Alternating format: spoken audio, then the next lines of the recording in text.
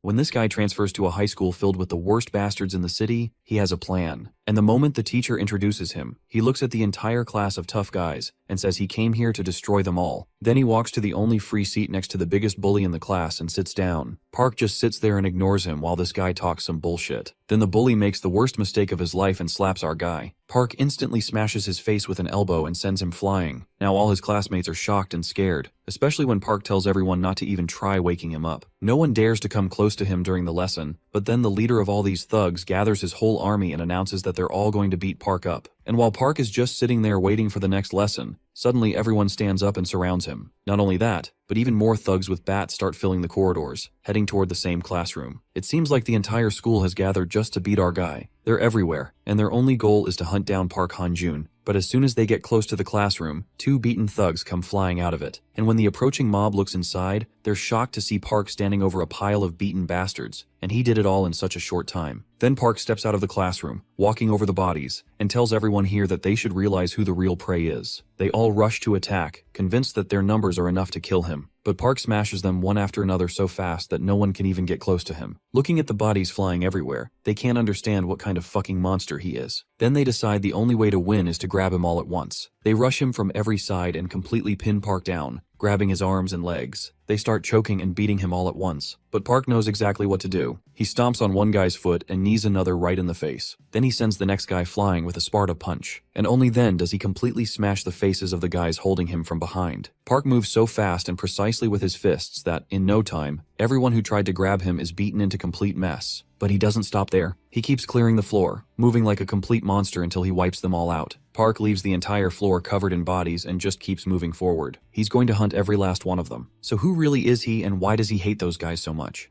Our protagonist's story begins in a classroom, where he sits silently, ignoring his classmates' meaningless chatter. Suddenly the door opens, and a guy with an arrogant smile enters the room. All of his friends greet him, and a female student asks about his sales. The arrogant guy thinks it should be obvious as he reveals his sales of 48 million won in just a month. Her jaw drops, and his friends hope he's ready to throw a party. The guy lets them know they're all going to Doom Perignon this time. His friends sound excited, but the guy becomes serious out of nowhere and approaches the protagonist. He slams Park's head on the table and believes he has made things clear. The guy continues slamming Park's head and reminds him to buy next time or else he's going to get it. Park takes everything silently and holds himself back. The ones watching advise the arrogant bully to stop, or else he might get punished for it. He reminds them the teachers are literal scums. All he needs to throw is a little bribe. He forgets about the consequences and keeps beating the crap out of our protagonist. Park gives him a cold look, but the guy doesn't take the hint and keeps provoking our boy. The bully knows he can't turn to the police either because he's completely broke. He continues to annoy the protagonist, whose face shows clear frustration. Park can never forget what happened 2 years ago. Apparently, a high school gang suddenly gained the whole nation's attention. It was known as Nexus. Our boy was the one who stood against the gang's leader, Cheonsu Kim, all by himself. Just when Park thought things were finally over, his situation took a sudden turn when the gang's lackeys filed a suit against him. He couldn't win against fake yet consistent evidence, and in the end, he lost the case. His dad had to sacrifice his precious gym in order to somehow manage the settlement money. Park felt genuine guilt and frustration. He made a promise to never use his fists again. His father forgave him and assured him not to cry about it. Park was devastated. He learned he was nothing without money. As the protagonist heads back home, 3 dudes recognize he's Han-joon Park, the same guy who started a fight with the famous gang. One of them approaches the protagonist. The bald musclehead reveals his ring and drags Park to a sketchy alley. He starts giving Park a beating for no reason. The guy calls him wimpy, but Park holds himself back and doesn't fight. The musclehead finds it hard to believe that such a wuss stood against Nexus. He keeps kicking Park and brings up his father as well. Our boy grabs his foot and gives him a cold, terrifying stare. The musclehead becomes puzzled, but Park apologizes instantly and lets go of him. The bullies sweat anxiously, and one of them questions why his whole body stopped functioning. He finds it hard to believe, but admits Park's glare did that to him. The musclehead doesn't take the hint and grabs a piece of wood. He loses his patience and breaks the wood on Park's face. The guy continues until he's satisfied and begins leaving with his gang after feeling bored. A mysterious man appears and wonders what Park is trying to pull. The man questions if he's just scared to pay settlement. He believes Park doesn't need to hold himself back after such a beating. The mysterious man already knows Park is completely broke, so he opens his bag and throws out a huge stack of cash. He calls it enough to cover for a lawyer, but thinks it's more fun if the protagonist destroys the musclehead himself and pays for the settlement later. He questions if 3 minutes are enough to finish off the scumbags. Park hears him out and wonders who he is. The mysterious man reveals he just wishes to destroy Cheonsu Kim's life. He's willing to share more but orders Park to take care of the large audience first. The baldy notices stacks of money on the ground. He and his lackeys approach Park again. The musclehead begins blabbering again, but our boy beats the living soul out of him with just one blow. The lackeys are stunned as they see their leader in a pathetic state. With an evil look, Park tells the mysterious guy all he needs is 4 seconds. He approaches the lackeys and finally stops holding back. The bullies try defending themselves, but he instantly destroys them with a few blows. He finishes his revenge and believes they can finally talk. They sit somewhere else in a tall building. This rich dude is quite bewildered to see that Park does not recognize him at all. So, he pulls out his phone and reveals he is the famous Junwoo Oh, the youngest self-made tycoon in the country. The man begins bragging but apologizes and decides to control himself. He reveals what kind of life Cheonsu Kim has right now. He's a model student who's setting an example for his classmates, the price of the Korean gaming scene. Junwoo Oh calls it complete bullshit and feels frustrated. He reveals Cheonsu, with a crappy past, still controls the back alleys as a side gig, while his victim Park got owned and now lives a shitty life, like he's some beggar. Junwoo is confident he can do anything with money, but the reason he's holding back is because he wishes to destroy the scumbag's life in his own way, a crappy, low, and disgusting manner. He wants to push Cheonsu and his goons to complete rock bottom. From today, Junwoo is willing to take care of every expense the protagonist has, from hunting down the scumbag to pursuing an easier life. He's even ready to cover the gym business Park's father lost. Junwoo hopes our boy lends him his fists. That's his only wish. Park asks why he's after Cheonsu. Junwoo's expression changes instantly. He believes it's not necessary but assures Park he will slowly learn everything. The next day, Park walks towards his class confidently, as he knows there's no reason to worry about money anymore. He swings open the door and hears the Nexus small fry threatening everyone again. Mogul orders everyone to spend $300 on his new line again. Park and Junwoo have a common enemy. Junwoo has ordered Park to clean the Nexus small fries from his school first. Mogul decides to check the order history and reminds the students he won't go easy this time. His friends laugh and enjoy the moment while some students become terrified. Park approaches Mogul and wonders if money is everything in this world. He prepares his fists and admits everything people desire comes from money. With a single punch, Park destroys Mogul, shocking everyone in the class. He finally accepts the fact that money is status itself. Mogul remembers he feared nothing. He could beat anyone, but then he met the protagonist one day. When he witnessed Park throw hands, he realized he stood zero chance against such a powerful guy. It was as if Park was not human. He fought like a wild beast. But he got unlucky when he met Cheonsu. The gang leader destroyed Park with lawsuits, took everything away, and dropped him on his knees. That's when Mogul finally learned money is amazing. Money can solve anything. He began working on his online store and forced his classmates to buy his crap. As soon as he got rich, Park was nothing more than a tamed beast. Mogul finally reached the top of the food chain using his money. As he gets punched the crap out of him in the present time, Mogul wonders why he's getting destroyed now. The guy tries to defend himself, but Park gives him zero chances and continues wrecking his ass. Mogul finds it unbelievable. He feels humiliated as he notices the whole class watching his ass get beaten up. Park slams him on the door. Mogul gets up in frustration and tries to speak, but notices the terrifying look on Park's face. He realizes he's done for, so Mogul pathetically calls his friend for help. The fatty is too terrified of Park, so he decides to just completely ignore everything. Mogul begins feeling hopeless. He pulls out his phone for evidence and reminds Park he's completely broke, but our boy ignores his words and continues kicking his face. Mogul finally gets what he deserves as he starts feeling the extreme pain. The guy hopes he can survive after this. He somehow manages to open the door and tries running away to at least save his life. The guy calms himself down and tries thinking rationally. Park follows his pathetic ass with the intent to kill. Mogul believes he won't win against a gym rat. He remembers he has the perfect guy for this job. Mogul opens the gym's door and starts begging Seung to save his life. Park catches up, so Mogul pathetically hides behind the gym rat and orders him to somehow beat Park and stop him. The gym rat thinks about it and demands $2 million for the job. Mogul agrees to it, as he has nowhere else to run. Seung drops the weights and apologizes in advance since he needs money for college preparation. Park understands he's desperate, so he pulls out a stack of money from his jacket and advises the musclehead to avoid straining his body. He orders Seung to stay out of it, and the guy listens with no objection. Mogul screams in frustration, but Park grabs the scumbag and throws him out the window. Mogul falls in front of a teacher. The old guy questions what's happening. He notices it's Park's doing, so the teacher starts screaming at him. Once school is over, they both get called to his office. The teacher doesn't let this one slide. He reminds Park what happened 2 years ago, and makes it clear he won't stop his expulsion a second time. Mogul sits confidently as the teacher talks about Park's poor father. The protagonist loses his patience and hits Mogul with a soul-crushing punch. The teacher becomes frustrated and tries to stop Park, but he continues to beat the crap out of Mogul. The bully finally learns his lesson. A man enters the room and advises Park to stop now. The teacher questions who he is. The mysterious man introduces himself as Byung-Gwon Kim, associate lawyer at KR. The The teacher recognizes the guy but wonders why he's here. At Junu's building, Park questions how he pulled it off. He remembers the principal started licking his boots after finishing his conversation with the lawyer. The scumbag bully got expelled instantly as well. Junu calls it easy and believes the guy paid for his shitty behavior. Park is curious about the principal. Junu reveals taking care of him was child's play. The old man has been skulking around a lot lately, so Junu just used the evidence to shut him up for good.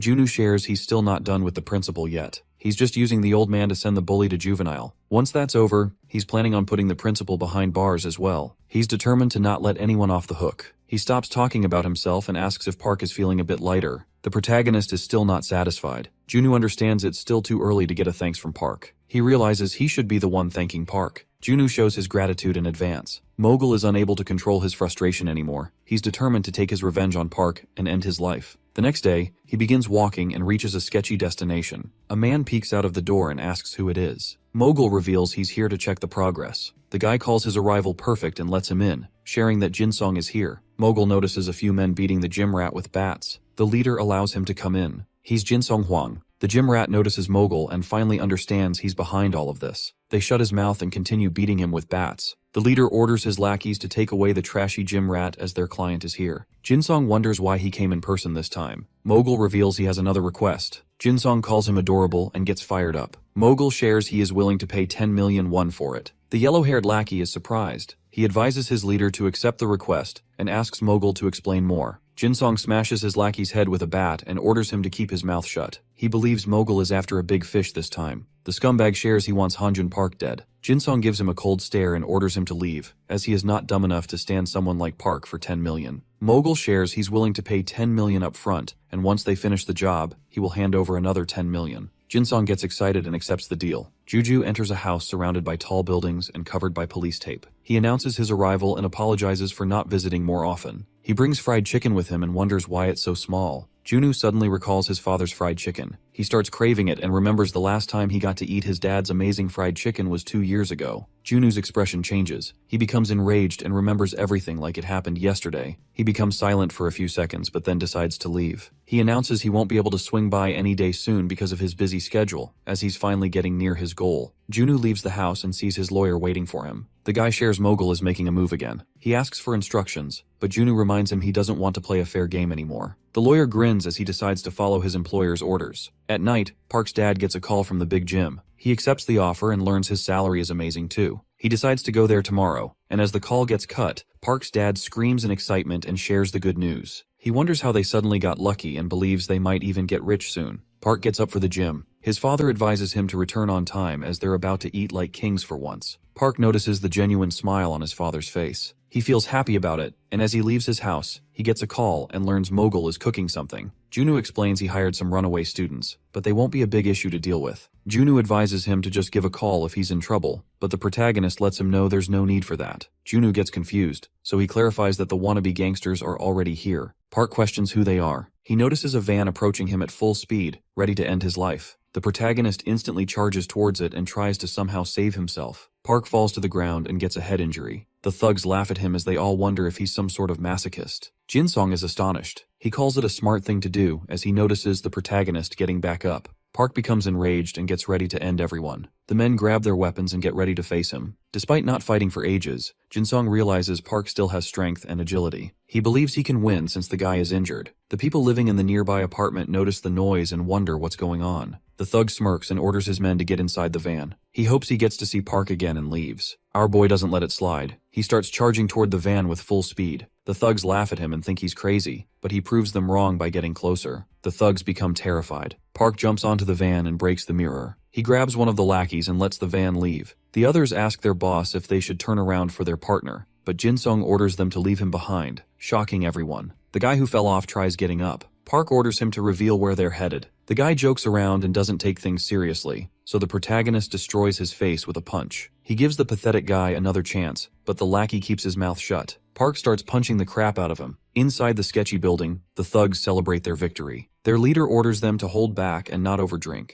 Mogul stays silent with a face filled with frustration. He speaks up and calls everything bullshit. The guy doesn't understand why they're celebrating. He hopes they make his money worth it, and wonders what they'll do if Park finds their crappy hideout. The leader understands his words but doubts Park will appear. He brings up a Korean saying about hunting a bear. The guy breaks his glass and reminds Mogul they are dealing with a tiger. There's no such thing as a tiger hunting knife. Jinsung grabs Mogul's face and scares him with the broken glass. He doubts any knives would work but remembers their ancestors used to hunt tigers by unleashing multiple Pungsan dogs after it. Tigers like their personal space, but the dogs will keep tormenting the tiger until exhaustion catches up to it. Jinsung plans on pulling the same trick for the protagonist. He believes his men will destroy his peace and keep driving him crazy until he drops dead. Suddenly, someone almost breaks the door. The whole gang gets terrified as they notice the iron door's dent. Jinsung orders his lackey to check. The guy feels annoyed, but as he peeks out, he finds Park standing outside with clear killing intent. They're all shocked to see he found their hideout so quickly, but their leader orders them to chill out, as Park can't break through an iron door. They all assume he left after a few minutes. A lackey thinks he might be scared, but suddenly his expression changes as he sees an arm outside the balcony. Park jumps in and breaks the balcony window. The leader finds it hard to believe since they're on the 3rd floor. Park wastes no time and starts beating the thugs one by one. He's able to overpower the whole gang all by himself. Park destroys a few men and turns back to teach the rest of the gang a lesson. As they all face Park, Mogul becomes terrified but observes Jinsung is keeping his shit together. He remembers the thugs took out Seung with no effort, so he tries to assure himself and believes the leader is still hiding some special moves or tactics. He begins hoping and thinks the gang might be able to beat Park. Jinsung orders his men to attack. They all charge in with weapons, but Park remains unfazed. He grabs one by the leg and slams him into the wall. Another thug tries attacking from behind, but Park beats the crap out of him and pins him down. The yellow-haired lackey breaks a bat on Park's head and thinks he did some damage, but Park quickly proves the guy wrong by throwing him out the 3rd floor's window. The pathetic weakling hits the ground. A biker girl comes out of nowhere and approaches the lackey. His consciousness starts to fade away, but the cute girl asks if Park is up there fighting. He happily tells her she is right and tries spouting more bullshit, so she just hits the guy with her helmet and leaves. The biker girl informs Junu about Park's situation. Junu sounds concerned, but the dumb girl ignores his words and starts blabbering about some cute purses she saw online. She demands money for any further information, which annoys Junu, but he sends the cash to satisfy her first. She gives him Park's location. Inside the apartment, Jinsung comes face to face with Park as he is the only one left. Mogul lies on the side with a pathetic beat-up face. The leader admits they couldn't do shit against Park. He assumes he got spared because Park needs something from him. The protagonist calls him wrong and tries choking him. He just wanted to save the worst one for last. Jinsung realizes he's done for. The guy uses his bat but gets slammed onto the ground. Park begins wrecking his face. As he's punching the leader, a boy with tears in his eyes stops Park. He begs and calls it unfair, saying he's already suffering enough and can't handle the expenses as an orphan. Park hears his complaints, but the orphan starts losing his mind as he questions what he did to deserve all of this. Junu finally appears and looks at the horrible mess Park made. The orphan questions who he is and starts trembling as he assumes Junu is the one who ordered Park to do all this. Junu introduces himself and shares that he is willing to pay for the damage. The crybaby finally shuts up and demands 10 million won.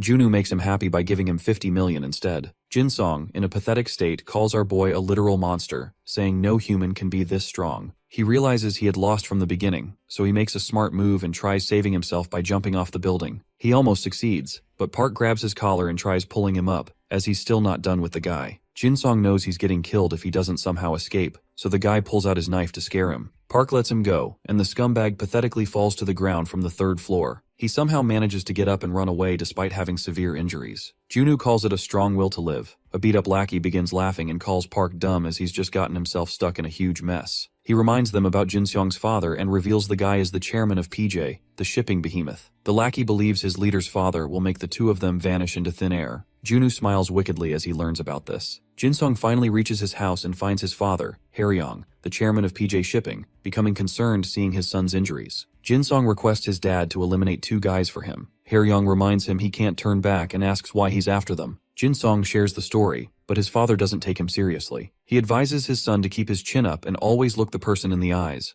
otherwise they won't fulfill his requests. With a scary expression, Haryong orders him to beg like his life depends on it. Jinsung listens and determinedly says he wants to see the two of them drop dead. The father finally gets satisfied and calls his men, ordering them to prepare 2 barrels as he wants to hunt down some young daredevils. The gang reaches a construction site. Junu finds it pathetic and stupid to involve a guerrilla troop in a high school feud. Haryong calls the guy cocky and wonders why he wants to die so badly. Junu moves forward and reveals no one wants to die, so he came here with a plan. He asks Haryong to guess it. The guy becomes confused, but his jaw instantly drops as he recognizes Junu. He becomes terrified and suddenly receives a call. Haeryong almost pisses his pants when he learns the shipping deal has been cancelled by the OJ affiliates on Junu's personal order. The young tycoon laughs menacingly as he realizes his plan worked. Haeryong instantly drops to his knees and starts begging. His men don't understand anything, but he orders them to just shut up. Since he's finally behaving properly, Junu orders him to get rid of his apes first. The gang of men leaves without wasting a second. Haeryong begins begging again, as the deal means everything to him. He doubts his company can last without their partnership with OJ. Junu doesn't mind fixing the mess, but he wants to avoid getting his company's personal image destroyed. He's not in the mood to partner up with a gang boss's father, as he wants to maintain a perfect image. Haeryong promises he'll make sure his son never sets foot in Korea again.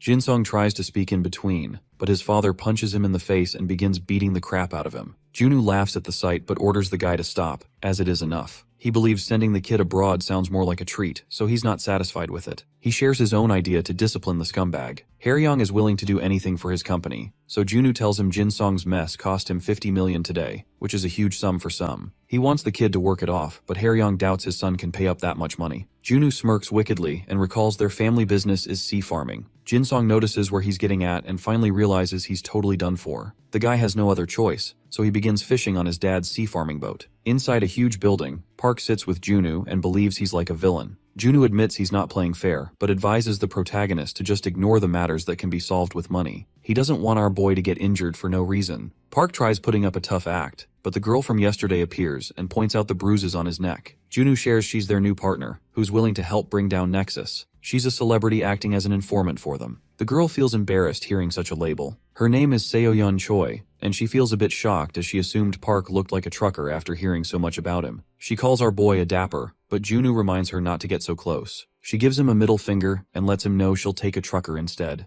Junu suddenly recalls her stupid behavior the last time they called. She ignores his words and orders him to talk about business. Junu feels a bit irritated but remains calm and reveals they're here to make new plans for the next move. She believes there's no need for a plan, as Park can just whoop everyone into shape with ease. He reminds her Nexus has grown so rapidly, and Park alone can't do shit against such a huge army. He decides to begin with their combat force. The guy throws a file on the table and reveals someone might join them soon. The protagonist recognizes the high school name Junu is talking about and assumes it is Donghyun Kim. Junu calls him correct and reminds him it's the same guy who stood against Nexus alongside Park. Park remembers something else. Junu already knows the guy injured his knee during the first fight, which ruined his whole life. Junu selfishly makes it clear that he still needs the guy. Park becomes silent, but Junu assures him to chill out as they're all professionals. He believes it's a good opportunity for Park to make up with his old friend and clean the Nexus-infested school as well. At Dongyeon High, the gang members hold a meeting, and one of them shares Mogul has been sent to juvenile. The bullying and forced purchases became the cause, so they can't expect any efforts from his side. The members laugh at the pathetic scumbag, but one of them believes they should teach the guy who did this to him a lesson at least, since Mogul was still their gang's member. The informant continues to share that the one who did all this was Hanjun Park. The high school's number one, Gyeongchol, is a bit shocked to learn this. They remember the protagonist promised to lay low. As they're discussing the matter, a student barges in and announces Hanjun Park has transferred to their school. The whole gang, including Gyeongchol, is surprised to learn this. Inside his new class, the protagonist introduces himself and reveals he's here to destroy everyone. The whole class stares at him.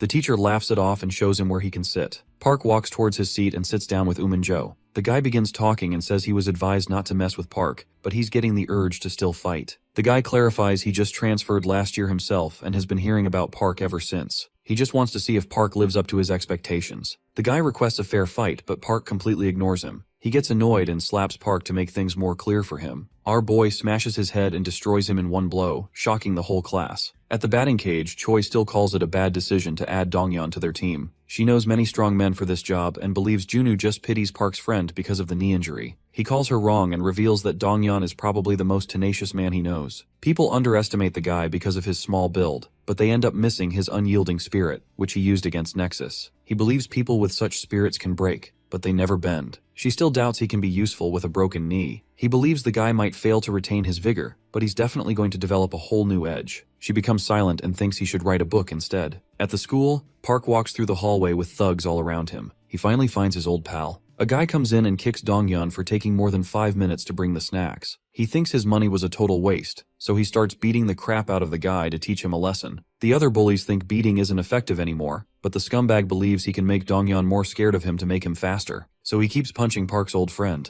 Park watches everything with a cold expression. Inside Junu's office, Choi finally agrees to add Donghyun to their team, but doubts Park is the type to make up with an old friend. She believes it would be much faster if they just used money for it, but Junu reveals he's someone who doesn't care about money. He reminds her that the guy fought against Nexus just because Hanjun did. That's the only reason. He finds it completely stupid, but from what he's learned so far, a friend's enemy is his enemy. Donghyun can't see a friend getting hit. That's his real nature. At the school, Donghyun finally catches a break and sits down to chill. Park approaches him and greets the guy. Donghyun already knows why Park transferred. He doubts it's possible since the gang has grown extremely powerful. They don't only have men but financial power as well, so it's already over. Park makes it clear that he's aiming to win this time. Donghyun calls it delusional, as his determination didn't stop him from ending up in such a pathetic state. Park gets silent but challenges him to just watch. The leader observes them from the school window and calls it wimpy, seeing the guy team up with Donghyun. He orders his men to get ready to take the protagonist down. At the hospital, the doctor is happy that Donghyun is going easy on himself, but he reminds the boy that he might lose his mobility forever if he keeps waiting. He advises him to see a surgeon, even if it's expensive. Donghyun becomes silent, and as he leaves, Kyungchul approaches him and questions what the doctor said. Donghyun doesn't understand why he's here. The guy shares he's just here to check on how the former number 1 is doing. He mentions he saw the secret meeting Donghyun had with Park, so he came to confirm if he had recovered. He's determined to destroy Park's friend again, but Donghyun reminds him there's no chance he can be beaten alone if he's recovered. Kyungchul gets irritated and kicks the guy. He smirks and reminds Donghyun that he's no longer a sidekick and won't tolerate anything funny. Kyungchul brings up what happened last time and calls loyalty bullshit, as it almost crippled Donghyun. The guy points out that Kyungchul betrayed them and joined the shitty gang. He calls it wicked, but Kyungchul laughs and lets him think whatever, as he doesn't want to be a loyal, wimpy cripple. He doubts the guy can keep his loyalty up this time. At the school, Park sits silently as an announcement begins. Kyungchul introduces himself and tells the whole school that the famous Hanjun Park, who stood against Nexus 2 years ago, is here to break it. He calls it bullshit and warns Park to get ready. The whole class gets up and begins preparing themselves to fight the protagonist. Kyungchul admits he can't do anything in a one-on-one, but he doesn't have interest in playing fair. An army of students walks towards Park's class with weapons in their hands as the leader orders his men to get ready, saying they're about to teach Park a lesson. A few men fly out of the classroom completely injured. The ones in the hallway get terrified and find out Park has already taken care of everyone. They're shocked to see the whole class has been defeated already. The protagonist comes out with an evil expression and invites everyone to come attack him. The huge army of students charges at once, but Park faces all of them without hesitation. As he beats the crap out of the whole gang, Donghyun tries ignoring everything and holds himself back. The fight continues. The whole school tries defeating the protagonist, but he's able to face everyone alone. The men call him crazy and realize he wasn't kidding about destroying them. They try putting him in a lock. Park struggles and ends up getting caught. A few men hold him down and begin punching him, but he's able to free himself in mere seconds. Park wrecks everyone around him. He continues beating the crap out of them, and one by one takes care of the whole school. Park barely manages to survive, and as he heads back inside, he sees more men waiting for him. They're disappointed to see he's already tired, as the show hasn't even started yet. They all charge toward the exhausted tiger while Donghyun sits inside his classroom and tries to just ignore everything. He doubts Park can win, so his efforts will be completely useless. Choi appears and assumes Park is probably at his limits. She tries to shame Donghyun for ignoring his friend.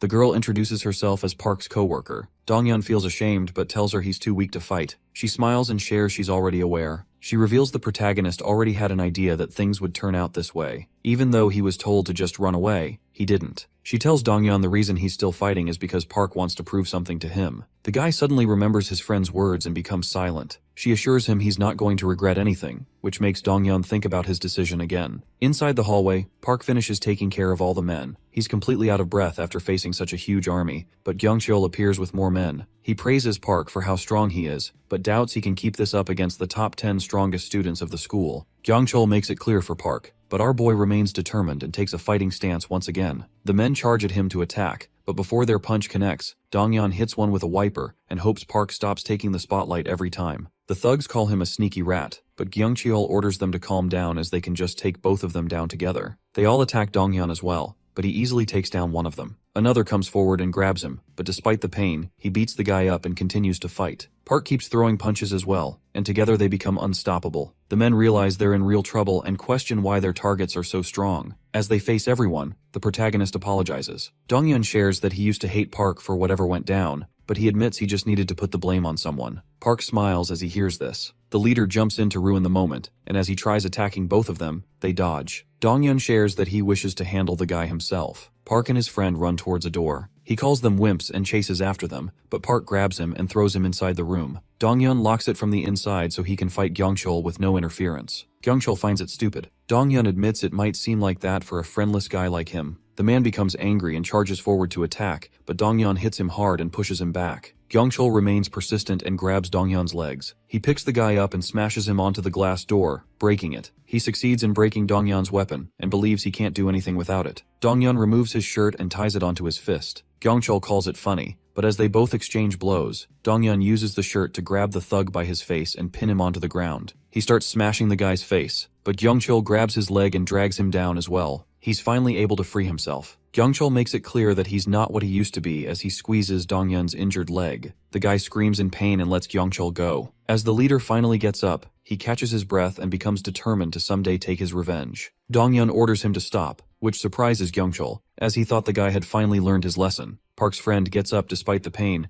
but Kyung-chul begins punching the crap out of him until he finally drops. Kyung-chul becomes tired and tries leaving. Dong-yeon orders him to wait once more and begins collecting the glass shards. Kyung-chul feels frustrated, so he charges in without thinking. Park's friend uses this opportunity to throw the shards and destroy the guy with an uppercut. He continues to beat Kyung-chul. The guy doesn't expect anyone to understand, but still reveals he's going to feel embarrassed later in front of Park if he doesn't win this fight. Kyung-chul begins losing his vision after taking punches from the guy persistently. Dong-yeon remembers everything he went through and lands the last blow to knock out the musclehead. His leg hurts, but Dong-yeon ignores it and walks out to find out his friend actually won. Park grabs his injured friend and begins laughing as they both leave the school. The chairman of the board, Dong-yeon, gets shocked as he lays eyes on the school. The guy learns Park was behind all of this. He looks at the state of the whole school and finds it hard to believe all this happened over a single guy. He laughs and orders his men to bring him Min. As he comes face to face with the guy, Min reveals they don't interfere in their students' problems, but don't mind handling the grown-up conversation themselves. Dong-yeon learns who's behind Park but still calls it unfair, as he lives in a law-governed country. He calls it unfair, but Min drops a few suitcases and believes the guy will feel satisfied. Dong-yeon smirks wickedly. He orders his men to check and makes it clear that nothing besides the yellow stacks can satisfy him now. The lackey opens it, and they all find a few textbooks inside. Dong wonders what he's looking at, so Min orders him to check the headlines. He finds information about his gang recruiting DY graduates, and the headline also has evidence of DY stealing subsidies, committing tax fraud, and much more. Min warns him to back off, otherwise he's ready to dig deeper. Dong becomes enraged and threatens the guy, reminding him of the situation he's in right now. He wonders why Min is still sitting unfazed.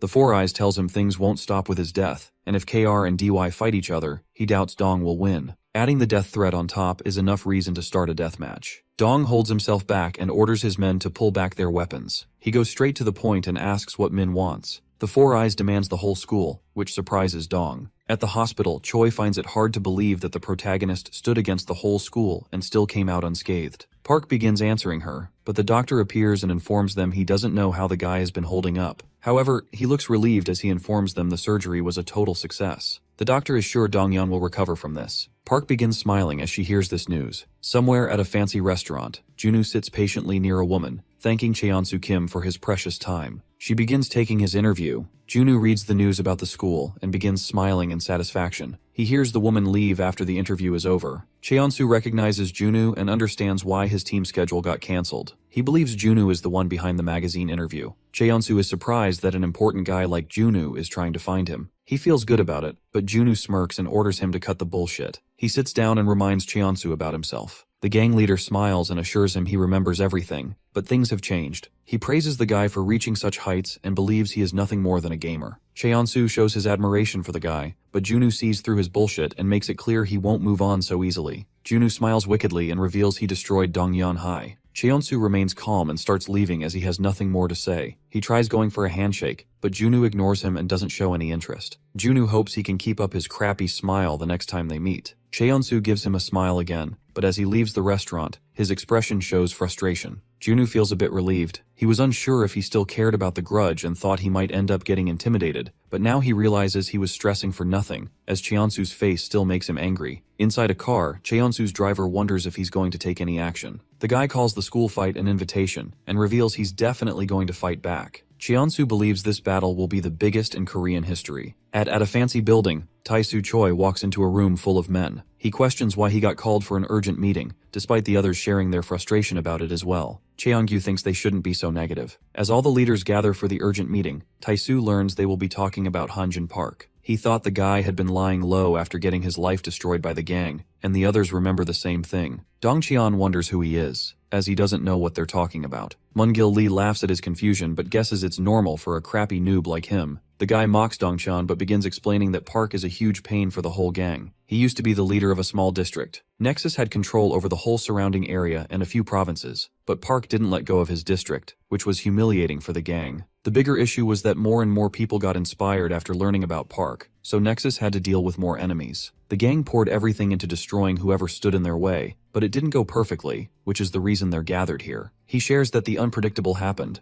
They fought against Park with all their forces but still lost every battle. Soon, Nexus came to the point of breaking up because of a single guy. Dongqian finds it hard to believe. Moongil thinks he'll understand once he sees the guy with his own eyes. He calls Park a literal beast. Dongqian begins laughing and calls everyone a wimp, as they lost against a single guy. The leaders become enraged, and Moongil warns him to shut up or else he'll get reminded of his place. Jihyuk stops the guy and calls Dongqian's words correct. Taisu agrees as well but believes it's old now. He thinks they're overreacting, but Cheon-gyu orders them to remain cautious. He knows it doesn't mean anything to them, but to someone like Park, their carelessness might become a huge opportunity. Cheon-soo finally arrives and greets everyone. He apologizes for the urgent call and decides to treat them to dinner later. Cheon-soo reveals the protagonist made his move, so a deathmatch is unavoidable. He's already decided it but wanted to have a face-to-face meeting for such a matter. Taisu doesn't mind his decision, but thinks there's no reason for a war. He thinks they're overreacting over a crappy school. Cheon-soo's expressions terrify the guy, so he instantly shuts up. He questions if he's really making a big deal out of it, but In-soo-nam speaks up and calls his decision correct. He's willing to handle the matter himself. Cheon-soo smiles and asks if he's sure about it. He reveals money won't be useful anymore, as their enemy has a strong backer this time, so he's going to need a lot of preparation. In-soo touches the scar on his face and coldly lets him know he's been prepared ever since he got the scar. Cheon-soo begins smiling and decides to let him handle it. He asks if the others have any objections. All the leaders agree with him. Dongqian feels excited since Park wrecked them last time. Cheon-soo officially orders the Incheon chapter's leaders to take care of it and finishes the meeting. In-soo begins laughing maliciously as he finally gets the chance to take his revenge. During nighttime, a gang of bikers gathers at a mysterious place. In-soo reveals their opportunity to destroy Hunjin Park has finally arrived. A fat, ugly biker moves forward and asks his boss if he's finally allowed to kill the scumbag. Junwoo takes Park to the same burnt-up house and believes it is unfair that our boy knows nothing about his past, how he earned his wealth, or why he hates Cheon-soo so much. He invites Park inside and says he's willing to share everything. As they both sit down, Junwoo reveals that the money he has actually belongs to the owner of this house. He explains what happened 2 years ago and starts by mentioning his childhood friend named Hyok, who was extremely close with Junwoo, a friend who he could call his family. As they both sat together at his friend's house, the guy showed Junwoo that he had come up with a stock trading AI, a software that could analyze important information and generate a recovery plan as well. Junwoo learned it could predict the market just by studying the outcome. He was interested in Hyok's idea, but then Park lost to Nexus, which changed everything. The gang began controlling his district, and Cheon-soo's goons started bullying Junwoo. But he's the type to not bend easily against petty scumbags, so he fought back with everything he had. Hyok was the same way, so they both faced the gang despite being horrible at fighting. Junwoo believed the gang might let them off the hook after getting tired, but he was completely wrong, as the gang burned down his friend's house for revenge. He confronted the goons about it, but they called his friend unlucky and silenced him forever through straight-up violence. He became helpless, and the fire inside him slowly began to fade away. He didn't see any hope in life and decided to just kill himself. He thought about wiping his existence from the world, so he started with his friend's laptop. He decided to just liquidate the account, but his expression instantly changed as he laid eyes on the account's progress. He couldn't believe it at first, but the money didn't spark anything as he didn't care anymore. He wished his friend could witness the fruits of his own invention. Junwoo felt extreme anger, but it gave him a reason to not end his life. It's his friend's money, so he wants to spend it destroying Cheon-soo and his gang. Park wonders why he's sharing so much, and Junwoo becomes straightforward and reveals it's just to gaslight the protagonist so he never gives up on chasing Nexus. Later that night, Junwoo calls Choi and tells her he shared his crappy story with Park. She finds it funny and wonders if he's trying to make a friend.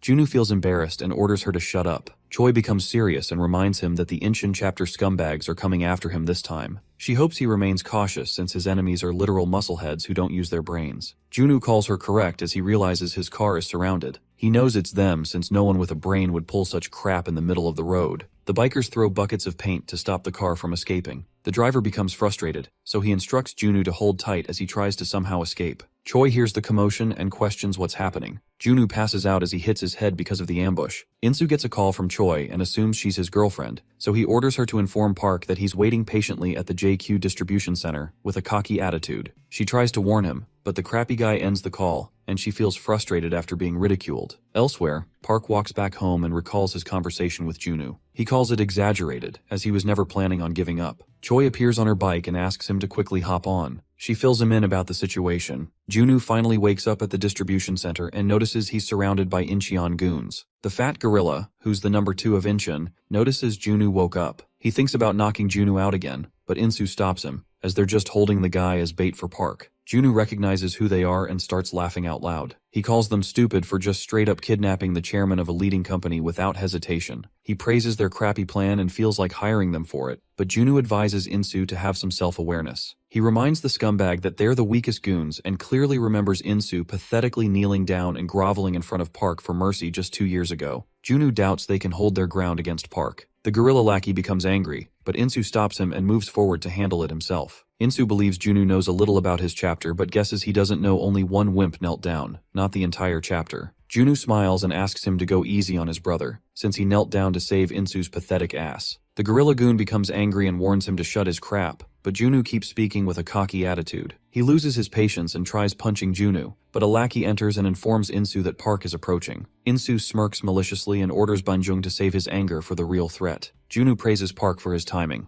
Banjung smacks Junwoo into a wall and begins walking toward the entrance in rage. Junwoo learns the loser has no patience. Insu doesn't give a crap about Park and remains confident, since the old leader knelt, not him. He challenges Junwoo to just watch, as the gang is nothing like before. Choi and Park get chased by a bunch of bikers. She tries to throw them off but gets frustrated as they keep chasing. Park informs her they stop chasing. The girl becomes confused, but Park orders her to look forward. Choi quickly stops her bike as they both find Banjung and his goons blocking the way. The gorilla comes face to face with the protagonist but holds himself back and orders them to follow him. He wants to kill the guy instantly, but his gang has some rules. Park follows the gorilla and begins heading toward the distribution center. Choi wonders why Banjung looks so big. She starts teasing the guy, but he completely ignores her. She keeps mocking him for his huge size, so he finally loses his patience and orders her to shut up. She finds it hard to control her curiosity and hopes he can answer a question of hers. She reminds him about his wimpy leader who groveled and promised he wouldn't fight again. She cheekily asks why they're still trying to hunt Park. The guy loses his control and tries to attack her, but Park comes forward and calls the girl right. Banjung stops holding back and decides to ignore the orders. He moves forward to whoop Park's ass, but the protagonist stands unfazed. Banjung was an ultra-strapping baby who became huge after hitting puberty. People call him the man-wrecker, but for the first time in his life he takes flight as the protagonist throws him away with a single kick. The fatty hits the ground headfirst, and his goons get surprised, getting their guards up. The protagonist enters the distribution center confidently with Choi. The goons realize they're in big trouble, so they take formation to jump in at once. Choi mocks them for ganging up.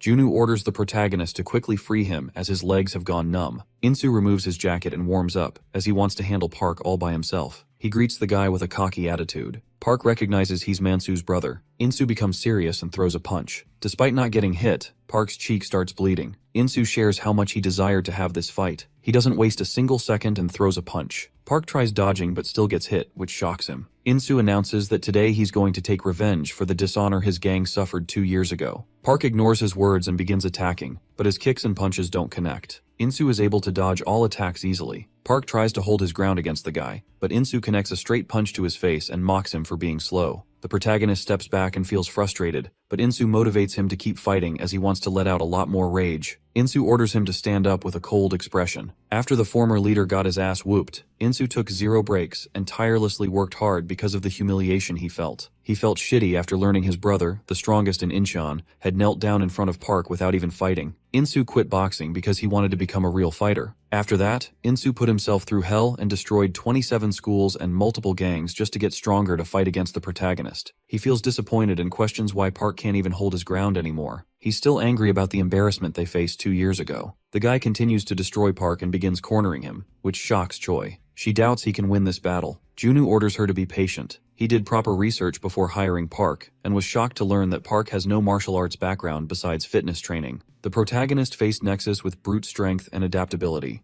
Junwoo believes Park will win once he sees through Insu's style, But the real issue is that Insu already knows this. As the guy continues to destroy Park, Junu knows a bare-knuckle punch can inflict crazy damage. A real boxer can even tear apart human skin with it. Junu predicts Insu is planning on taking advantage of his strength to slowly destroy Park and finish him at the end with a critical hit. The protagonist gathers his strength and tries attacking, but Insu shuts him down and orders him to fight back like a real man. Insu attacks, but Park finally dodges it and grabs his legs. Insu calls him stupid for acting delusional. Park tries throwing his body weight onto Insu so he falls back, but the guy sees through it and smiles, as he isn't a normal boxer. He hits Park with his knee and lets everyone know he is a street fighter. He grabs Park and throws him toward a few boxes. The goons become excited as they think it's their victory, but Insu gets up and takes his stance. He calls what he did round 1 and doubts Park will go down so easily. He's confident the damage he did will make it hard for Park to see and balance himself. Insu calls it his victory and moves forward for a critical blow, but Park dodges it, putting a smile on Junu's face. He finally adapts and hits Insu with a powerful punch. Insu finds it hard to believe Park was able to see through him. He tries fighting back, but Park destroys his face with another punch and continues to wreck the guy. Junu is aware of Insu's scary speed, but he calls Park a literal beast and doubts anyone can overpower him in a fight with just speed. Choi still doesn't understand why Park kept eating punches with no effort to dodge. Junu explains that Park was trying to read his opponent with his body. The protagonist was able to learn everything about Insu's fighting style. Insu barely dodges Park's kick and becomes frustrated as Park can see through every move he pulls. Insu gets his face wrecked by Park, wondering why he trained tirelessly just to be read by Park like an open book. He realizes the protagonist is a real genius. He still doesn't give up and dodges Park's attack to move forward and crush him for good. Insu keeps throwing fast punches to deal more damage. He begins moving faster and challenges Park to keep up with him. Junu begins smiling and calls it a checkmate as he sees Park wrecking Insu. The protagonist calls him slow and destroys him with an uppercut. The villain suddenly remembers his brother wanted to protect the people he loved, even if he had to throw his pride away for it. He believed the most miserable man would be the one who failed at protecting his loved ones. Park keeps whooping Insu, but he doesn't back down and suddenly remembers his brother groveled in front of Park. He called it bullshit and mocked his gutless brother for kneeling down. Insu moved forward to protect Inchan's name all by himself but got wrecked. In the present, Insu keeps standing determinedly. His men become concerned, and one of them asks why Banjung isn't doing anything.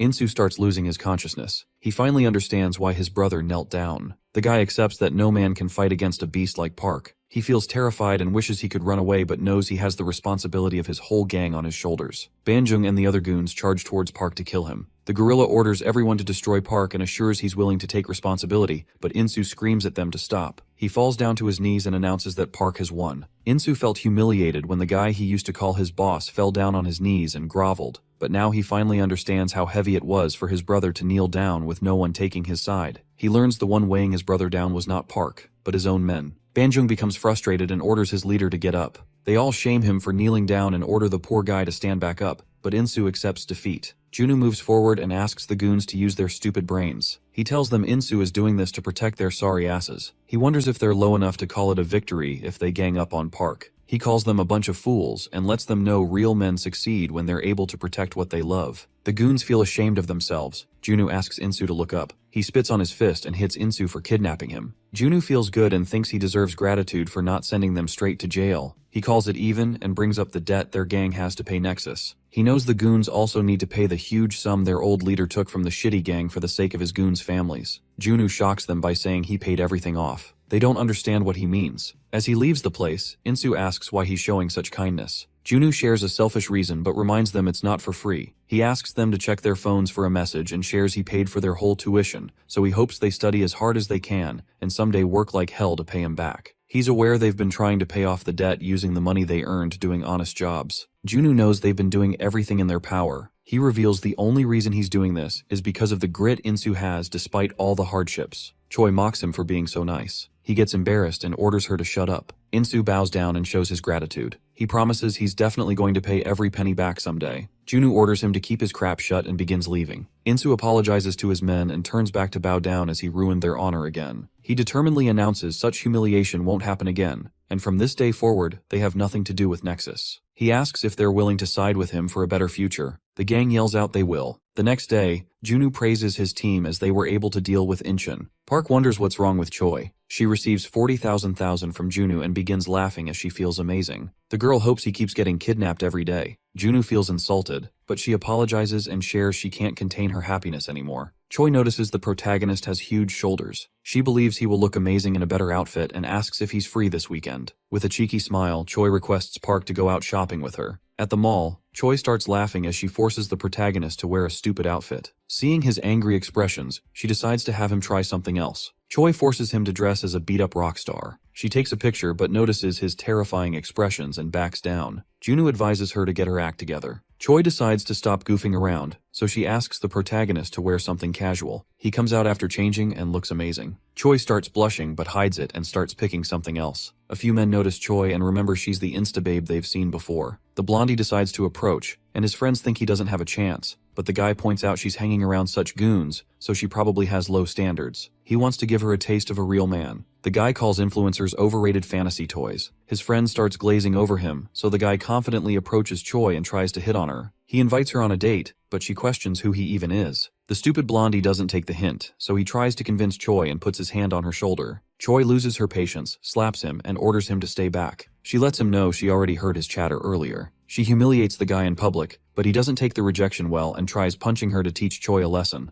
The protagonist intervenes and smashes the crap out of him. The blondie's friend appears, but Park shows him no mercy and destroys him as well. The guy begins begging for mercy, crying and trying to convince Park to let him go. Choi encourages him even more and enjoys the show. A worker appears and threatens to call the police if they don't stop. Choi confirms they'll stop, but the lady mentions they need to pay for the damage as well. Both Park and Choi start staring at Junwoo for the money. He becomes frustrated, but tries to control himself. At a casino, Tae-soo learns Incheon got their ass whooped. He shares that he didn't expect much from those fools. He praises Junwoo for the cocky attitude as he learns the guy covered Incheon's debts. Tae-soo gambles against a lady who looks frustrated. He assures his leader not to care about Park as they're ready to begin fighting. Tae-soo cuts the call and focuses on the game. He smiles wickedly and orders the woman to check her card. She anxiously flips it and realizes she lost again. Tae-soo informs her she has reached her debt limit of 120 million after losing this round. He calls it a good game and orders his staff to take her away for her new life. She begs them to stop, and after a bit of crying, the woman agrees to do something. Junwoo stops leaving and hears her confirm she's willing to follow his orders. He begins grinning maliciously and asks if she's really sure about doing this to a close friend. The woman has no choice, so she agrees. He hands her Choi's pictures and hopes she doesn't go back on her word. At the hospital, the nurse finds Dongyeon performing leg presses. She forces him to quickly get off as he still hasn't fully recovered. Junwoo greets the guy and asks if his recovery is progressing properly. Dongyeon shows his gratitude and promises he'll pay back every single penny, but Junwoo assures him not to worry, and even lets Dongyeon choose for himself. The guy is thankful, but makes it clear that he's definitely going to win against Nexus. He's doing it for himself only. Junwoo smiles wickedly and hopes he gets better quickly. At the huge building, Junwoo informs Park about his interaction.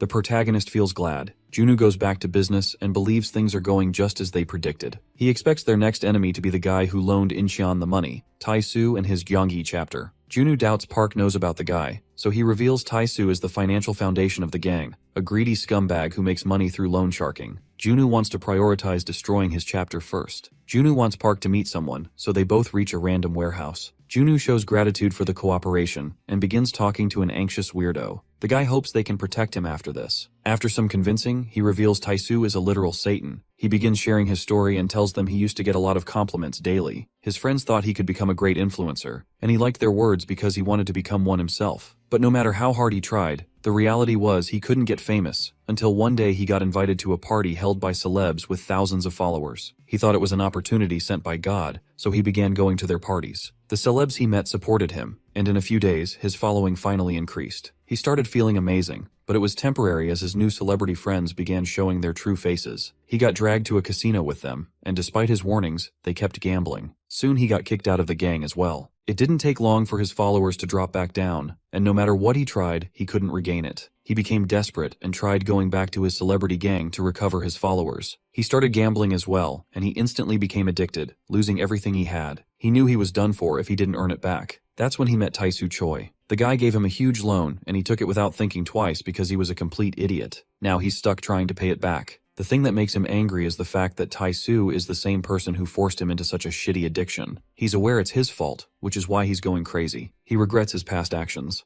Junwoo gets up with a serious face and assures the guy it's not his fault. He got used because of his dreams by those scumbags. Junu promises they're going to destroy Taisu soon. The next day, the green-haired weirdo barges into the casino and orders the men to bring him some chips. He remembers Junu ordering him to enter a Nexus casino with Park and play a little. The guy becomes frustrated, thinking he wouldn't have to be involved, but Junu thought that's exactly what they'd be doing. He determinedly announces that he's going to take down all gambling parlors under Nexus, which shocks the green-haired weirdo. The casino workers ask what he has to offer. He remembers Junu guaranteed his safety, so the guy confidently shows the bag filled with stacks. Junu allowed him to gamble his money, and he can even keep whatever he wins from it. The weirdo orders the casino employees to bring him the chips. They think he's stupid but guide him toward the table. Earlier that day, he didn't understand how this plan was supposed to work, so Junu explained he's going to win everything to make them go bankrupt. Junu was confident, as he knew a way to win every gamble. Usually the dealers lose a few times, but from what Junu learned about the casino under Nexus, he believed they were created in a way to guarantee the dealer's victory every single time, which means they're somehow cheating. The green-haired weirdo knew this already but wondered how he could win against such people. Junu shared a plan that could use the cheating to their advantage. At the casino, the guy goes all in, which amazes the dealer. He decides to play along and tries cheating. Park yells that he got caught red-handed and shatters the window to come inside. The dealer tries to shut him up, but Park jumps onto him and destroys his face with a single blow. The weirdo thinks he won since they're cheating, so he guesses the money is his, but Junu already knew the casino wouldn't hand it over without a fight. A few men appear to take care of the whole mess. They threaten the green-haired guy, but Park is there to finish them off. They charge at him, but he easily overpowers everyone and humbles them for good. The weirdo begins his second game, and Park watches closely to catch the dealers cheating. He beats another dealer as he spots the guy cheating. Junu thinks they're using violence this time, but believes it's not unfair since he's not trying to scam anyone. At the headquarters of Taesu's chapter, a man fills him in on everything, which frustrates the guy. He admits Junu is playing an impressive game while sitting in front of Choi. She's disappointed in her friend, even though the other girl tries apologizing. Taesu says sorry for his rudeness as well and hopes she hears him out,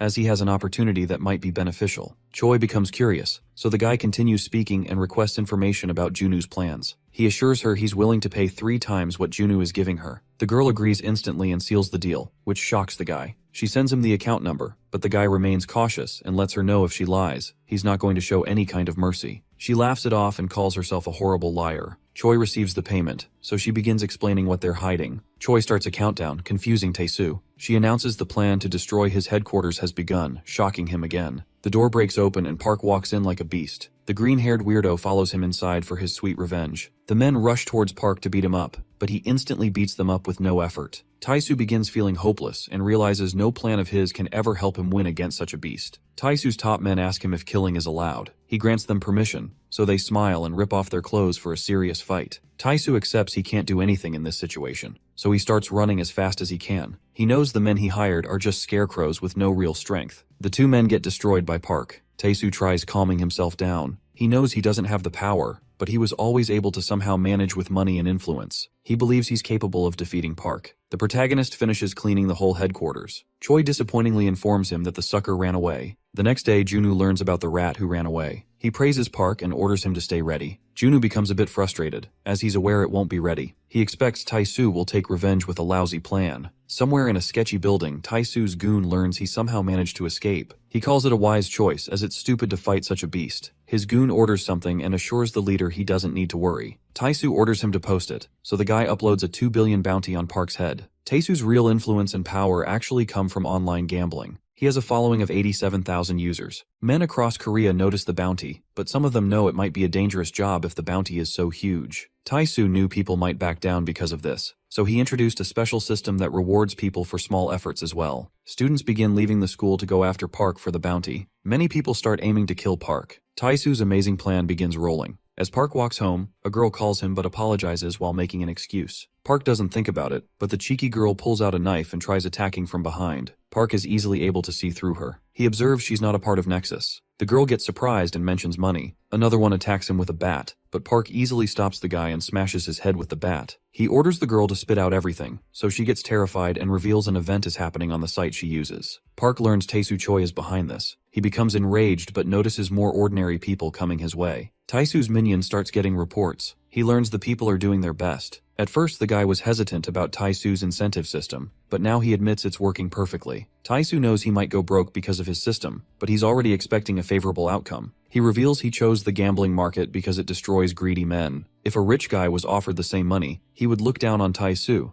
but losers who got their lives wrecked because of gambling won't hesitate at all. Such people are willing to lose their sanity for money. Park pushes back the wave of bounty hunters. He notices a kid and steps back to dodge. A car barges into the street and gets stuck, but the killers find a way to attack. Park deals with them and gets a call from Junwoo, who makes sure Park is okay. He learned about it, so he's sending men for Park. But our stubborn protagonist declines his offer and orders him to just somehow reveal Taisu's location. He can handle the rest. Junwoo thinks he's careless, so the guy orders his security team to enter. Park deals with his killers one by one. A guy tries killing him for his daughter's hospital bills, but Park smashes his head without hesitation and jumps up to grab something he can hang to. He quickly makes a run for it and leaves, despite getting jumped by everyone. The protagonist saves himself by entering a random store, but he gets shocked to see a huge army of men waiting inside. He realizes they lured him in, which means they're from Nexus. Park feels glad he doesn't have to hold back anymore. Park begins beating all of them. No matter how many charge forward, the protagonist remains unstoppable. He destroys a guy, shocking the other goons. Park keeps his guard up and receives a call from Junwoo, who reveals the scumbag's location. He decides to clean the place quickly so he can chase Taisu, but the men around him become terrified and back down. Taisu watches everything through a camera. He begins smiling as he assumes he has cornered Park, since our boy only wiped out a fraction of his goons. Another gang shows up to face Park. Taisu's lackey suggests they should deal with Junwoo as well while they're at it. Taisu praises his evil mind and promotes him instantly. The goon tries hacking Junwoo's camera as well, but as soon as he takes action, Junwoo starts appearing on all his screens. Taisu assumes this is part of his goon's plan, but the pathetic scumbag lets him know they're totally cooked. Taisu becomes confused, so Junwoo clarifies it was a trap. He laughs menacingly, which makes the leader terrified. His goon tries his best, but the broadcast doesn't turn off since Junwoo and his men already hacked into his crappy security. Junwoo calls their plan a complete failure and shares that he's just teaching them a lesson. The guy changes the bounty on Park and turns Taisu into a target. The guy becomes terrified, but Junwoo doesn't hold back and asks him to have fun with an evil smile. Nexus goons get the notification. They realize they've lost, so the whole gang quickly retreats. Taisu becomes hopeless, and as he suddenly hears a knock on the door, he orders his crappy lackey to take the money out of his safe, as they're both about to go underground for a while. The men begin chasing Taisu, but he keeps a cool head and tries prioritizing his own life over money. He's confident a new gambling website won't be hard to make, so he can maintain his wealth later if he lives. Suddenly, Taisu sees his goon getting completely wrecked. He falls onto Taisu and stops him. The leader becomes terrified as he notices Park has caught up. The protagonist wonders why he's in such a hurry, with a scary expression. The pathetic guy realizes his whole body is trembling in fear. Taisu tries bluffing and warns the protagonist to stay back with his crappy excuses, but Park smashes his face with a kick. He doesn't let go of this opportunity and tries teaching Taisu a lesson, but the rat dodges and makes a run for it. Park doesn't let him slide so easily. Taisu warns him again. He reminds Park about what happened the last time and pathetically continues to convince our boy, but Park continues to smash his face. The guy tries using money, but Park doesn't hold back one bit. Taisu offers billions, but Park stomps his face and wrecks him. The pathetic scumbag crawls away and tries reasoning with Park. He throws all the money he has at Park but realizes there's no point since Park is acting like an animal. The protagonist becomes enraged hearing this, but finally stops as he sees the guy begging for his life pathetically. Park wishes he could teach the scumbag a lesson but steps back to let the gambling addicts handle it from here. A huge wave of men charges towards Taisu in hopes of 2 billion. Despite his words, they smash his head to keep him shut and begin trying to end his life for 2 billion won. Taisu screams in pain as he gets his shit wrecked by gambling slaves. The bounty expires, and Junwoo's lawyer informs him that Taisu only has a few weeks in ward before his life ends. The lawyer assures him he's going to take care of everything. Junwoo praises his amazing work and gets up as he wonders if this much is enough to make Cheonsu Kim lose his head. At the hospital, Cheonsu Kim pays his lackey a visit. With a fake grin on his face, he wonders why Taisu's trying to ignore him. Taisu finally responds and assures him he's okay. The terrifying guy mentions money, which scares Taisu. Cheonsu squeezes his hand. The guy screams in pain, but Cheonsu assures him not to worry, as he believes Taisu won't give up. He orders Taisu to fix his mistake. A nurse congratulates Donghyun on his recovery and hopes he doesn't fight anyone. The guy grins and says he'll give it a thought. As he leaves the hospital, he notices a few Nexus lackeys bullying a crybaby. The guys demand money and try ripping the poor student's front teeth as compensation instead of letting it go. Donghyun moves forward to solve the issue. As the goons bully the student, they notice the redhead warming up. They try scaring him off, but Donghyun replies with a powerful kick that sends the goon flying. The other scumbags charge at him as they announce they're from Nexus, but Donghyun wrecks them both with no effort. He feels a bit off and learns a full recovery won't happen anytime soon. He thinks about increasing his weights and leaves. The goon gets up and finally recognizes he was dealing with Donghyun. The guy wonders if both him and Park are back in their prime again. Donghyun and Park were famous nationwide for their incredible strength. People used to show great interest in their stories of standing against Nexus. Now that Nexus has lost 2 chapters because of them, the 2 legends are suddenly gaining a lot of attention. Their videos are being posted online for entertainment. Some become terrified, but some feel more hopeful seeing these videos. Cheonsu enters a martial arts building. He ignores everything and walks straight towards the rooftop. A guy greets him and learns it's not just a rumor. Cheonsu confirms Hanjin Park is back in the game. The guy gets up as he assumes Cheonsu came because he can't defeat the beast alone. Moonyoung Baek becomes serious and hears Cheonsu out. The Nexus leader reveals he needs someone equally strong to deal with Park. Moonyoung reminds him about the last time. Cheonsu confirms he remembers it. 2 years ago, Moonyoung got used by the guy like a joke, and now he has the confidence to come back crawling with his crappy request. Cheonsu makes a crappy excuse and assures the guy he's going to be rewarded. Cheonsu offers him whatever he wishes for. Moonyoung flexes his bicep as he hears this, but the guy suddenly becomes serious and asks if Cheonsu is willing to sacrifice his throne for it. They both go silent for a second. Cheonsu asks if Moonyoung can handle Nexus with a terrifying expression. The musclehead realizes his leader still has the scary aura despite all that gaming crap. He takes back his words, knowing it's not a request but an order, so he assures Cheonsu he'll quickly take action. Moonyoung is confident he can finish Park like last time, so he lets Cheonsu know he expects a satisfying reward for it. Later that night, Moonyoung recalls the interaction and believes Cheonsu doesn't trust him one bit. The guy predicts his captain is planning on destroying both of them at once. Moonyoung's goon finds it hard to make a decision as he starts getting a bad feeling. Moonyoung wonders what he's up to and orders his man to kill the pathetic guy if he's not revealing anything. But his left-hand man, Juyong, gets a bad feeling about it. He hates the victim's face and has learned everything he needed, but still feels weird.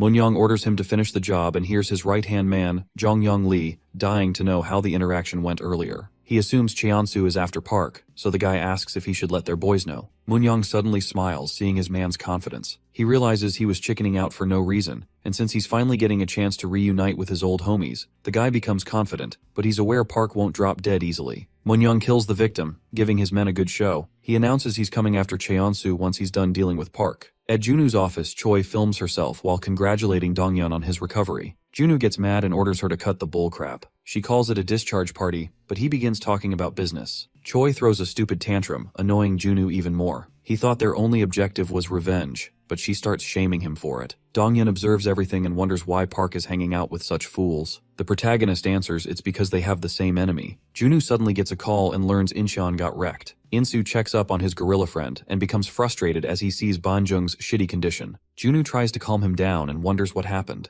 Insu believes they should stay out of it, but he becomes determined to take revenge for his gorilla homie. As the guy leaves, Banjung begins speaking and requests Park's help. He acted like he was asleep just to stop Insu from fighting, as he knows his crackhead friend will jump in with no hesitation. Junu is aware Nexus is behind this, but he wonders who exactly did it. Banjung reveals Moonyoung is behind all of this. Donghyun recognizes the bruise on his leg and confirms it's the work of the same guy who destroyed his knee the last time. Cheonsu meets someone and thanks him for the support. He gives the guy credit for their success and believes he can proceed with his plan now. He confirms all high schoolers around the whole nation will soon be playing the game his company created until his game comes to the top. Cheonsu is aiming to increase the share prices by a huge margin. The other guy still doubts him, but Cheonsu confidently confirms he'll make it possible. The man decides to trust Cheonsu with his plan. Inside the elevator, a guy with his identity completely hidden believes the games are not that great, but he has already taken action. Cheonsu smiles and calls him a trustworthy lackey. The mysterious man, known as Lion Kim, skips the bullcrap and starts questioning about Park. He believes a counterattack using Moonyoung is a bit stupid, as the guy might create too many problems. Cheonsu gives him a weird example and just orders the guy to sit back and enjoy watching them fight. Lion Kim gets his example and leaves the question. At the gym, Donghyun goes all out and squats heavy weight to build strength. Choi ignores the real workouts and focuses only on taking pictures. She suggests they should make a video together. Donghyun sees through her and asks what's wrong. With a cheeky expression, Choi starts mentioning Moonyoung and requests Donghyun to reveal what happened in the past. He calls the guy a complete genius and explains he has only seen 3 all his life. The first 2 are Park and Cheonsu, and the last one is Moonyoung. He shares that Park and he conquered their district 2 years ago. No one had the guts to stand against them.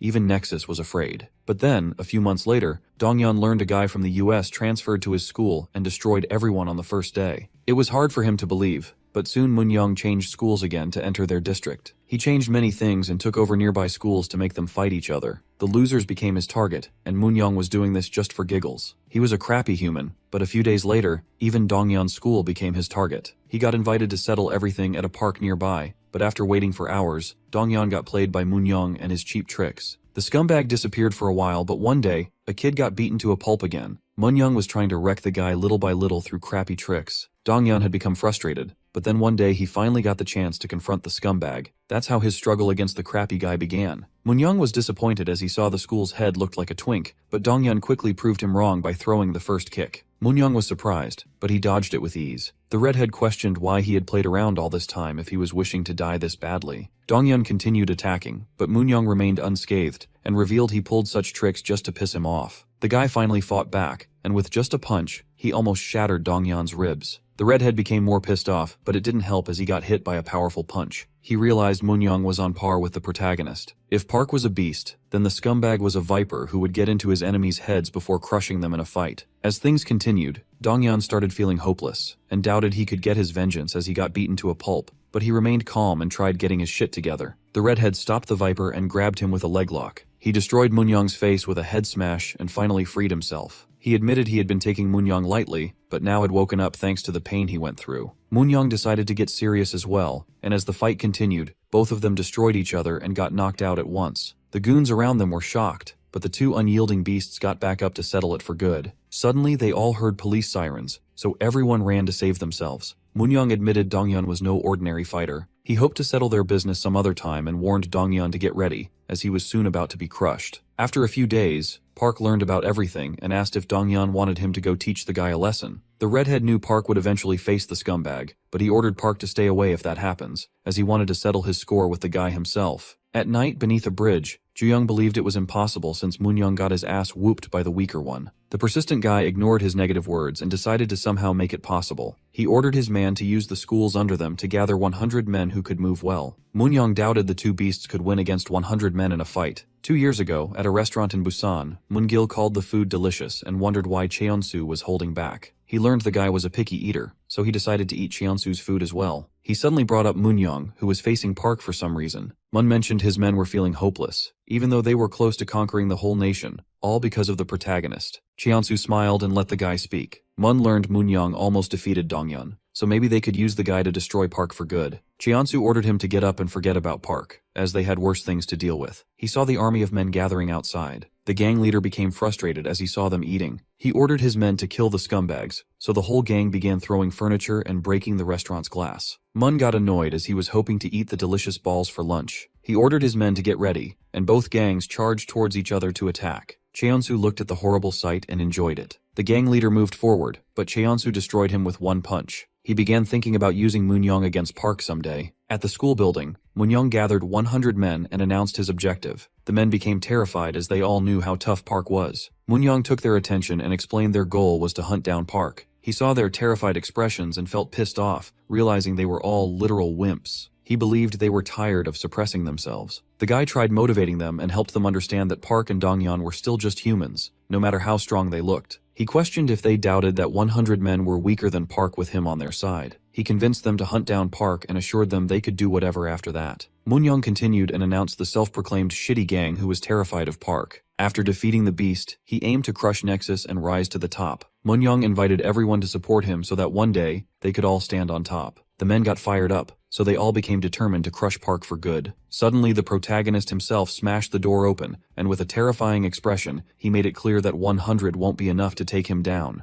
Park got ready to destroy everyone and confidently walked towards the stage to confront their crappy leader. Moon-young was happy he decided to appear, so the protagonist ordered him to move forward as he wanted to teach the guy a lesson. Moon-young smirked maliciously while his men threw glass shards all over Park's body. He began bleeding, but Moon-young didn't give him a second to process what was happening and threw a punch. Park blocked it but got his arm wrecked as the cheeky scumbag used splinters while attacking. Moon-young called it just the beginning as he ordered his army to finish Park. The protagonist stood his ground against the men, but suddenly realized everyone had been sprayed with splinters, which meant Moon-young was using them to destroy Park's arms and exhaust him. He took care of multiple men but got hit by a bat from behind. Park sent the guy flying and tore apart his shirt to use it for his arms. The evil leader ordered his army to move forward and attack, and as the beast faced everyone alone, the fight lasted for a couple of hours. Despite the shitty circumstances, Park became the legend and wrecked Moonyoung and his men all by himself. The evil scumbag couldn't believe he was getting destroyed, even though he never let anyone win against him, no matter how strong they were. He had even taken down the national #1, but now he was getting his ass whooped by Park. He couldn't understand how someone could hold this much strength. The protagonist finished Moonyoung for good and ordered him to never hold his head high. He humbled the guy and made it clear to never forget this day, or else he'd get crushed again. Moonyoung became frustrated and screamed in pain. The next night, Moonyoung couldn't understand what went wrong. It was hard for him to believe a single guy took down 100 men and wrecked his shit. Moonyoung finally accepted that he might never get anywhere close to the protagonist. Ju-young appeared and questioned why he had such a miserable expression. He reminded his leader that he was the legendary Moonyoung and believed he would come out victorious someday, no matter the cost. Moonyoung finally got up and apologized for acting like a wimp and letting his emotions get in the way. After this incident, Moonyoung and his goons disappeared, but the fight that went down soon caught everyone's attention. Many were amazed to learn the protagonist took down 100 goons. The news traveled really fast, and people wondered if he was the nation's #1 now. They doubted Nexus could win against Park. Cheonsu became desperate and tried destroying Park's district, but Donghyun and Park were literal beasts who couldn't be stopped. It began with Incheon and Gyeonggi, and slowly all the chapters got their asses whooped by the protagonist. Everyone around the nation started believing Nexus was finished after this. Mun suggested they could just gang up on Park, but Cheonsu called the idea stupid as he didn't want to stain Nexus's name by becoming some crappy gangbanger. Cheonsu hoped he could destroy the guy with brute strength to spark fear in everyone who believed in Park. Mun became excited, assuming it was his time to take action, but Cheonsu announced he was planning on dealing with Park himself. Mun was against it.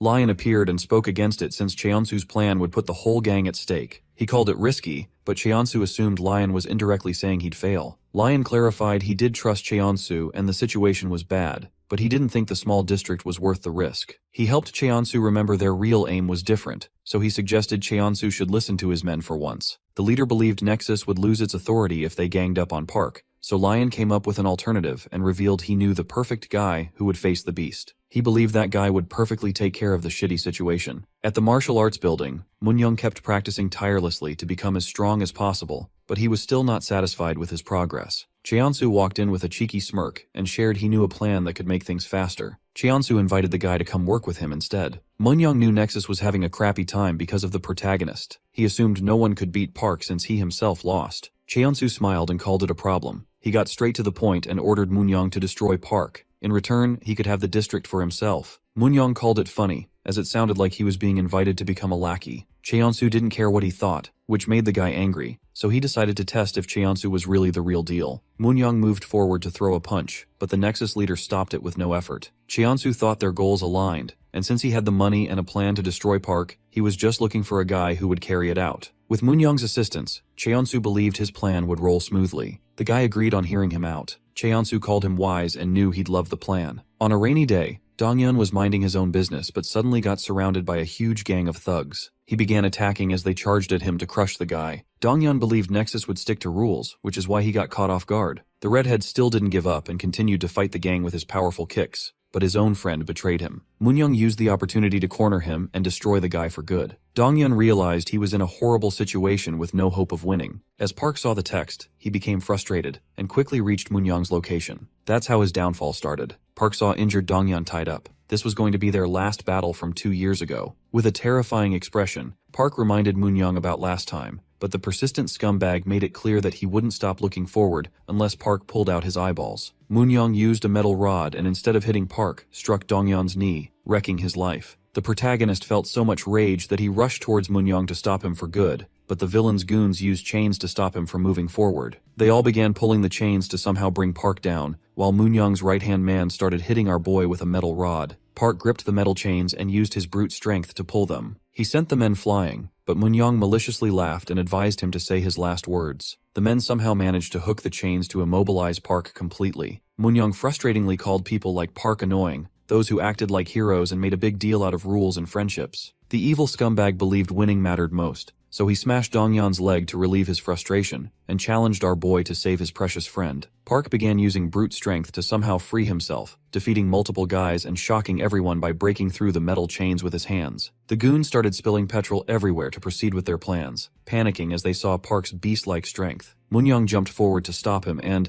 with a metal pipe, smashed Park's head so hard it started bleeding. The protagonist began bleeding heavily and dropped down to his knees, unable to control his body anymore. Moon-young became proud, despite his shitty tricks. He called it his victory and started stomping on Park, putting him in his place. The goons warned him to leave quickly, as they had already lit the fire, but Moon-young had a score to settle since he clearly remembered what happened last time. The shitty villain repeated Park's words while the others watched him with concerned expressions. His men kept calling him to evacuate, but Moon-young ignored their words. A few men dragged him out forcefully, but the shitty villain kept yelling that he was the strongest in the country. Dong-yeon ended up blaming himself for what Park went through. He believed the protagonist would have destroyed the scumbag if he hadn't been a burden. Dong-yeon felt horrible for dragging Park down with him 2 years ago. Park finally freed his friend, and they both safely got out of the building that was on fire. After they recovered, the police came out of nowhere, making them realize everything that went down had been pre-planned. Both of them ended up being held accountable for what happened at the building, and many witnesses came forward to oppose them. The police were unfair as well. Later, it turned out the building that burned down was Cheon-soo's family's, so the guy hired a big law firm to destroy their lives. Their parents ended up paying huge settlements, and when they were at their limits, the scumbag demanded a public apology from both of them. Park came out of the shower and overheard his dad's phone call. The guy tried asking his friend for some money but didn't get any help. His father brushed things off with a fake smile on his face while his friend advised him to discipline his son. As the guy finished his call, he came out to see Park had already left. He guessed it was only natural after what went down. Park went outside and tried controlling his rage. He clenched his fists and punched a tree with all his might.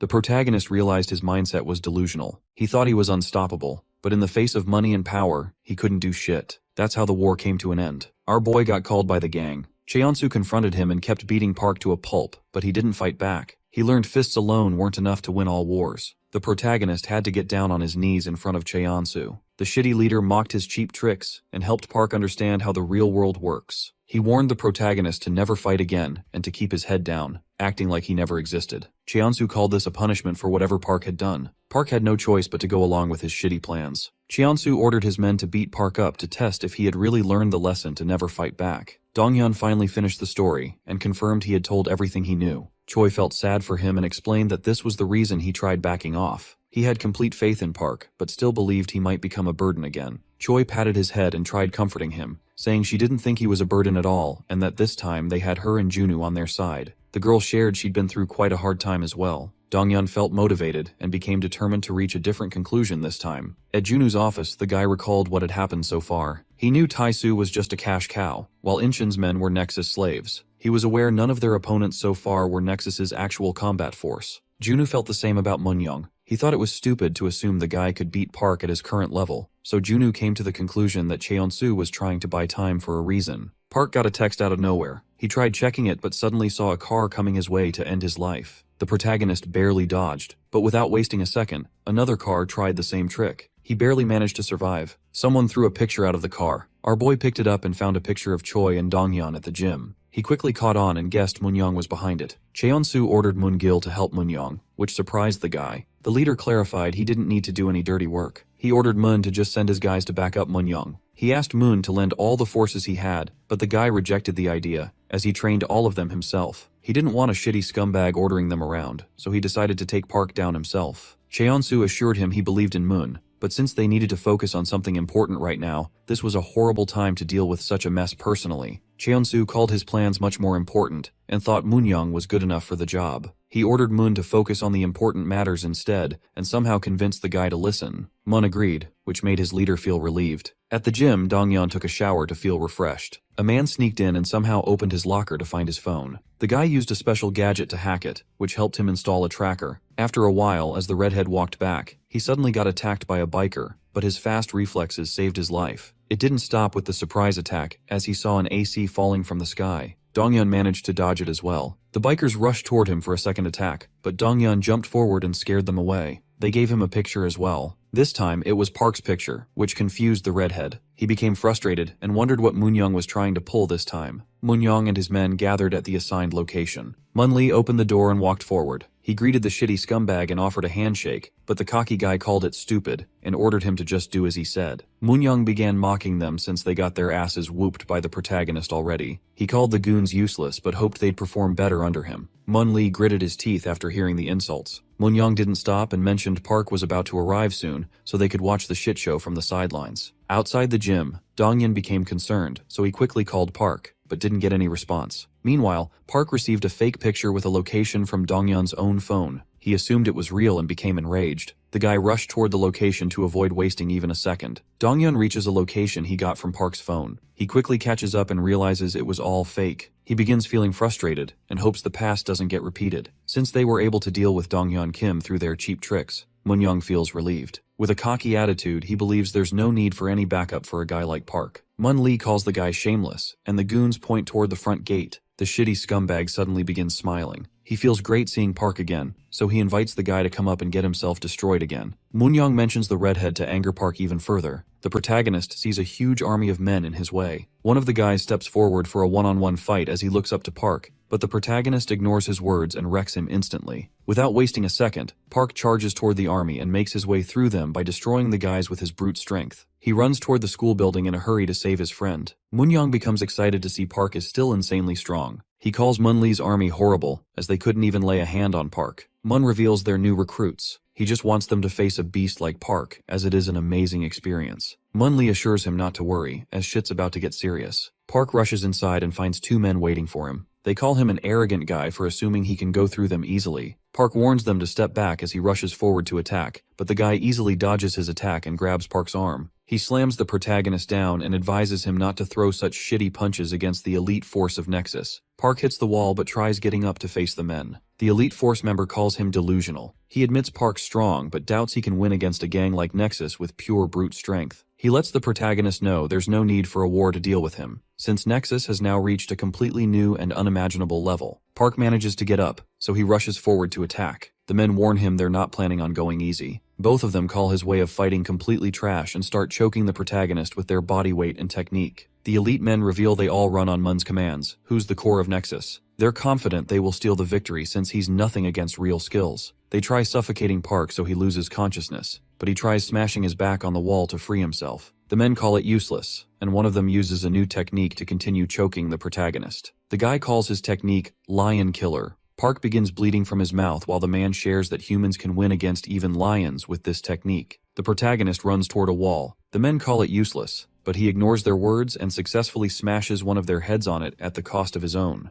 They still keep their shit together to continue choking Park. His eyes begin losing focus, but Park remains determined and pulls the same trick again. He rams both his and his enemy's heads on the ground. They both struggle to contain him but still keep hanging on tightly, so Park smashes his head the third time. The elite force member gets his head wrecked and finally falls down. The protagonist frees himself and easily destroys the other guy as well. Before the fight, Moon made it clear that they can't win against Park. They called it unfair since they already went through insane training to reach this point, but even though he understood them and the determination they had in their eyes, he knew they'd assume they can win. But soon, they're going to learn their lesson. The elite force members finally learn Park is a literal beast. They thought it was unfair for Moon to be sending them in since he didn't even trust them, but the guy called it necessary and admitted no one on their side could ever win against Park. It doesn't make them weak. It means Park is just a different kind of human. He believes in his men and wants them to use their strength to slow him down. Moon ordered them to only exhaust Park as much as they can, and once he's on edge, the protagonist will have to face the fastest boxer they have on their side. A new elite combatant greets Park, who's trying to catch his breath after the previous fight. Choi picks Donghyun up on her bike but disappointingly shares it's still going to take them an hour despite the top speed. She also mentions some guys and suddenly stops somewhere. Donghyun recognizes the Incheon men. Insu speaks up and assures them he has already taken care of the hackers. The guy orders everyone to begin moving. Choi grins, and the whole gang starts rushing toward Park's location. At the school, Park begins his fight with the fastest guy, but not a single punch connects. The guy predicts all his moves with no effort. A few minutes before the fight, Moon advised his fastest man to face Park once he's exhausted, and believes he needs to hurry up to save his friend. Moon predicted Park's going to rush, which will be easy to read. The combatant was ordered to keep fooling Park while maintaining his distance to buy as much time as he can. The guy thought it was stupid, but Moon convinced him not to pull anything stupid since they're facing Park. Even if victory looks certain, Moon told him to still hold back. The guy becomes impatient and hits Park with a jab. He knows the protagonist simply cannot read it. Most martial artists use their whole body in advance to attack, but he's different. He throws the attacks first, while his body simply follows his actions. With his technique, Park can never predict a punch is coming his way. The guy lands another crazy punch, pushing Park back. He decides to finish the protagonist but suddenly remembers Mun's orders, so he steps back and grits his teeth while wondering what's so crazy about a guy like Park. He doesn't understand the hype and kicks Park in the stomach. The protagonist feels exhausted but continues to attack. No matter what he throws, the combatant dodges it and calls Park nothing more than an animal with no brain. He becomes cocky and assumes he can win, but the guy suddenly hits the wall. He remains calm but admits it's a clever move to push him back like this. Park attacks, but he dodges and smirks as he reveals he doesn't even need space to throw a crazy punch. The guy attempts a 1-inch punch while challenging Park to survive. The protagonist eats the strong punch and gets thrown back, but he gets back up and pounces at the guy to finish him. The combatant guesses he doesn't have any brain cells, so he hits Park with the same punch. The guy laughs and wonders if Park never learned about such a famous punch. He asks how shitty Park feels, but the protagonist remains calm and charges at him again. The man becomes frustrated, seeing his attacks didn't slow Park at all. He challenges Park to deal with another move and begins throwing multiple punches at once. He keeps on hitting, but suddenly Park grabs his arm and orders him to stop his bullshit. With rage in his eyes, the protagonist begins wrecking the guy. Mun gets informed that the second floor is already down. He was expecting much more, so he assumes the combatant probably forgot his orders and made a stupid move. He decides to forget about it and still believes his man must have dealt some damage at least. Mun has already set the stage on the next floors, so Park has to fight once more despite being injured. Mun is confident Park will start cracking after this. The informant comes up in a hurry and shares that the third floor is already down, which shocks the leader. He wonders if his floor 2's combatant failed this miserably. The guy predicts that since 2 floors have gone down already, a domino effect has begun. The 4th floor gets wrecked as well, which makes Moonyong laugh. He feels good for some reason, and with an evil face, he reveals it's because he's getting to see Mun acting like a wuss. The guy becomes angry and orders the shitty scumbag to take things seriously since Park's going to reach the rooftop in a bit. The cocky guy doesn't listen and advises Mun to think before saying a word. He orders the guy to just sit back with his goons and enjoy him ending Park's shitty life. The informant shares that Park is almost here. On the 4th floor, the protagonist gets attacked by a goon with a knife, but he easily takes care of the guy. Another one charges at him with a weapon,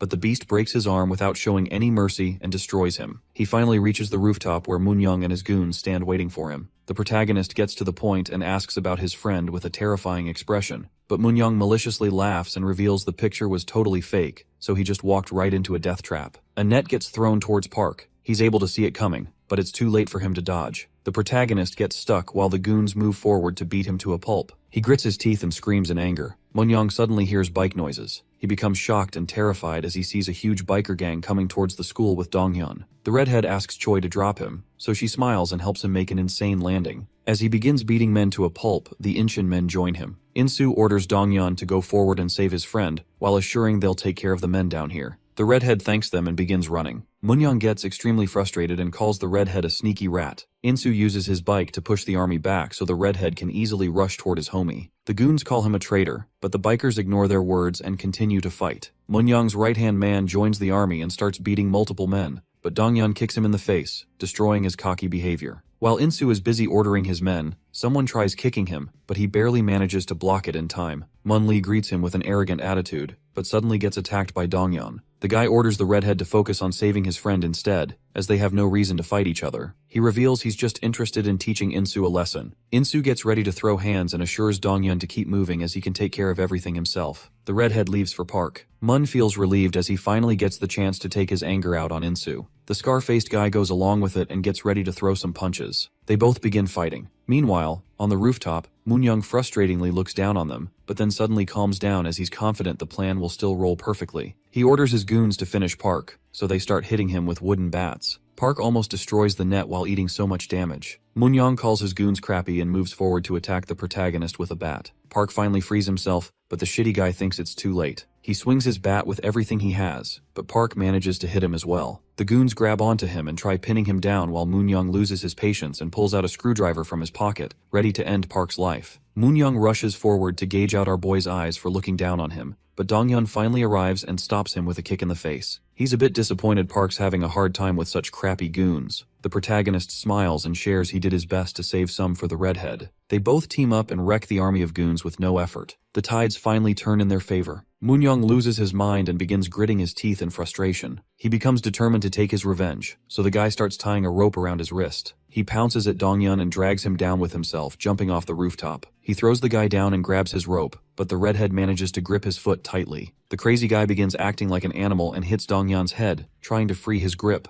He calls it punishment, and warns the redhead to never look up again, as scum like him are only worth crawling on the ground. Donghyun steps onto the wall and pushes it with all his power. He mocks the shitty villain and destroys the window to land inside while Moonyoung hits the wall head first. He gets his face wrecked, but as he gets pulled back onto the rooftop again, the shitty villain becomes terrified to see Park pulling his rope. The protagonist, filled with rage, becomes determined to teach him a lesson. Moonyoung tries to free himself, but Park pulls him so hard he flies back at him. The protagonist smashes his head with a punch and sends him flying again. He pulls the rope once more and continues to destroy the shitty villain for good. Donghyun appears and stops him. He understands Park's rage but wants to settle his scores as well. The protagonist gives him 5 minutes, which puts a smile on his face. He confronts Moonyoung to settle old business. The trash scumbag frustratingly tries to fight back and wonders if they think they're some heroes with him as the villain of their story. He hits Donghyun and calls them losers who couldn't win because they're weak. The guy thinks it's unfair for them to take such a shitty revenge over what happened in the past, but Donghyun wrecks his face and orders him to shut his bullshit. He continues kicking Moonyoung and lets him know he never won. The redhead calls it cowardice and makes it clear that he's a huge trashy scumbag. Park ends up punching Moonyoung. The redhead gets annoyed and orders him to step back since his 5 minutes are not over yet. Park apologizes as he couldn't hold himself back, so they both begin beating the guy together. Moonyoung becomes terrified and tries stopping them,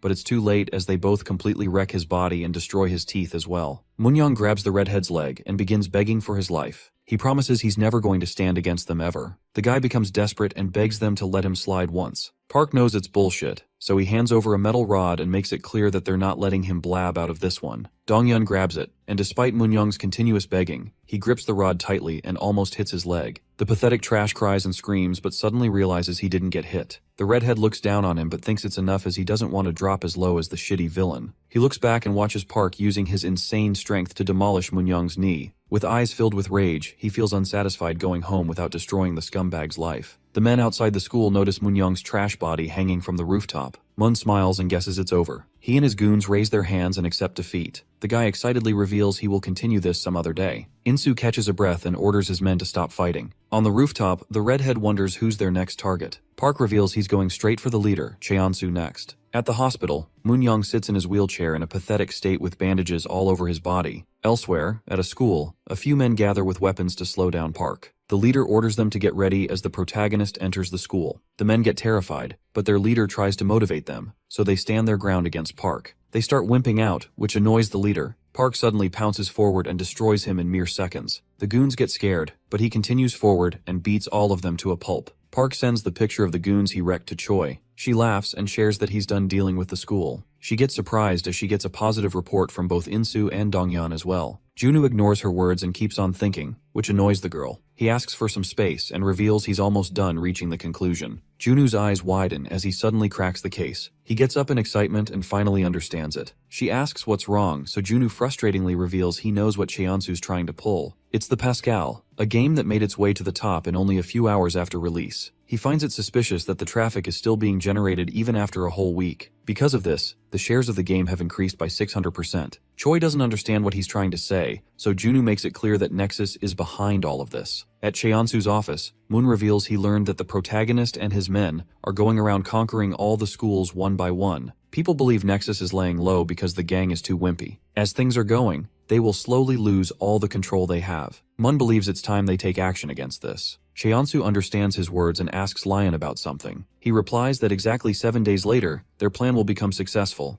Cheonsu orders Moon to just back down for a week and avoid wars with the enemy. He guarantees everything will be dealt with in a week. Cheonsu wants to avoid taking action against nobodies. He's confident that in just a few days, they'll have 100 billion won to their name. Cheonsu shares he still believes in Moon, so the guy thinks his leader is aiming for a better plan to ruin Park's progress. He puts his trust in Cheonsu Kim. At Junwoo's office, Choi assigns a few schools for Insu and Park to take care of, and as for Donghyun, she decides to assign Dongtaek High, a school led by Baekhyun Choi. She explains there's nothing extraordinary. The guy just has an MMA background, but it will be effortless for Donghyun. She finishes things for today and wishes them good afternoon with a smile. As they all leave the place, Donghyun catches on and notices Choi's unusual behavior. When she's about to leave on her motorbike, the guy stops her and asks if she's sure about what she said since the guy she mentioned is from her own school. She's surprised he has a working brain. The girl hands him the helmet and invites him to ride with her unless he has other plans. They both reach a new place, so she begins her story and mentions someone who was a part of Nexus. Choi brought up her past as well. She learned her father was trash who ran away with a woman he was cheating on their mother with. Choi's mom ended up working day and night to support the whole family. Things kept getting worse, so Choi began despising her life. She wished she'd stop skipping school so much, but the woman was totally powerless. Her brother felt concerned about everything as well. Choi began hanging around with people who had similar shitty lives. She felt a sense of belonging and finally found people she could call her friends. She kept engaging in weird activities but trusted them to always have her back in it. Choi ended up getting taken by the police one day, so her teacher came to pick her up. She advised him not to waste his breath as she was dropping out soon. The man didn't care about her business, but he found it weird as she had insanely good grades for someone who didn't want to continue studying. He advised her to study even harder, but she called it pure luck and tried brushing it off. The teacher didn't agree and reminded her that most kids can never score 80% from pure luck. He gave her all the books she threw out earlier, but made it clear he didn't care about it. He allowed her to do whatever since it was her own life, but he ordered her to keep her shit together at least till she actually dropped out. He began leaving and advised her not to pull stupid shit again in front of the police. Choi took his words seriously, and later that night, she sat on a bench near her gang and began reflecting. The nearby activities caught her attention.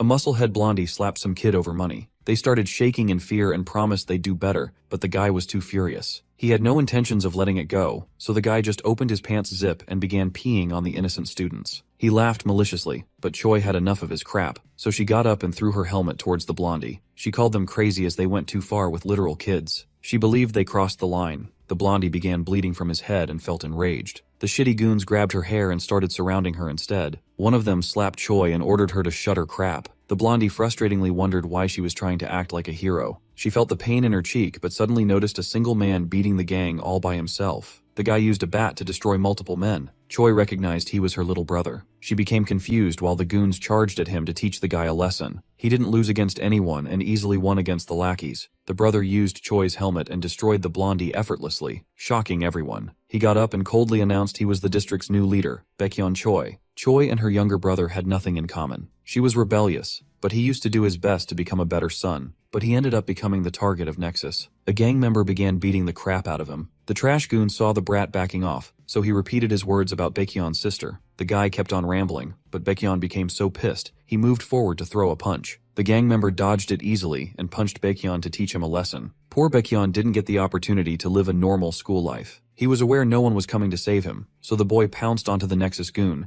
and since he had no choice left, he used his teeth and ripped off the scumbag's nose. Baekhyun lost his shit and challenged everyone to never mess with him. The goons charged at him, but he confidently faced them all. Soon, the rumors about his fights began circling throughout the school. Out of nowhere, a Nexus member came and invited him to join the gang. He joined Nexus and became unstoppable, but then one day things changed. As he was walking home, he saw his partner, who warned him about a trap, but the guy stood confidently despite seeing multiple men charging at him. He wrecked one and made it clear that he was never going to run away. The fight continued for hours, and he finally fell down against the shitty goons. They stomped his face, but the guy couldn't move anymore. He became frustrated as he realized he was finished, but then Cheonsu came and saved his ass. The leader called Baekhyun amazing for holding out despite such horrible odds. He smiled and ordered Baekhyun to drop the formalities. He felt inspired. The goons got terrified seeing Cheonsu, but they decided to take him down as well. All his life, Baekhyun despised seeing people's backs. His sister and parents were all shitty people. Everyone he had in life was a cowardice rat. But everything changed for him when he saw Cheonsu in front of him. Everyone charged at once, but Cheonsu beat them all effortlessly. Baekhyun's eyes began burning with determination again. He decided to follow Cheonsu for his life purpose. Choi confronted him about his decision later, but he didn't care about her words at all. He revealed Cheonsu himself chose him, and he was only here to fulfill Cheonsu's orders. He made it clear to never get in Cheonsu's way, and announced he'd kill the person with his own hands if it came to that. At the pool club, Baekhyun addressed the issue of a huge number of dumb brats who didn't know they were supposed to fear Nexus. He believed it was because of zero support from the teacher's side. The guy called them wimps for not cooperating and wondered why they acted so carelessly. He decided to end their nonsense and ordered them to cooperate with whatever plans he would suggest. The teacher spoke up and made it clear that the teachers didn't care about his shitty orders. Baekhyun coldly asked if they had a problem. The teachers called him correct, so he didn't hesitate and used the snooker stick to destroy the teacher and stab his leg, shocking everyone else. He invited the others to come at him but warned the wimps not to take his actions lightly. Choi felt sad about her brother's situation, but she couldn't do anything to stop it. The teachers started getting tormented every day. Baekhyun kept destroying their lives in a shitty manner. Most teachers in the district gave up and left the schools. Choi's homeroom teacher was surprised teachers would leave for such a cause. He was ready to throw hands if he ever needed to confront the student himself. He guessed the teachers could avoid all the issues by resigning,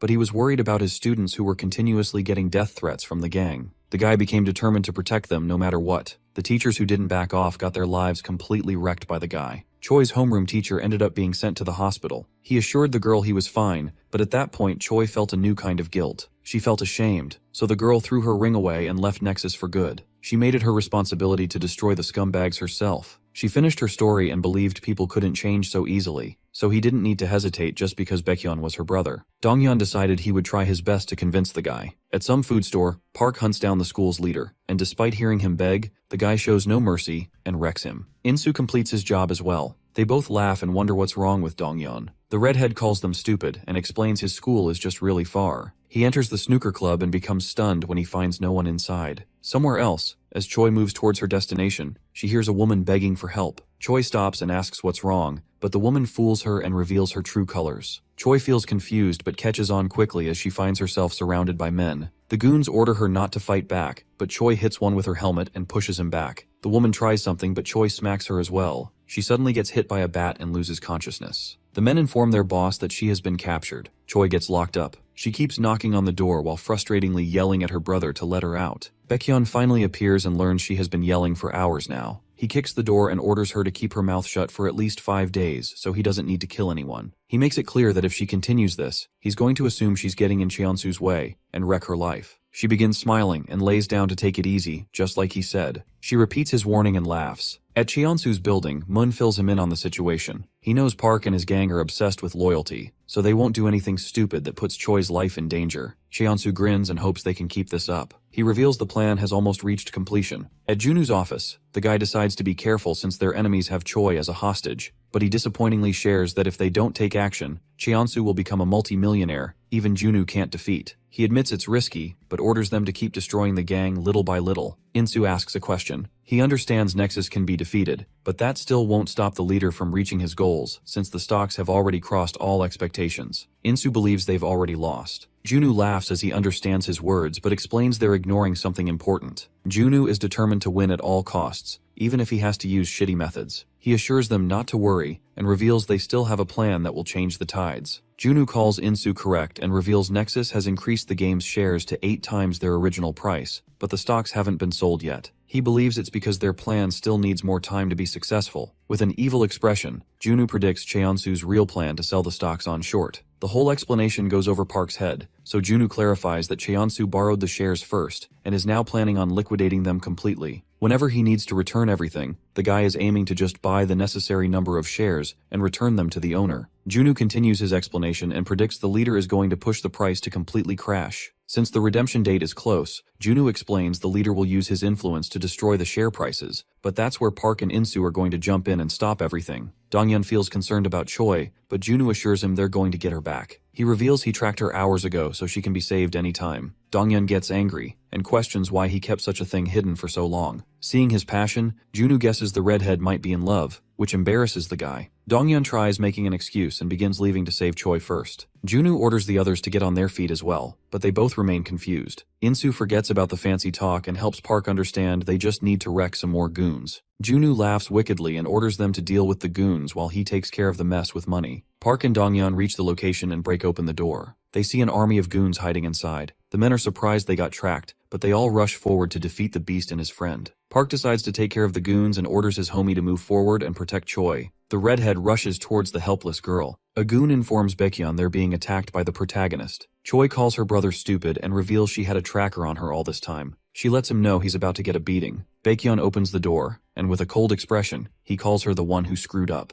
Donghyun and Park finally reach the floor, but they both end up stopping as they see the scumbag taking his own sister hostage. Baekhyun warns them and orders them to just leave, which frustrates the redhead. He glares at the guy. Baekhyun suddenly gets his ass slammed on the floor by his sister. She reminds him she isn't as weak as she looks. Donghyun takes the opportunity and moves forward. He throws a crazy punch, sending the guy backward. Baekhyun starts feeling shitty, He admits he made a mistake underestimating his sister, but since he doesn't want anyone to wreck Cheonsu's plans, he becomes determined to destroy the guys. Baekhyun throws a window toward the redhead. The guy mocks him for his cheap tricks, but Baekhyun grabs his face and corrects him, saying it's called strength. He almost wrecks Donghyun's face, but his punch gets dodged. The guy keeps throwing attacks continuously, but the redhead sees through everything and remains unscathed. He throws a kick and wonders who labeled this crap strength. Donghyun guesses it was their shitty leader. He tries explaining the guy is only using Baekhyun for himself, but Choi's brother keeps on glazing him and punches the wall in anger. Donghyun decides to teach him a lesson, so he hits the guy with a kick and throws him backward. The redhead calls him the biggest glazer. He knows Baekhyun has gone through tough times, but this is probably not what he wants to be. He reveals the harsh truth. Cheonsu probably doesn't give a crap about Baekhyun. He was only sent here to buy time. Donghyun tries to wake him up and questions why he's such a simp for Cheonsu. Baekhyun still doesn't understand, and in a desperate attempt to win, he charges forward. But the redhead destroys him instantly. He doesn't know what Baekhyun saw in his life but believes he's on the wrong path. This is hard for the guy to believe, as he had no other choice than to be a strong beast for survival. His leader helped him find a proper path. Baekhyun already knew he was doing terrible things, but that didn't matter, because he had already decided to walk behind Cheonsu. Even if it's depressing or hard, he was happy to walk the road for someone who came into his crappy life and became the hope he always needed. Baekhyun stops them and starts screaming in rage. Choi grits her teeth, seeing his desperation. As her brother charges forward to attack, Donghyun wrecks him and hopes he stops, as it is getting depressing. Baekhyun clings onto him to keep on standing, but the redhead knocks him out. He still grabs Donghyun's leg with whatever power he has left and tries stopping them, but the guy gets stomped in the face. Choi's head starts going through all the memories. Her brother gets up even after so much beating. Donghyun feels a bit annoyed, but Choi stops him and steps forward herself. She slaps her brother, and with tears in her eyes, orders him to wake up. Choi reminds her that Nexus destroyed her friend's knee. Park's life got ruined through insane lawsuits, and Junwoo lost his precious friend and family. She helps him understand her shitty gang will someday betray him and destroy his life as well. She apologizes for what happened and begs him to change. Donghyun supports the girl and believes he should try harder to fix his own life. The redhead moves his hand forward and tells Baekhyun he can still change and start from zero. The desperate guy holds Donghyun's hand but suddenly pulls him in and attacks. He begins acting like a total animal and lets them know he's never betraying his leader. Baekhyun jumps through the window and escapes. Choi feels frustrated, but Donghyun assures her the punch didn't even connect. He's honestly more worried about her brother because once Cheonsu loses his shit, Baekhyun's whole life will shatter again. At Cheonsu's building, the leader observes his men selling short and learns their progress today is at 20%. Lion is amazed by how fast it's dropping. He feels bad for the people losing their money, but Cheonsu doesn't care one bit. He praises everyone and stops for today. But as he's about to leave, a trader begins screaming as he sees a 6% gain. They begin losing money, which shocks the leader. His men believe someone is manipulating the market from the outside. Somewhere else, Junwoo sees through their whole scheme and easily sets the tide in his favor. With an evil expression, he reveals Cheonsu is dead if the price begins flying. Cheonsu's men begin panicking, seeing the price soaring high. They hope it maintains a downward trend, but they finally lose their shit as the price crosses 18% and the trade closes. Lion's face becomes colorless. He starts getting calls while the traders find it hard to imagine someone could manipulate the price like this. They can't believe it's possible, but Junwoo smiles at his place and somehow makes things possible. Cheonsu's anger becomes visible. He finally loses his patience and suddenly sees Baekhyun trying to enter. The guy calls Cheonsu and requests more backup while promising he will take care of it. He feels glad his leader is listening, but Cheonsu kicks him in the stomach and turns the guy into his punching bag. He sends Baekhyun flying and calls him worthless since he didn't fight till death to buy them the time they needed. Cheonsu orders Mun to listen and admits there's no other way for him to win besides getting his own hands dirty. He tells the guy to gather all the chapter leaders. Mun becomes excited as he understands what's going on. Cheonsu calls him correct and gets ready to deal with the protagonist himself. The next day, Cheonsu's trader is shocked as he sees the news about Pascal's partnership with Junwoo's corporation. The trend keeps rising, and everything goes according to Junwoo's plan. Cheonsu finds it hard to stop laughing and wonders what his enemy will do after this if they even have any cards left to play. Outside a school building, Cheonsu greets his army,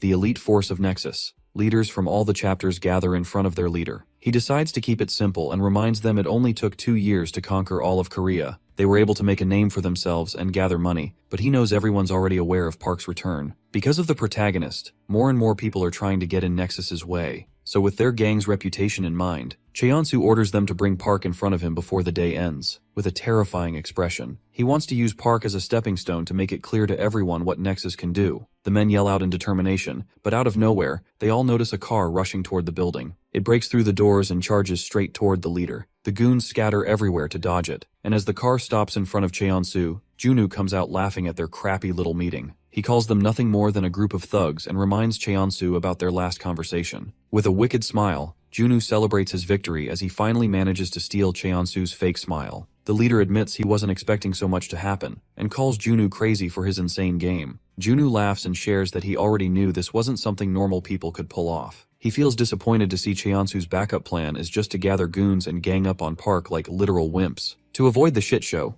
Junwoo suggests they have a 3-on-3 fight instead. Cheonsu doesn't fall for his words, but Junwoo corrects himself and reveals this isn't a kid's game. When adults settle things, there's something called a deal that gets involved. Junwoo offers the game's rights, even if he has to deal with the loss, and he even confirms he will stop any vengeful bullshit if Cheonsu wins. But if Junwoo wins, he wants Cheonsu to step off and disband the shitty gang forever. Junwoo makes himself clear and believes if even such simple terms are hard for him to deal with, it means he's a pathetic little wuss. Cheonsu feels insulted, but to save his pride, he accepts the deal but adds one more thing. He demands Park all for himself if he manages to win. Because he's in such a shitty mood, he won't feel satisfied until he wrecks Park's life for good. With a terrifying expression, Cheonsu invites him to try his best. As the deal gets settled, Junwoo explains the rules and reveals that once all the fighters are down, the team loses. He chooses his 3 fighters while Cheonsu chooses Moon and Ji-hyuk, the head of the Gang 1 chapter. With everything at stake, Junwoo announces the fight's beginning, which will determine their fate. As the chosen ones come face to face with each other, Dongcheon wonders why he didn't get chosen. He believes he has everything the gorilla has and feels disrespected, but Cheonsu admits Ji-hyuk is stronger than both of them, which shocks the other guy. However, Cheonsu asks him to just be patient and see, as he's about to witness the insane strength the guy has. Ji-hyuk steps forward to go first, so Insu announces he's the one Ji-hyuk has to face. The musclehead feels a bit weird. He thought Insu would know better about weight classes and wonders if he's thinking straight. Insu understands his reasoning but challenges him to see if that matters once he actually wins. Insu rushes forward and shocks everyone with his insane speed. Even the musclehead admits it and takes a lot of damage. Insu punches him, but the guy praises his efforts and sends him flying backward. Ji-hyuk is surprised Insu can do so much despite the weight difference. He removes his shoes, shocking the goons. Mun recognizes the gorilla is about to go all out, so he becomes excited as he's about to witness a crazy fight. Ji-hyuk gets ready to attack while Junwoo reminds Insu he's finished if he gets caught. The guy gets it but ends up lowering his guard while speaking. He gets caught by the musclehead, who reveals he's putting respect on Insu's name by going all out. He slams the scarhead on the ground, wrecking his back. Choi asks Insu to remain cautious as they all watch the gorilla picking him back up. He slams Insu back on the ground twice. Before the fight, Junwoo told Insu his chances of winning were extremely low. He explained Ji-hyuk was a literal fighting animal, and rumors even say he ripped apart a huge tree with sheer strength, both in mass and talent. Junwoo called him better than Insu, so the guy wondered if he should just drain him out. Insu frustratingly got up and made it clear that he would do his absolute best, even if winning was impossible. Junwoo wondered why Insu got so riled up, as he was expecting the guy to steal the victory since he's paying a shitload of money. Junwoo advised him not to feel hopeless, and, with an evil look, believed there's definitely a way for a man to destroy even a fighter bull. In the present, Insu kicks the guy's stomach and frees himself, frustrating the goons. They get angry but notice Insu's barely hanging in there. The guy feels alive and realizes this is the reason Junwoo called it almost impossible. He admits if he gets caught in the same attack again, he's going to drop dead without a doubt. The musclehead rushes forward to finish the game, but Junwoo smirks and believes it's time Insu humbles the bull. The guy uses his hand to block Ji-hyuk's face. The musclehead thinks he's getting his sight blocked, but Insu pushes him aside effortlessly, using a technique called Toromachi. Insu sees him charging again and admits he will need to play a lot more tricks to win. He decides to connect his punches and attacks the musclehead while maintaining a distance. Ji-hyuk easily blocks them and reminds Insu his punches are completely useless, but suddenly the guy switches to infighting and destroys Ji-hyuk's jaw. The gorilla recovers instantly and charges at him once again,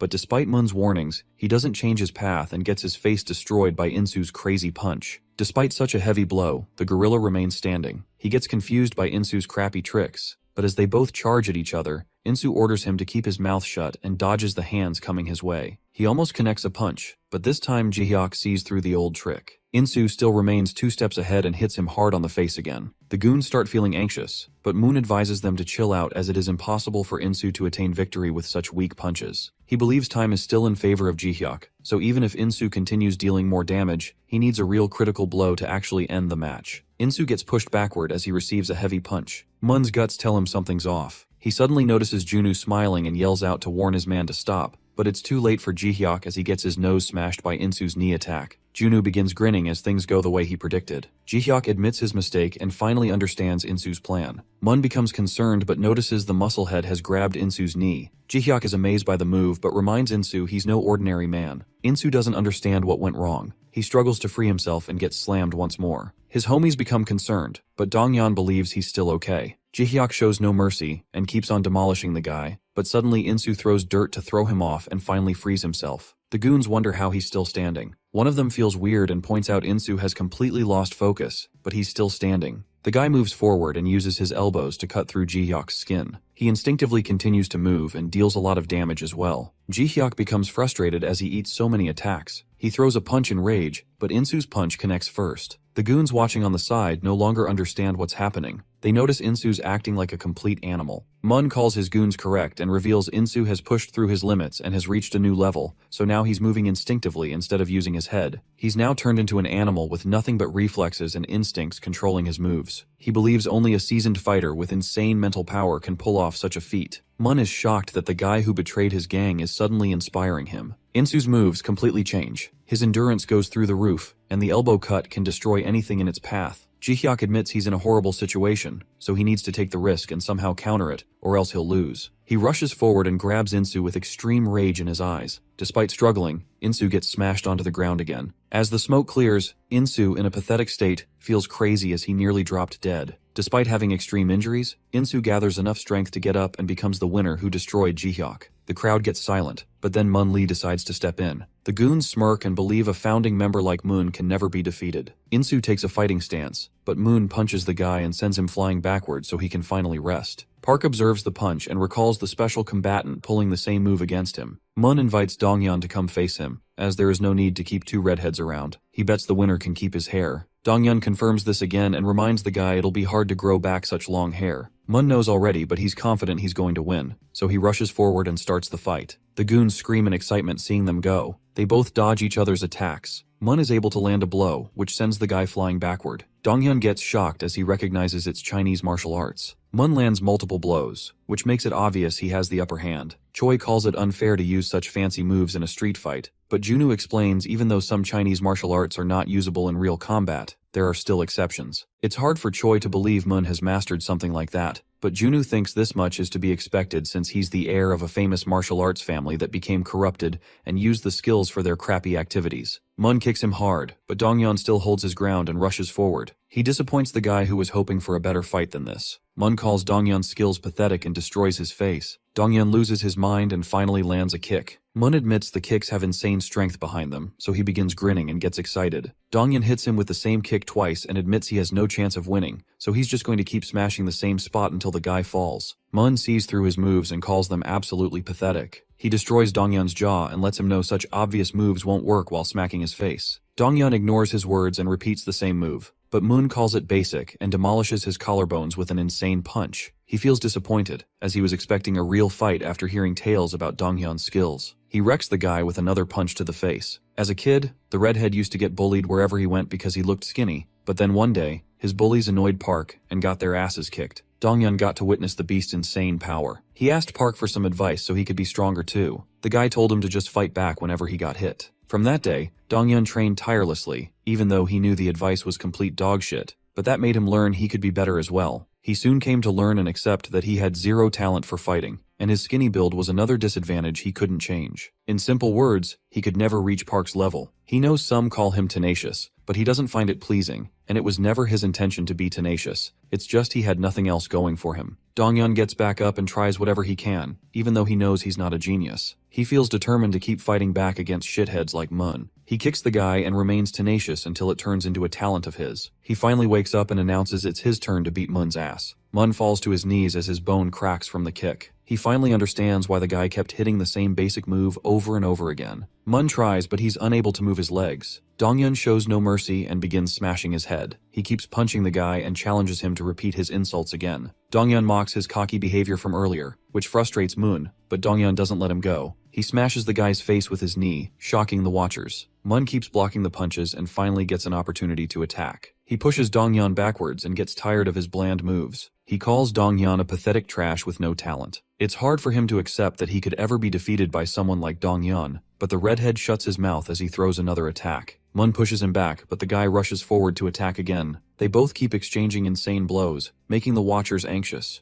Donghyun keeps hitting the same spot and cracks Mun's arm as well. The guy gets completely wrecked by Donghyun. He still doesn't believe he's about to lose against a talentless trash. Mun's prestigious family survived for decades thanks to the techniques passed down through generations. As he was chosen to be the next ruler, he determinedly trained his whole life, but he quickly realized he had nothing special going for him. Mun was also talentless and had nothing to match the family's standards. He became the cause of shame and humiliation for his family, but he remained determined and pushed himself through rigorous training that no normal person would even consider. After working so hard, he thought he could finally lead the family, but one day he learned that working hard was nothing but the bare minimum. His father brought in some kid to replace him as the leader. He was in disbelief, but his father helped him understand that they needed talent to keep the family alive, which he didn't have. The father blamed everything on Mun's past life and ordered him to just piss off while the boy could take over his position. Mun became frustrated and stood against the decision. He worked too hard to change. He begged for another chance, so his father challenged him to defeat the kid if he wanted to keep his precious position and honor. Mun agreed to it, as things were unfair for him. But when he faced the kid, he finally learned that a talentless guy like him was useless. He just couldn't believe it, but he had no other choice but to leave. With the fire of revenge burning in his eyes, Mun became determined to prove that talent could be defeated with nothing but pure hard work. He wanted to prove this to everyone.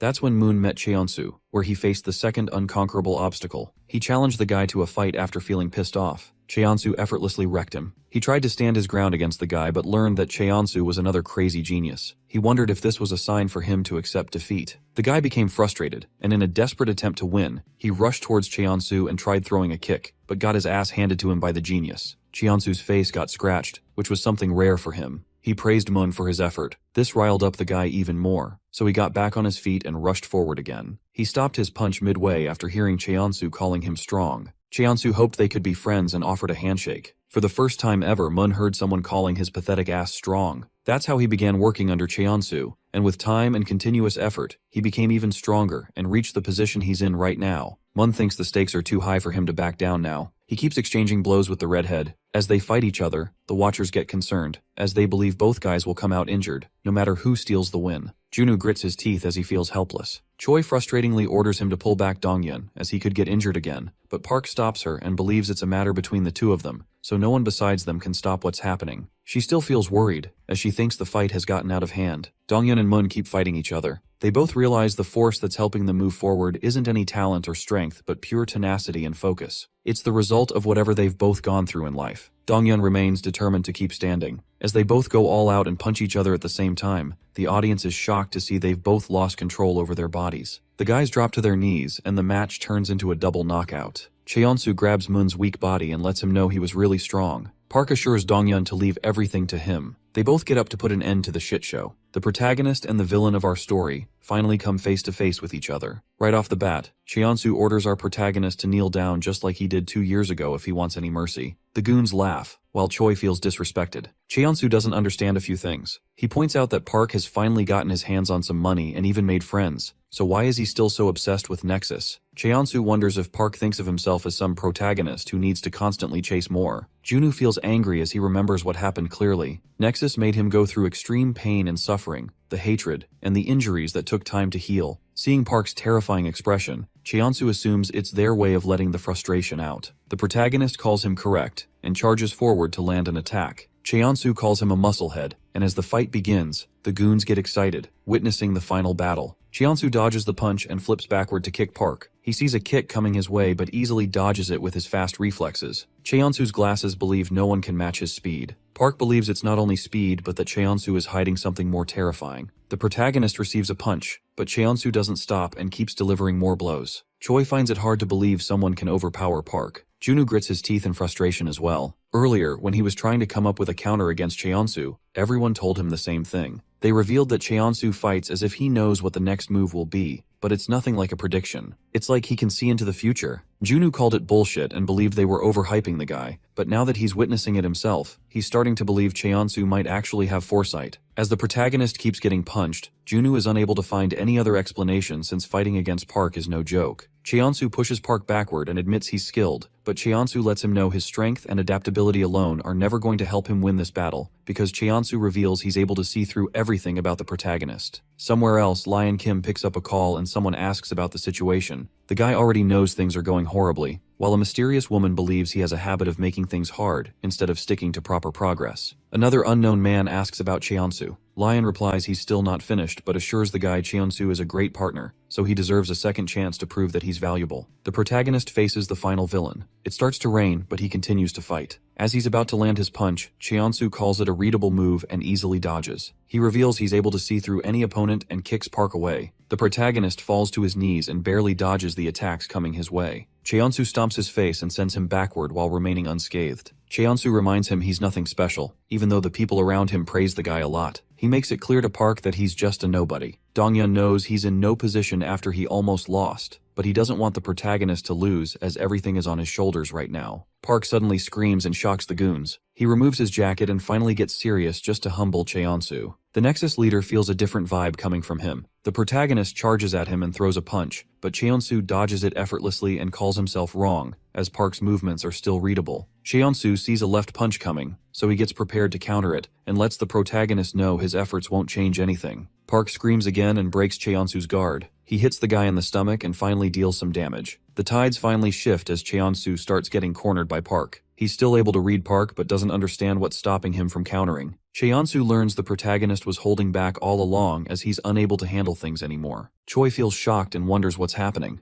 Junwoo explains Park was just holding back so his opponent doesn't die, but it feels like he has stopped caring about it anymore. The protagonist's father was a gym owner. He used to get requests from trainers to enroll his son, but he always rejected them. One day, a guy asked what the reason was behind stopping Park from training. His father lived his whole life doing martial arts and would get stuck in weird situations quite often that would push him to fight someone. Sometimes, he would lose his patience and start seeing hundreds of possibilities to destroy his opponent and wreck their lives. But that's the reason he decided never to have his son train anything, because the father knew Park was a special kid born with insane strength. Even a small mistake would send him straight to a lifetime in jail. Choi is shocked to learn Park was hiding this much power, but she doesn't understand how he managed to reach this level without real training. Junwoo smiles and explains that despite not going through any real training, Park has gotten stronger through real combat. He's a literal beast with insane adaptability. As the protagonist faces Cheonsu, he hits the guy with his knee and wrecks his face. Cheonsu is sent backward, and as he notices his head spilling blood, his eyes widen in excitement. With a cold expression, the protagonist challenges him to read his moves now. Not just in games, even in real life, Cheonsu was easily able to dominate anyone in a fight because he could just easily read his opponent's moves. Everyone began following Cheonsu, so he rolled with it since it was a satisfying feeling. Despite being such a genius, even he couldn't outsmart money and power. He knew the harsh reality but didn't feel any hatred toward people with real power. He just felt extreme jealousy and wanted to someday achieve what they had. One day, he found the perfect opportunity and created his gang to climb his way up the ranks. He didn't feel any guilt or regrets as he thought the world was already full of people chasing the power he envied. Whatever he had to do, his goal was to just attain money and become even stronger than the people he was jealous of. He worked tirelessly, and little by little, he was finally getting closer to his goal. But now, all of a sudden, he's seeing Park's punch coming at him. The guy doesn't understand why he feels so excited about a crappy fight. Cheonsu feels alive for the first time. Junwoo notices his laughter and becomes confused. For the first time in his life, Cheonsu wants to demolish someone without caring about money or power. He maliciously laughs, and despite his plans getting destroyed, he feels good for some reason. Cheonsu doesn't understand this new feeling. His goons notice his behavior has changed as well. Their leader charges forward himself this time and attacks Park with a kick. His followers feel relieved to see he's actually making the first moves now. Cheonsu begins seeing things more clearly. He's even able to find the protagonist's weak spots. Cheonsu hits Park hard and continues throwing more attacks. His goons start believing they're about to actually win, but Moon orders them to be patient. Someone like Cheonsu going all out means Park holds the strength to push him so hard. Moon thinks they're both evenly matched, and even a small mistake will turn the fight upside down. Cheonsu keeps exchanging blows with the protagonist. The fight grows more and more intense, and as he gets hit in the face, Cheonsu admits Park is a beast, even though he's readable. He begins feeling an insane thrill and feels alive, which gives him a solid reason to go all out against Park. Cheonsu and Park throw punches at each other and try their absolute best to come out victorious. It becomes an insane battle of brutes determined to win. They both hit each other in the face but remain standing and continue their battle. Out of nowhere, someone orders them to stop. Junwoo gets annoyed and wonders who he is. Lion Kim lets Park know it's already over. Cheonsu orders him to back off, saying he hasn't achieved victory yet,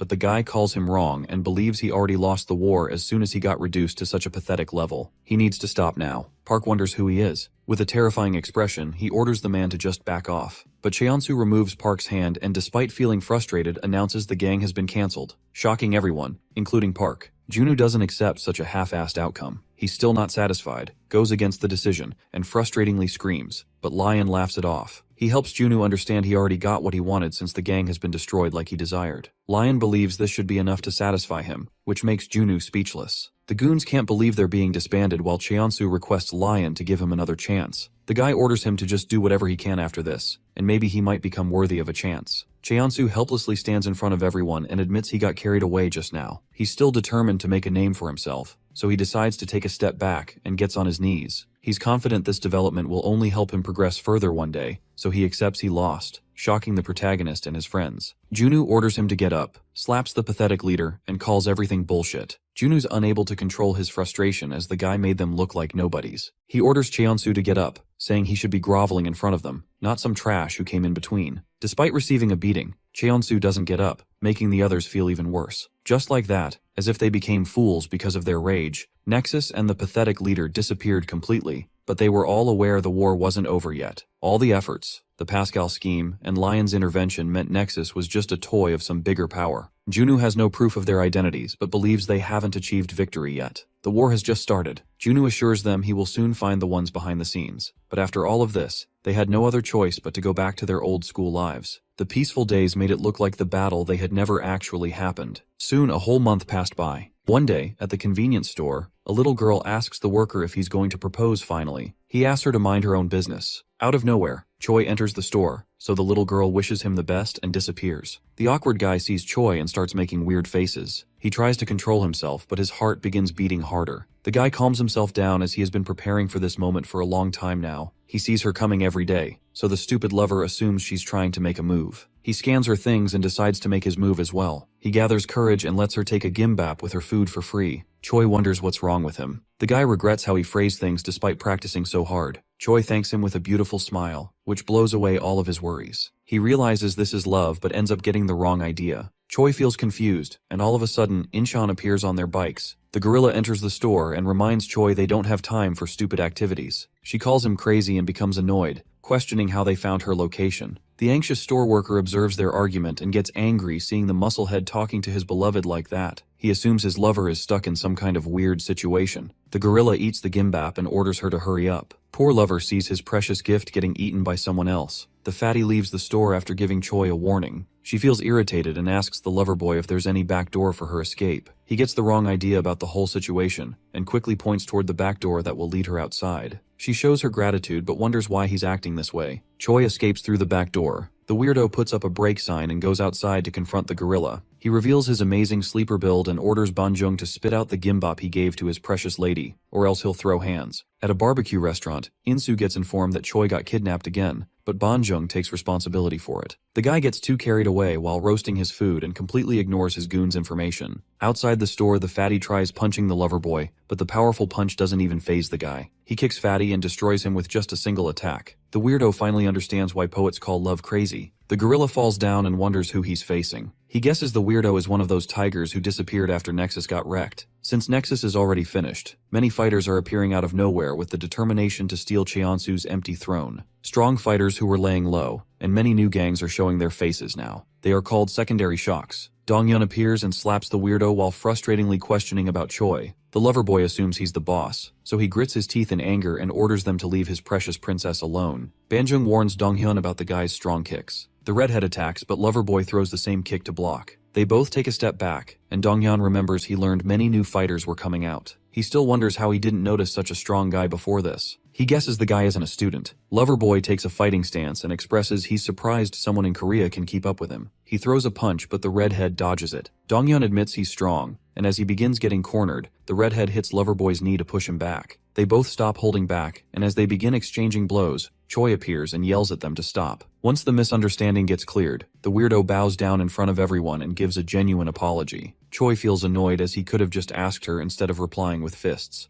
She doesn't blame him much and begins yelling at the fatty who caused the whole misunderstanding. Banjung tries acting innocent, but she blames it all on his scary face and believes anyone would get the wrong idea. The weirdo keeps apologizing, and as they all leave, he begins crying his heart out as he's not sure when he'll meet his precious princess again. The guy admits he loves everything about her. The next day, Junwoo enters Park's class and, with a wicked smile, he shares he has finally located the real villains behind the curtain, so Park has a lot of work to do. The protagonist gets up with a serious expression and wonders who they are. At Junwoo's building, as the whole gang finally gets together, he shares that he has finally identified the people backing up Nexus. He believes they're behind all the crimes Nexus has committed so far. Park learns Cheon-soo was nothing more than a pawn, so he decides to defeat the leaders first since he wants to teach Cheon-soo a lesson. Junwoo understands him but reveals they can't win without money, and the ones behind Cheon-soo are the fourth-generation heirs of the Seongsan group. This shocks the gang. He reveals Lion is the second eldest son, and behind him is the eldest, Dong-ho Lee. Choi recognizes the name and remembers they're so rich they can most probably buy the whole planet in a few years. She doesn't understand what they aim to get from a shitty gang like Nexus. Junwoo remains confused as well, and since the ones they're fighting against are no joke, he knows it won't be an easy win. So, Junwoo warns everyone to get ready for what's coming. Somewhere else, Dong-ho Lee announces they're going to conquer the entirety of Korea. He clarifies what he means and shares his desire to become the most supreme and incomparable, just like their parents. He doesn't want anyone to stand in their way and leave everyone behind in terms of money and power. The guy expresses how disappointed he is after his brother finally got the chance to prove himself,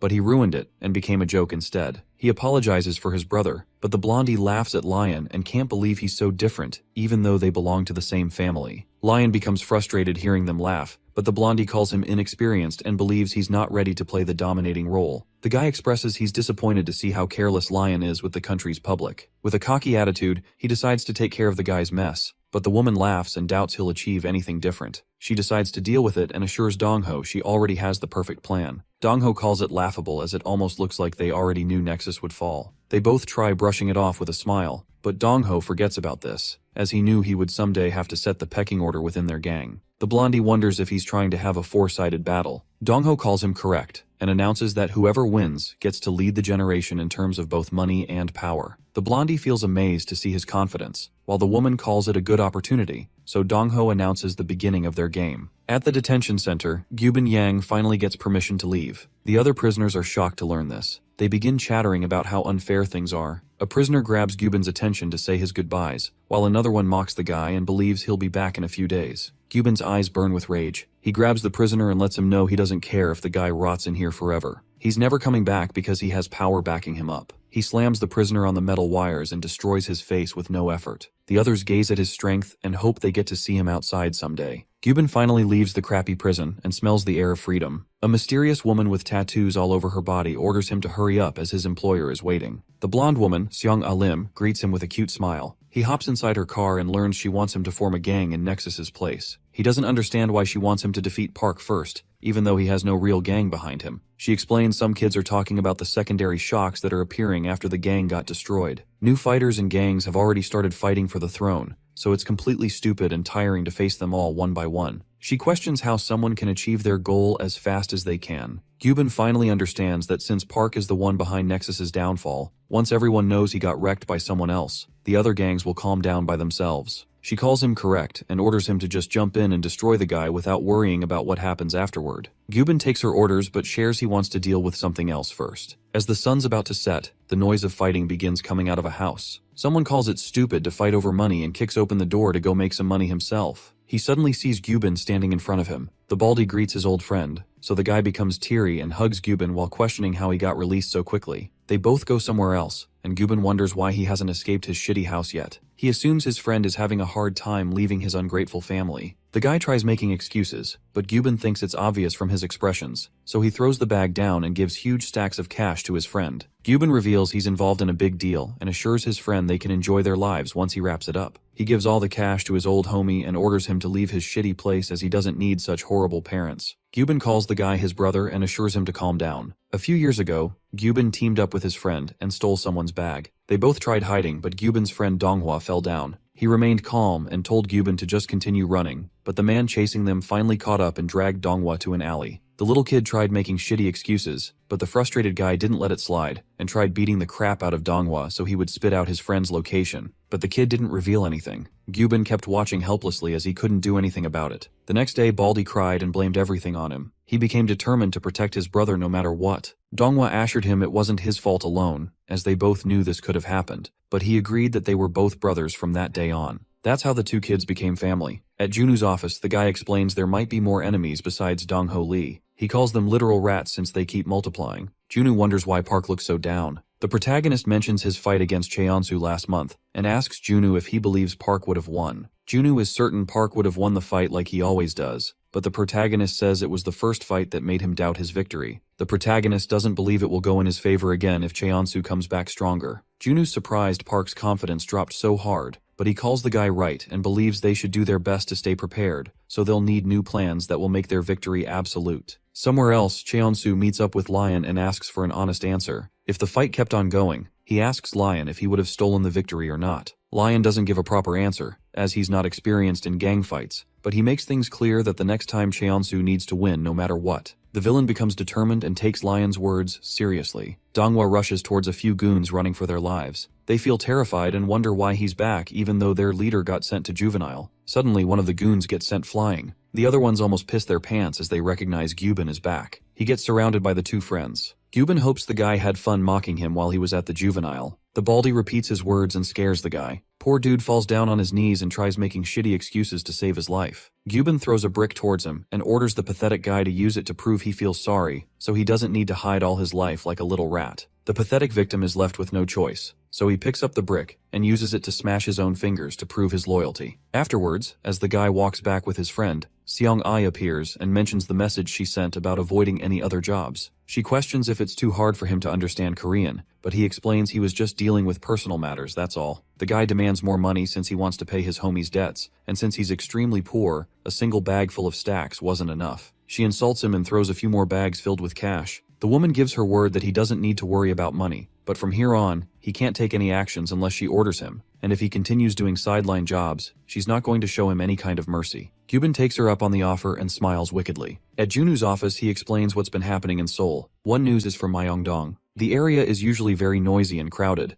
but these days there are no activities happening. He talks about Gangseo District next, and reveals the schools that were attacking each other have suddenly joined forces. They're now known as the League. Junu wonders why the public is having such different reactions seeing two unbeatable beasts arriving out of nowhere. Choi checks the reports and notices the same lover boy she met a few days ago is behind it. She takes charge of Gangseo District as she is sure she has met the guy before. At the convenience store, the weirdo still continues to regret what happened that day. Ever since he fought with Donghyun, his princess stopped visiting the store for ramyun. He accepts a guy like him might not keep her happy, but he still finds it hard to give up on her. The guy suddenly hears someone entering the store. His expression changes instantly as he sees his princess approaching him. She calls him Jonghyun Cheon, a 19-year-old who came back to Korea after Nexus was finished, and within days, he destroyed the schools nearby. With a serious expression, she questions if she got something wrong. Jonghyun swears he didn't do anything. He explains he got dragged into weird situations and feels horrible hearing his precious girl accusing him so casually. Choi gets confused, and as she tries to talk, someone throws a huge air cooler inside. The leader of Gangseo League pulls up outside to take revenge for the men Jonghyun beat up. He orders the weirdo to come out. Choi almost gets hit, but her lover boy saves her, and feels disappointed he couldn't show Choi his real side. But he gets ready to deal with the men all by himself, so he lets Choi pick her ramyun and enjoy. She becomes worried and offers help, but Jonghyun assures her not to worry, as he's going to destroy them within minutes. As the fight against Gangseo League begins, Jonghyun destroys the leader, and despite getting hit by a bat, he remains unscathed. The beast defeats all the men within 3 minutes, so he proudly asks his precious girl if she's done cooking. Choi feels anxious. They both sit down to clear all the misunderstandings, so the guy begins explaining and tries keeping it short. He calls himself an innocent student, which is hard for Choi to believe, but he continues and explains he was in Thailand before. But after he moved here, the information about him spread instantly, and he began getting bullied for being new. He was hoping to not stand out much, but the guys kept bullying him, so he ended up losing his patience and destroyed them. He mentions he learned Muay Thai from his dad's employee, who was a trainer, but despite winning against them, he frustratingly tells her his life became worse. He kept getting dragged into violence, and it didn't take long for word to spread everywhere. So students from other schools began popping out to challenge him, and the gangs even started giving him stupid nicknames. The guy feels mad about it but shares the rumors about him kept on spreading, so now students from other towns are ganging up on him too. He calls Gangseo one of them. Choi listens to everything but calls it bullshit. He tries to convince his princess that he's innocent but gets cut off by men suddenly bowing down in front of him. Jonghyun gets annoyed and calls the men weirdos, as they were trying to kill him just a second ago. Gangseo's men speak up and share they just wish to follow someone who's strong, so they all want him to be their captain. The lover boy wonders how they can call someone sir while they look 49 themselves. The man tells him age doesn't matter. They all wish to follow him because he's stronger, so they request him to become the leader. Jonghyun gets mad at them for pushing such weird expectations every second, but this makes Choi laugh out loud. She calls him a weirdo, but assures him she believes in what he said earlier. Since he's not some thug on the streets but knows how to move, Choi smiles and asks him to join her team. She hands over her phone and mentions her boss is a literal cash cow. Jonghyun takes the wrong idea, so he gets on his knees and shows his gratitude while politely taking her phone. The guy promises he's going to do his best just for her. Gangseo's men get confused at first, but they all get on their knees in front of Choi to follow their boss. Choi accidentally becomes the lady boss of their league. Outside the gym, a kid thanks Park's father for the training. He promises to do his best, and as he leaves in a taxi, Park's father gets a bit surprised as he notices his son standing behind him. He realizes there's something wrong with Park. The protagonist requests his father to help him get stronger. The guy becomes serious but knows this day was inevitable. Outside his school, the redhead contemplates his previous battles. Despite giving his all, the best he could manage was just a draw. Even against Jonghyun, he doubts he would have won the fight. He feels extremely frustrated and blames himself, but Choi surprises him from behind and,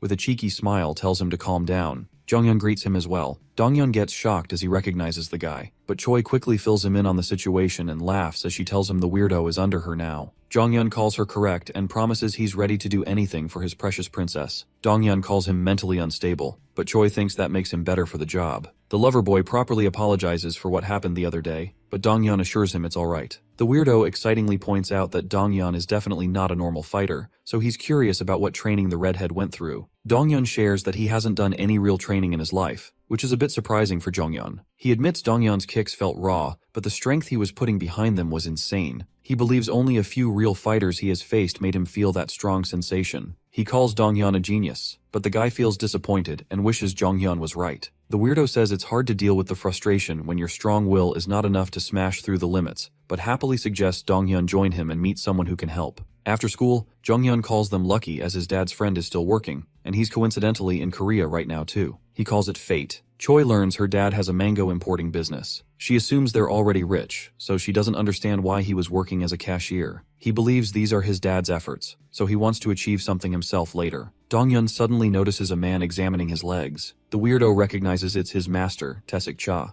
The old man begins crying after he finds out the redhead has such amazing quads. He believes the kid went through harsh training, so he can't help himself but cry. The weirdo excitingly agrees with his master. Taesik assures the redhead he already knows about the whole situation and asks if he wants to get stronger. Donghyun replies positively, so the teacher promises he's going to reach new heights after training under him. The old man feels motivated, so he moves his hand forward and asks Donghyun if he's ready. The redhead knows his teacher will have to go through real trouble dealing with him, but if he doesn't mind the burden, Donghyun bows his head and requests the old man's guidance and training. Taesik smiles and calls it perfect. At Park's father's gym, the protagonist continues training tirelessly and destroys another punching bag. His dad reminds him that he's really powerful even right now, so he wants to confirm if Park is sure about training. The protagonist tells his father it's really important, so the dad decides to roll with it since he trusts his son. But before they start, he asks Park to promise two things. Under normal circumstances, even if he feels enraged, his father wants him to avoid fighting if his opponent has no spirit to continue. Otherwise, he's not a real fighter. His dad explains the second thing.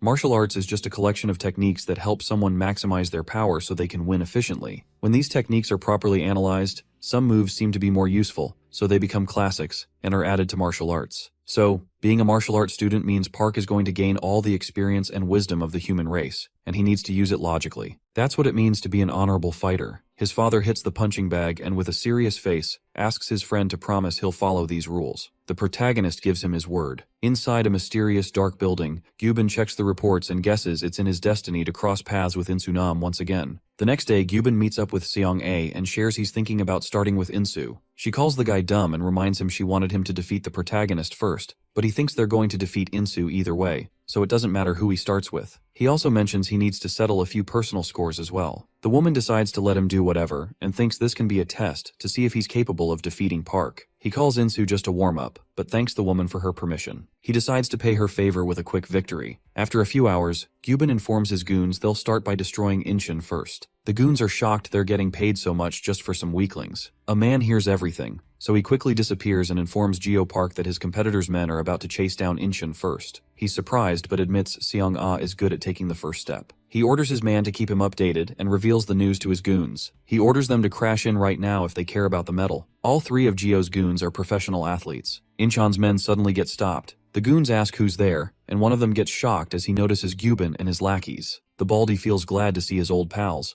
but without wasting a second, he throws them off their bikes and destroys them instantly. He orders his men to charge in, so they all wage war against Incheon and use weapons to defeat the gang. Banjung fights a few men while asking about Insu. He orders Incheon's men to call the leader ASAP. Gyubin feels nostalgic, but his friend believes there's a reason behind his choice. He doubts Gyubin would take such a long detour for just a warm-up, so Donghua expresses his curiosity. The baldy helps him recall the time he was in big trouble after having an accident. Incheon's the gang he was hiding behind, and Nam's gang became a safe place for him. Nam was kind enough to let Gyubin stay with them, even though Insu was hesitant and cautious about it. Gyubin felt weird at first, but learned Nam's gang was loyal and reliable. They had fights from time to time as they were living together, but time would always fix everything. He was finally inside a gang that would fight back to back, and during the war for Incheon City, Gyubin stood beside Nam and fought with everything he had. Donghua listens to the story, so Gyubin continues and shares he assumed they were all loyal people at some point. But despite calling them his family, he got betrayed, and they threw him out like he was some useless trash. He hates them more than his enemies, and tells Donghua the only guy he trusts and calls family is him. Insu rushes toward his gang on a motorbike to save his men. Gyubin was like family to the gang,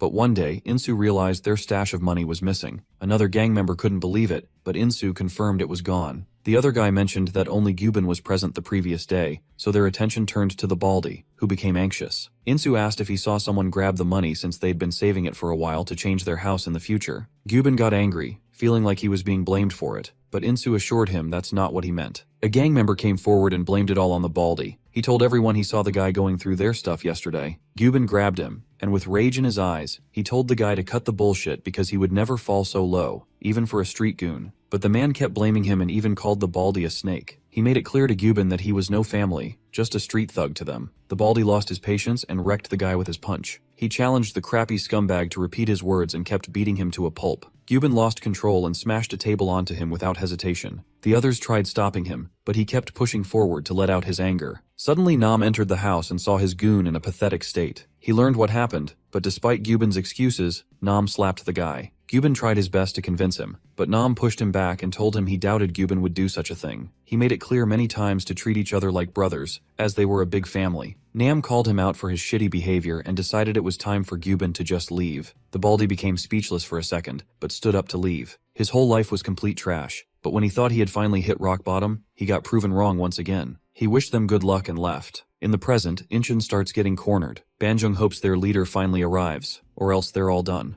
Suddenly everyone hears the bike rev as Insu makes a grand entry and wrecks a goon with his bike. He apologizes for appearing so late, while the gorilla motivates everyone to hang in there, as they can finally win. Insu greets his old homie, but Gyubin calls it stupid since they were never this close. Insu admits the baldy was framed. Just a few hours after Gyubin left, they found out the guy he destroyed was the real thief. But even though they wanted to apologize, Gyubin was already out of their reach, so the misunderstanding was never solved. Insu apologizes for what happened and hopes Gyubin can forgive him, but the guy laughs and calls the apology stupid after they threw him out like garbage. Gyubin doesn't let it slide, so he charges toward Insu to attack, but the guy dodges and hits him back, as he has no intention of losing so easily. Gyubin gets pushed back while Insu lets him know his brother didn't kick him out for some cash. It was because Gyubin crossed the line and destroyed his brother without mercy. Gyubin calls it bullshit, and as he got thrown out like garbage, he moves forward to attack. Insu throws a punch, but Gyubin grabs his arms with metal wires to stop him. Behind some sketchy alley, Geo admits Seong Ah is a dangerous woman. His man wonders if they're aiming to destroy Park today. Geo smiles at how daring he is, but that's the reason he trusts his men. He calls him correct but shares that today isn't the right time. He explains the real fight is happening within their group, and once the game is over, only one of them will come out victorious. That's why he wants to start by destroying the weaker ones, like Seong Alim first. His lackey finds the plan perfect, as it will be beneficial later. Geo calls him correct, and they both begin moving with their plans. The gang continues to fight with determination to not back down. Gyubin uses a glove and the metal wire to pull Insu toward him. He lands a powerful punch that sends the guy flying. Insu tries to attack as well, but the wire ends up ruining his movements, so he's unable to land any punches. The metal wire cuts deep into his skin whenever he tries to move. He gets completely wrapped in it, but Insu decides to sacrifice getting wounded, and pulls Gyubin in himself. The Baldy manages to dodge, smiles wickedly, and lets Insu know such crappy moves won't work against him. He reveals he grabbed the lefty because it's obvious he can't do much with his right hand. Gyubin uses this opportunity and lands the critical hit, but Insu realizes his opponent is just throwing random attacks since he's tied up. Insu uses this to pull Gyubin toward him again, as he wants to turn the tide for good. He uses all his strength to attack, but the Baldy slides down and pulls him so hard that the guy screams in pain. Gyubin recalls hearing them boast about friendship and standing up for each other. He doubts Insu can do all that when he can't even protect himself. Baldy frustratingly insults the guy and reminds him not to spit out bullshit he doesn't even mean. He continues wrecking the guy and lets out all the anger he had for so many years. Baldy always used to hate the word family, because to him, family were just people who would make his life worse just for looking them in the eyes. People who betrayed him, and people who would celebrate if he ever died. He would always see happy families on TV, but that made him feel shittier about his situation. Incheon wasn't anything different either, pitying him for his situation, acting like they actually cared. He used to hate them for their crap, but the worst thing was, Nam began giving him this false hope that was terrifying to him. He ended up getting used to it, but in the end, he got wrecked again, and whatever he was expecting actually happened. Gyubin's eyes were burning with revenge. He wanted to destroy Incheon, and whatever happened was enough to crush the little bit of hope he had left. Gyubin confronted his father afterward and tried to kill the shitty guy. In the present, Insu destroys his eyes with a headbutt. He apologizes again but lets Gyubin know he has crossed the boundaries and tried hurting Insu's family. For that, he's not going to back down. Insu wrecks the guy with a powerful punch. Gyubin goes flying away after such a hit. He realizes he played right into Insu's hands and ended up getting closer. He admits he's going to lose if this keeps going, so the Baldy tries maintaining his distance again, but Insu doesn't let him go so easily. He grabs the guy and hits him with an elbow attack, completely destroying his head. Insu continues to hit him, but Gyubin finally frees himself and gets back his distance. Insu pulls him back once more and lands another crazy punch. Gyubin wonders if the guy trained while he was gone, as he doesn't understand how Insu's gotten so much stronger. As he's getting his ass whooped, the Baldy tries remaining calm. He pulls himself back together and puts everything on the line since he never wants to lose against someone who betrayed him. Gyubin tries pinning Insu down. He grabs the guy and jumps off the edge so they both die. Insu manages to grab an edge. He keeps holding onto the metal wire so his old homie doesn't die. Gyubin frustratingly orders him to just let go, but Insu tells him to shut up as he's about to drop dead if he ends up falling down. Gyubin ignores his words as he doesn't mind dying, then getting saved by him, but Insu yells at him to cut his bullshit, which makes the guy go silent. Insu knows he's angry, but he orders the guy to just chill out for a second, or else he won't get the opportunity to continue his stupid fights if he ends up dead. Gyubin still talks back but instantly stops as he notices blood dripping down. Insu tries his best but the string breaks apart, so the guy drops into the sea. Gyubin feels satisfied with his life and guesses this type of death was just inevitable. As the guy slowly sinks in, Insu jumps in without hesitation, surprising the selfish scumbag. They both finally make it out to the shore alive. Insu feels glad his old homie is alive, but out of nowhere, Gyubin gets stunned as he sees his friend knocking Insu out with a bat. Donghua praises him for the efforts but reveals he already knew the Baldy would chicken out. Geo and his men appear as well. Gyubin realizes his friend betrayed him. The guy calls Baldy an unreliable wimp. He guesses Gyubin wasn't so useless in the end, so he thanks Baldy for giving him such an opportunity. Gyubin screams in frustration as it is hard to believe his own brother would betray him. He tries assuming the guy is doing this against his will, but his trash friend calls him stupid and makes it clear that he just wants money. Gyubin questions his situation at first, but begins laughing and calls Donghua out for his greedy behavior. The rat becomes silent hearing his words, but he loses control and wrecks his friend's face with the bat. The Baldy loses consciousness and falls down. Donghua calls him a wuss and believes he got what he deserved for keeping his hope about family alive. The next day, the secretary runs towards Seong-a's room and informs her they played right into Geo's hands. The boss already knows all of it. She admits she made a mistake since this much was expected from her competitor. She feels a bit frustrated but then points toward her fish tank and tells her secretary she never feeds any of them, but they still haven't starved to death. She reveals that despite having the same breed, they're not friends, but only victims and predators. She calls humans similar and believes they're playing the same game. At night, Geo celebrates the victory with some fancy dinner at a bar. He orders his men to stop hesitating, but Donghua reminds him they still need to deal with the protagonist and gather a whole gang for whatever he's aiming to do. Geo gets a bit surprised as he wasn't expecting his goon to be so passionate about their goal. He smiles and explains they really do need to deal with Park as fast as possible, but there's no way to defeat the monster without dealing with Junwoo first. Donghua feels confused, so the guy helps him understand. The protagonist gets to do whatever he wants without getting in trouble for it, because whenever he's done with his business, a lawyer comes in and cleans all the mess because of Junwoo's backing. So without his backing, Park will be nothing more than a wounded lion in the wild. Donghua guesses Junwoo isn't someone to joke about. The guy calls him correct but guarantees he'll take care of Junwoo himself. Geo admits Junwoo joined in with such aggressiveness, and it didn't take time for him to become a huge pain, but he doubts a wobbling baby can escape his traps. He's confident that once he starts going all out, Junwoo's career will end. Somewhere else, Junwoo reaches a building in a hurry and gets informed all the distributors are canceling the deals for some reason, which means their company's value won't hold up for much longer. Junwoo questions the reasoning behind this, but the informant shares he's still unsure as the distributors are just throwing shitty excuses. He guesses someone's pulling the strings to take revenge against Junwoo. The guy anxiously shares they need to pay 50 billion won tomorrow. He asks for a decision as they don't have any time to spare. Junwoo realizes they're starting with him first. He orders his men to check if banks can assist with the payment, but his secretary disappointingly informs that's not possible either, as the banks are refusing for some unknown reason. Junwoo admits he shouldn't have let his guard down. He tries remaining calm and thinks hard to somehow find a solution. Seong-ae appears out of nowhere and mocks him for calling himself a businessman since he doesn't even have 50 billion in cash. She greets the guy and lets him know she has the money he needs. Somewhere else, Geo believes his enemy is probably stressing about the closed distribution lines, as he was already empty after the expansion efforts. He thinks Junwoo has been defeated, so he lets his men deal with Park. The goons get ready to follow his orders, but Geo suddenly receives a video of him abusing a woman. The guy feels frustrated, but as he checks the sender, Geo grits his teeth with anger after learning it was sent by Seong-ah. He wastes no time and quickly calls the woman. She reveals she sent it through a trap phone, but finding the video that could tame him wasn't easy. She mentions more of his crimes and wonders why he's living such a shitty life. The cheeky girl threatens him with more videos and says she has a few journalist friends who might find these videos useful. He gets angry but controls himself and asks what she wants from him. The woman smiles and asks for a meetup. At night, Geo pulls up to the construction site and aggressively questions if Seong-ah is in the mood to fight him. He repeats his harsh words and reminds her that he knows some dark secrets himself, but the woman keeps smiling and believes he deserved it for getting in her way. She feels pity for him as the guy he brought with her might scare him. Junwoo comes out of the dark with an evil expression. Shio wonders why he's here. The guy assumes they're trying to flex their friendship, but Junwoo assures him that's not the case. He reveals Geo got called so he could propose an idea. Junwoo believes they're on the same boat, so they should chill out,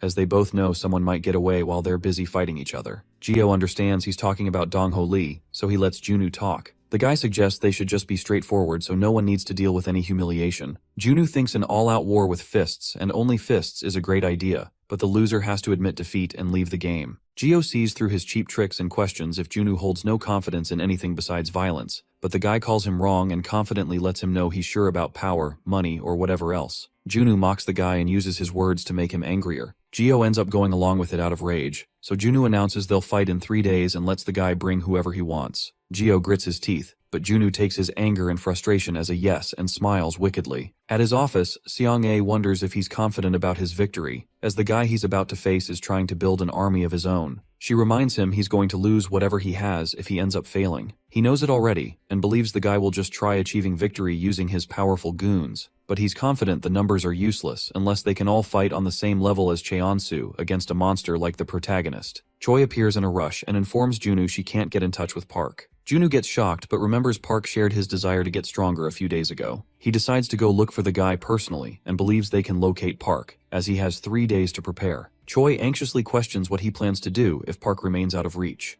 Junwoo calls it a stupid question, as he has already decided to fight. Dongyeon feels hesitant about it, as he doesn't want them to win, but Junwoo doubts he can hold the goons off all by himself since Park and Insu are out of reach. The redhead smiles and reminds him they have another guy for this job. Junwoo gets confused, but Choi realizes what he means. She pulls up with Dongyeon at the convenience store and requests the lover boy to join the fight. The weirdo agrees without wasting a second. Inside a locker room, Gio's man gathers the Korean athletes and reminds them that they're able to experience such great things thanks to the sponsorship SKS Entertainment provides. The stadiums and the education they're getting for free are all thanks to the company, but they need to make an effort for once. He calls them lucky as they're getting the chance to prove their worth in front of someone who's spending so much money on them. Donghwa gathers his goons and believes that despite being in a desperate, shitty situation, they're all unstoppable. He announces that at the stadium, they're finally going to show everyone their true worth. Both leaders order the goons to follow their orders. At the hospital, Gyubin finally wakes up but gets surprised by Insu. The guy smiles and shares that he's just here to check on his pathetic state. Gyubin gets angry but suddenly remembers how hard Insu tried to save him from drowning. He becomes silent and asks the guy to just leave. Insu confirms he's about to but suddenly stops and invites the baldy for a beer later. He shares that the gang is doing better than before. The goons are working hard learning trades and completing their part-time jobs. Insu mentions they even have a house bigger than the one he saw before, and there's an empty room left as well. Insu invites him for the beer again and hopes he actually pulls up.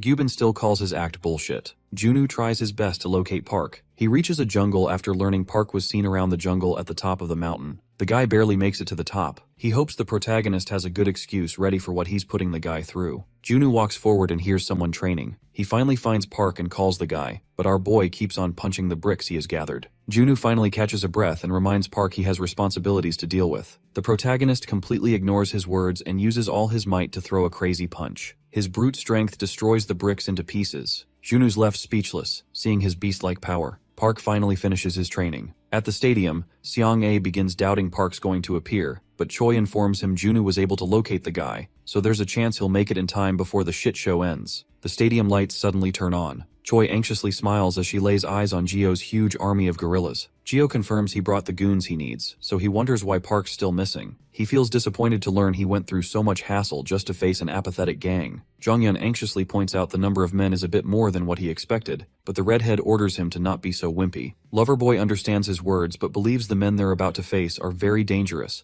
judging by the looks in their eyes, especially Donghwa and the guy in the tracksuit. Donghyun calls it his lucky day, as he's finally getting the chance to test out his strength. He confidently reveals he loves punching bags that actually fight back. Jonghyun smiles and calls the guy a worthy rival. He becomes motivated to challenge the redhead for the love of Choi. They both take a fighting stance and confirm they're ready. Gio believes they're underestimating him. He's curious to see how strong they are, so the guy challenges them to do their best without the protagonist. His goons get ready and charge toward Junwoo's men with weapons in hand. Donghyun warns the gang as he believes the fight might take the whole night to finish. Someone tries sneaking up on the redhead, but Jonghyun yells at him to duck and uses his kicks to wreck the guy effortlessly. Donghyun and Loverboy begin charging forward, destroying the men with their insane techniques and becoming unstoppable together. Loverboy advises his homie to remain cautious as they're getting attacked from all sides. The redhead assures him he's ready to get wrecked a few times whenever he enters a war. He appreciates the help, but makes it clear that Jonghyun doesn't get to lecture him just for that. The Loverboy smiles and hopes Donghyun takes the next one without complaining. Seong-ae feels disappointed seeing the weak gang Gio gathered. She stops worrying and admits she's impressed, as they can achieve so much even without Park in the picture. Choi reminds her things can change in a second, as the real fight hasn't even started. She points towards the gang leaders as they begin making their moves. Banjung notices Donghwa Lee and remembers Insu revealed Gyubin got backstabbed by the guy. Everyone kept believing he was just Gyubin's sidekick, but no one knew Donghwa was secretly trying to cook something. Insu heard Gyubin mention that if they both went all out, he was unsure about his victory. The only reason Donghwa was trying to avoid standing out was to keep his hands clean. He was aware of Gyubin's gullible personality, so he used the guy like a disposable tool. That's how he achieved so much through Gyubin effortlessly. Insu warned Banjung to be wary of the psychopath who didn't care about anyone but himself. The lover boy suddenly gets kicked in the stomach. He grits his teeth and asks the redhead to cover his own back from here on out. Donghyun lets him deal with his own business as he's busy destroying Donghwa himself. He lets out his anger on the rat that betrayed Gyubin without hesitation. He tries landing a kick, but Donghwa remains calm and calls the guy stupid for his overconfidence. He grabs a goon and uses him as a meat shield to avoid Donghyun's kick, leaving him speechless. Donghwa uses this opportunity to throw a strong blow. The redhead begins bleeding, so it's hard for him to properly see what's happening. He grits his teeth in frustration, but Donghwa believes he should spit out such bullshit with people he's close to. He reminds the redhead that he's not in his gang's circle, so if he's here looking for a fair fight, there's no way he's saving himself from this one. A few goons grab Donghyun from behind while Donghwa rushes forward to end his life. He destroys the redhead with a heavy blow, while the athlete and his goons confidently believe the fight is already finished since Dongyan is out of the game. He doubts anyone can take the redhead's place. The other athlete laughs and feels disappointed, as they couldn't even get a chance for some warm-up. Jongyun and the redhead fight with whatever they have to hold off the goons, and suddenly, the doors open, catching everyone's attention. The protagonist finally enters the stadium, ready to destroy them all. His fear alone stops the lowly goons from taking a step forward. They think it's like they're facing a wild tiger. Donghua yells at them to stop staring and destroy him, so the men scream and gather all their courage to rush towards Park. A few days ago, Park's father gathered the bricks and explained that Park's punches were like a hammer, and he had been putting strength into them using his body movement and dense muscles so far. But the dad told him he wouldn't be able to win with just those against a worthy opponent. He gave Park an example and then asked how he would go about breaking the wall. The father answered his own question by focusing all his strength on a small point before punching the wall. His punch broke through the wall's back as his strength got carried towards the core with that technique. The father believed he would become unstoppable with this. The protagonist understood everything his dad explained. Back to the present, Park uses the technique he learned to effortlessly destroy multiple goons at once. The athlete calls back all the goons and hits Park with a kick. He doubts the lackeys are even worth a warm-up for the protagonist. Park blocks his kick, but as he tries to attack, the gorilla athlete jumps in and tries pinning him down. The javelin expert jumps in and sends Park flying, but our boy lands on his feet safely and admits the blows are heavy. The athlete calls whatever he's heard about Park complete bullshit. He admits the protagonist may have the upper hand against weak goons, but in front of real athletes who train their bodies for literally everything, a weakling like Park has no chance of winning. The protagonist attacks again, but he's unable to keep up with the athlete's speed. He gets wrecked again, and as the guy's about to end the protagonist for good, Park uses whatever he's learned to throw a heavy punch. Choi gets surprised as she sees him getting overpowered by the athlete despite fighting seriously. The athlete calls him slow again and dodges the attack. He hits Park with his knee and continues destroying him, so our boy dodges the last kick and decides to ignore the rules he learned. He finally lands a terrifying punch, wrecking the athlete's face. The others notice Park's movements have suddenly changed and begin wondering if he has switched strategies. Even so, they remain convinced it will not affect the outcome. One of them lands another brutal knee strike to his mouth, while others pin down his arm so another fighter can kick him directly in the face. Our boy is sent flying, and everyone watches in shock, but despite all of that, he still manages to stay standing. His opponents finally begin acknowledging his strength. They admit that even without formal martial arts training, he is genuinely powerful. However, they believe the difference between them is still small, and in the world of competition, even a tiny gap is enough to decide victory or defeat. Park is hit once more, but this time he loses patience. He headbutts his opponent hard enough to nearly knock him out, then declares that he is done playing around. He follows it up with a vicious elbow strike to the head, completely shifting the momentum of the battle. The gorilla guy tries to interfere, but Park overpowers him with raw force. The man is visibly shocked that he is losing in a direct strength contest. After taking another punch to the face, he is left reeling and nearly collapses, realizing that one more hit might completely finish him. At that moment, Jiwoo suddenly shouts in frustration. He angrily questions how professional athletes are struggling against someone with no formal fighting skills. He warns them that if they lose, they can forget about any future support or sponsorship from him. This raises the stakes even higher. The athlete cannot help but wonder how the MC can possibly be this strong.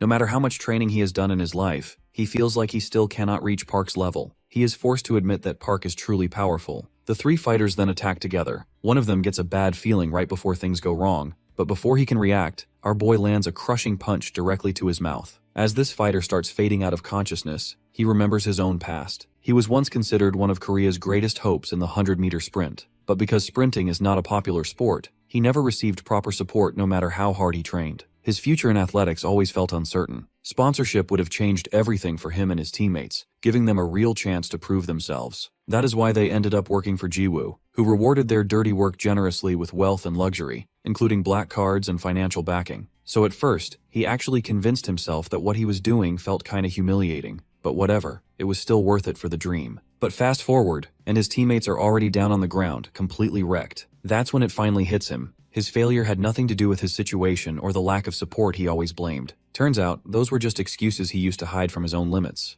The truth slaps him hard, and then he finally blacks out. Even after collapsing, dude doesn't get a second of peace before catching another hit. Weirdly enough, now that he's hit absolute rock bottom, he feels this strange sense of relief, though he also feels kinda dumb for thinking that way. Out of nowhere, the blonde guy storms in, pissed off, and kicks him for going down so easy. He starts yelling about how much money got thrown into this just to end like this, and demands that he get up and keep fighting. But instead of taking any more of that nonsense, our boy suddenly kicks Jiwoo, catching him totally off guard. Everyone's stunned. the athlete just as confused, realizing the beating finally stopped. Meanwhile, the white-haired girl watches from the stands and starts cracking up as the blonde guy ends up flat on the ground. The protagonist grabs him by the hair and makes it crystal clear that nowhere did anyone ever agree that he himself couldn't get hit. Before the guy can even process that, he gets punched in the mouth again. Meanwhile, the bigger fight is still going down. Kim's beat up bad, but the other guy ain't doing much better. Donghwa realizes they're screwed. One fighter is wrecking whatever's left of his allies, another's already down, and even taking out the redhead wouldn't change anything anymore. Seeing no better move, he finally drops to his knees and taps out. However, Dongyun just stares down at him and kicks him in the mouth. Even after Donghwa surrenders, the punishment keeps coming. The redhead straight up calls him pathetic and worthless. Back with Jiwoo, things get even worse. Punch after punch lands as he gets thrown around like a rag doll. Everyone else can only watch in disbelief as Park keeps hammering him with the same intensity he showed in the fight. The guy desperately brings up their earlier bet, insisting Park can't hit him since it was supposedly part of the deal. The protagonist coldly points out that he's heard about the bet, but he never actually agreed to any of it. Now genuinely scared, the blonde guy starts begging him to stop. For a sec, the protagonist hesitates, remembering his dad's words. His old man once told him that a strong person should never keep beating someone who's not willing to fight back, because restraint is also part of real strength. Too bad for Jiwoo, he immediately blows his chance at mercy by threatening Park again. He warns that if he takes one more step, he'll use all his crazy connections to completely ruin his life. Hearing this, our boy gives him a chilling grin, deciding that since Jiwoo's clearly still down to fight,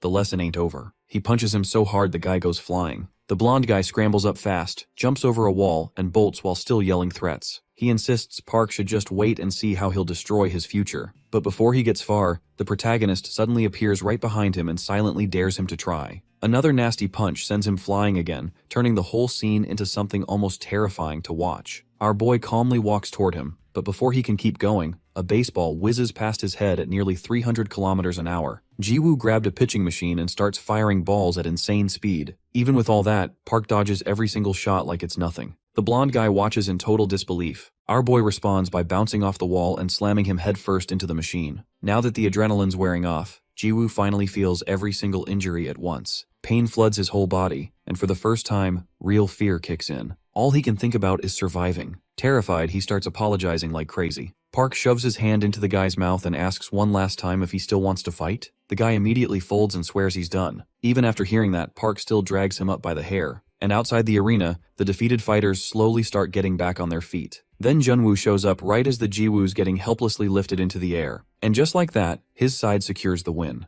The story then cuts somewhere else. Lee Dong-ho appears, calmly takes off his glasses, and reveals that everything's going exactly according to plan. Elsewhere, Ryan walks over to Cheon-soo and tells him that the time has come. Then it shifts again to Lee talking with Ryan. He says he never expected much from the others anyway. Even if they're half-brothers, they're still brothers, and there's no way they could succeed where Ryan himself failed. He trashes the others for trying to solve everything with money. The white-haired girl only leans on her cash, while Jiwoo stupidly buys athletes who have nothing to do with real fighting. In Lee's eyes, they're clearly not thinking straight. He explains that real power comes from confidence built up over time, and when you mix that confidence with fear, psychological dominance just follows naturally. At the end of the day, that's what really decides who wins. The scene closes by showing his whole army, as he confidently says that in the end, they'll be the ones who actually fight. He's convinced that after destroying Nexus in such a big way, Ryan's probably out of fresh ideas. The dark-haired guy just stares back at him in silence, making it clear the real fight is still ahead. Lee kicks off his operation, and all the soldiers immediately get on board with his orders. Real quick, it becomes obvious these guys are not your average fighters. Meanwhile, back at Junwoo's place, Choi complains why Seonga is there. Hearing this, the white-haired girl calls her vulgar, since she has been fighting with her ever since she arrived. Choi instantly gets offended, but Junwoo steps in before things get messy. He tells everyone to chill because she's on their side now. Not only has she already helped them out, but she's also the only one who actually knows anything important about Lee. The white-haired woman explains she's got her own reasons for joining. Since she loaned Junwoo a stupid amount of money, she can't afford to watch them fail. Hearing that,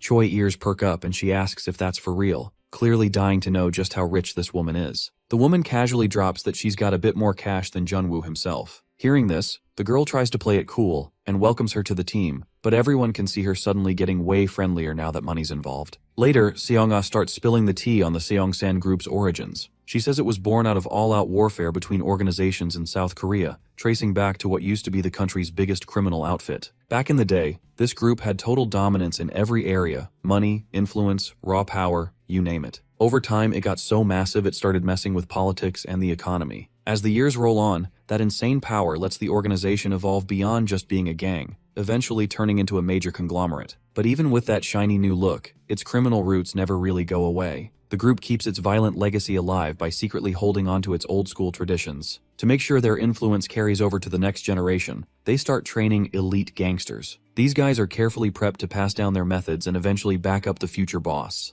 The next heir is supposed to inherit not just the organization, but all the authority that comes with it. When someone asks if these people are legit elite gangsters, Seonga confirms they absolutely are. She explains the organization is always keeping an eye on talented young people. Once someone gets picked, they go through brutal, super disciplined training until they're basically turned into human weapons. Junwoo finds this weird and asks if the organization already has people training to become elite gangsters, then why was Nexus even created in the first place? She says this is directly tied to Ryan, who's second in line to inherit the organization. Nexus was basically his chance to prove himself. It was his shot at building his own rep and showing what he could do. Junwoo quickly puts 2 and 2 together and figures Lee must not have been happy with Nexus at all. He realizes Ryan probably meant to use Nexus as proof of his strength, to show the organization he was worthy of inheriting everything once the project was done. The white-haired girl is amused that Junwoo's finally starting to think like a strategist. At that point, Park asks if she's saying these elite gangsters are even stronger than Cheonsu. He immediately gets annoyed and insists that Cheonsu isn't just some ordinary dude, he's the toughest opponent he has ever faced. We then go back to a flashback where we see a kid beating up a bunch of other guys. A man in suit gives him a pat on the shoulder and tells him that he is accepted in their organization. Hearing this, the kid thinks that it doesn't matter where they came from or who they used to be. The only world they got to know was the world of the strong.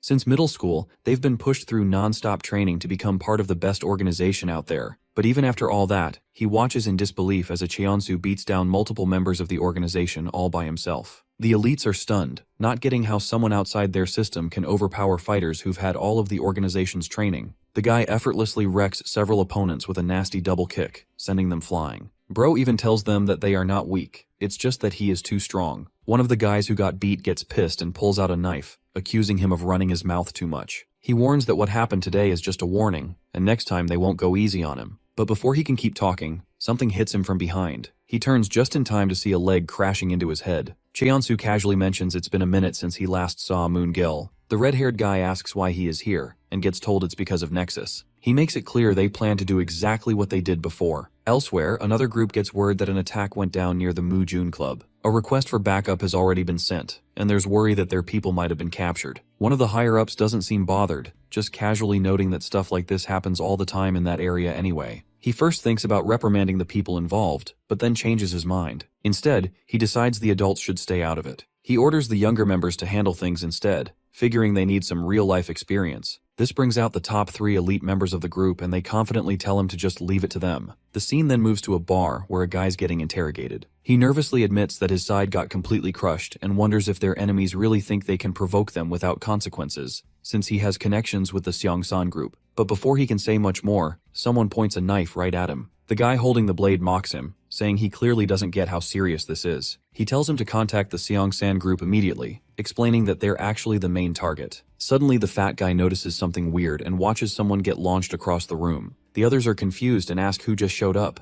They're told it's only 3 people, but even with those low numbers, these Seongsan group trainees managed to wipe out MT Masan by themselves. Hearing this, the guy quickly realizes these are exactly the people they've been looking for. Before anyone can even react, one of the guys next to them suddenly gets blasted and sent flying. The top elite guy steps up and shuts down all the yapping, deciding it's finally time to clean up what he sees as straight-up trash. The others get visibly pissed, while their boss remarks that these new guys must have a serious death wish if they're coming at them this openly. After a bit, the top elite is shown just casually dominating the battlefield, stepping over beaten opponents like the fight is totally beneath him. The fat guy keeps thanking him for the help, but Byung straight up humiliates him by smacking him across the face. He warns him this is the last time he'll let his mistakes slide, and makes it clear there won't be another warning. Later, as they're leaving in the rain, he is about to light a cigarette when a car suddenly rolls up. A man gets out and hands him a phone saying he got a call from the young master. When the guy picks up, he gets scolded by Lee for sending a bunch of kids since they all got beat up by Cheonsu. The guy gets mad and tells him to show up right now.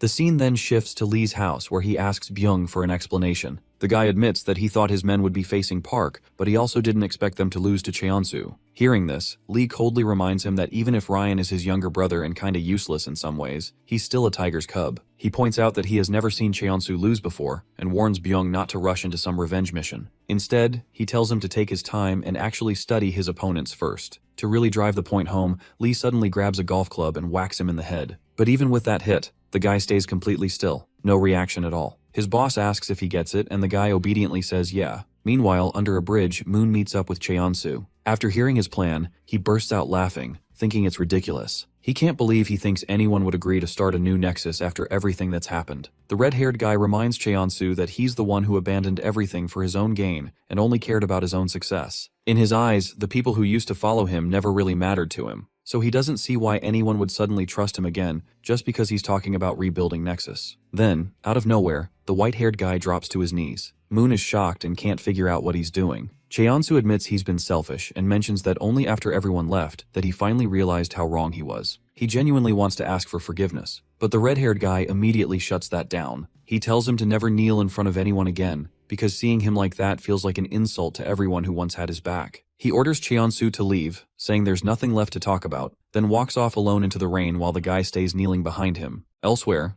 Jongyun watches the redhead training and comments that this is exactly what he expected. He notices Dongyun's guard and overall defense have gotten way better, proving all that hard work is finally paying off. The redhead, though, still isn't satisfied. He feels like he's nowhere near strong enough yet. While training, he remembers a conversation with his master, who once asked him why he fights. His master taught him a key principle of Muay Thai that the reason for fighting has to be fully channeled through your fists. He thinks about how, up until now, he's just been a burden to Park. But from this point on, he decides he's finally going to do his part and stop leaning on others. Filled with determination, he keeps training and lands a massive kick that completely shatters a wooden dummy. His friend watches, pretty impressed, thinking this is exactly the level expected from him. At the same time, he realizes he can't afford to fall behind either. Back at Junwoo's place, he explains that from now on, everything's basically going to be a one-on-one showdown. If they move carelessly or make dumb decisions, they'll be easy pickings. Getting caught off guard would mean instant defeat, so everyone has to be super careful from here on out. The white-haired girl argues that giving the enemy time puts them at a disadvantage, especially since they're already outnumbered. She suggests going after Ryan could be a smart move since he seems like an easier target. Junwoo immediately shoots that down, warning it's way too risky. Since Cheonsu is with him right now and has become an unpredictable wild card,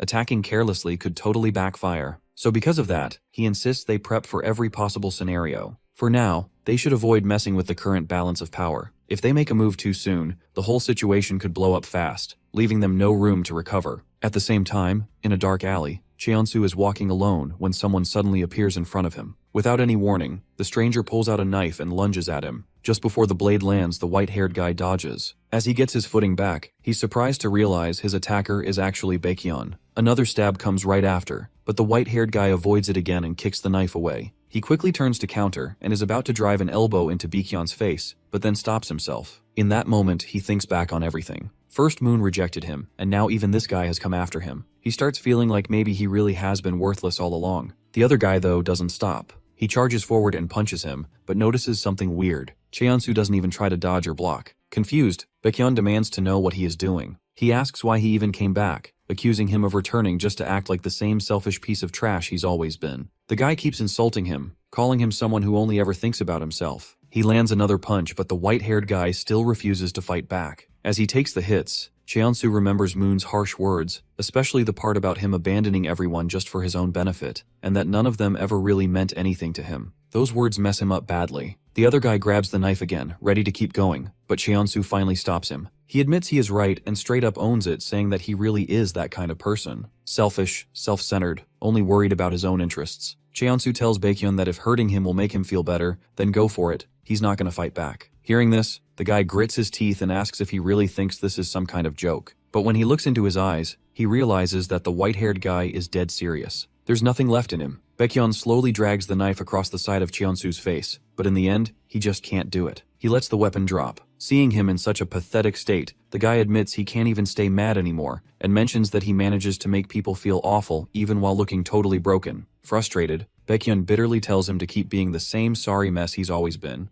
then leaves him there alone. The scene then cuts to a gym, where our boy is going crazy on a punching bag. He throws punch after punch with insane power until he finally hits it hard enough to destroy the thing completely. Covered in sweat, he mutters in frustration, clearly annoyed by everything going on around him. From a distance, someone's secretly watching him. The elite members report that they've finally located Park. Meanwhile, Cheonsu tries approaching the former Nexus members one by one, hoping to talk to them and maybe rebuild some kind of connection. But every single one of them ignores or shuts him down. At the same time, the elite members quietly watch and follow him from a distance. A report gets sent to Byung saying Park is currently staying inside the gym and isn't going anywhere. As for Cheonsu, it's confirmed that all the former Nexus members are rejecting him. After hearing this, one of the guys lights a cigarette and calmly orders everyone to start moving. Their operation is kicking off right now. At the old Nexus building, Ryan wonders if things really had to end like this. He always knew rebuilding wouldn't be easy, but he at least hoped Kim wouldn't quit halfway. He knows that without Park, the gangsters tied to his family, and the support of former Nexus members, they've got almost no shot at winning. Feeling pessimistic, Ryan admits this might really be the end. Cheonsu, though, refuses to accept defeat. Even knowing everyone resents him, he insists he can't give up no matter what it costs. When Ryan asks what he's planning to do, he doesn't give a real answer, and simply walks away. At the same time, a guy rushes to Lee with urgent news. He reports that Cheonsu is attacking them right now. Lee initially refuses to believe it, convinced Nexus couldn't possibly be back. But the guard quickly clears things up, telling him that the man is attacking alone, and he's doing it completely blinded by rage. Lee is almost amused by this and comments that Cheonsu is totally insane. At the same time, Byung walks in and tells them not to worry. In the end, the white-haired guy was someone they planned to take out eventually anyway. He adds that if Nexus had actually regrouped, the situation might have been a problem. But since everyone abandoned Cheonsu, this should be an easy fight. Meanwhile, Bro is already fighting on his own against a bunch of enemies. One thug rushes at him with a club, but he easily dodges and counters with a shot to the face.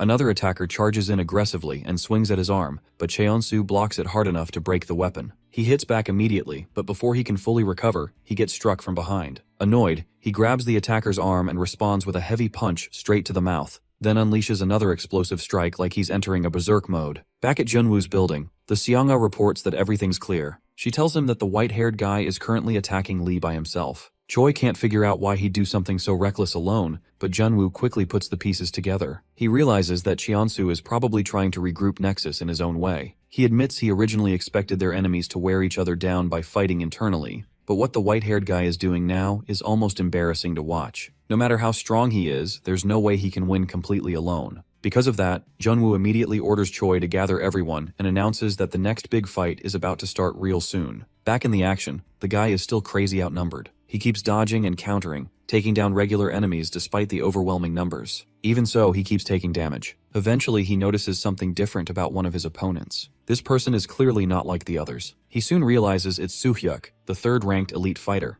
The guy admits he is stronger than expected, but calmly says it won't be enough. In his opinion, if Cheonsu really wanted to win, he shouldn't already be this gassed. He explains that everyone he has fought so far were just disposable pawns. From here on out, he'll be facing real elite warriors. Not only that, but Cheonsu is already completely worn down. Every opponent from now on will only be harder to beat. The white-haired guy, though, isn't trying to hear it. He tells him to shut up and fight. The elite fighter calls him arrogant, claiming that without Nexus, he is nothing. Right after, everyone rushes him at once. The fight turns into total chaos as punches and kicks coming from every direction. As Cheonsu gets beaten down, he silently admits the man is right. He knows he betrayed Nexus's trust and thinks he deserves to go through all of this alone. Even while getting overwhelmed, he refuses to give up again. He keeps fighting through the pain, throwing shots at his opponents relentlessly. As he struggles, one thought stays stuck in his head. He can't disgrace Nexus any more than he already has. He thinks back on everything he did chasing success. Violence, fraud, blackmail, betrayal. Every crime he committed was fueled by this obsession with winning at any cost. That obsession ran his whole life. In the end, nothing else ever mattered as long as he could succeed. That's the kind of person he became, and now he's finally being forced to face how empty that mindset really is. Cheonsu accepts that this is exactly the kind of trash he chose to become. As he gets whacked in the mouth with a stick, he thinks about how shameful his actions have been. Memories of every Nexus member start flooding his head. Even after everything he did to betray them, the last people on his mind are still his former friends. Weirdly enough, that thought alone gives him a little bit of peace. Just as another thug is about to keep swinging, he suddenly gets blasted in the chest and sent flying. Everyone turns, totally surprised, and Soo-hyuk immediately recognizes the newcomer. To his shock, it's not just Moon showing up, it's the whole Nexus crew standing together behind their bro. The white-haired guy is speechless. Ryan explains that while fighting might his thing,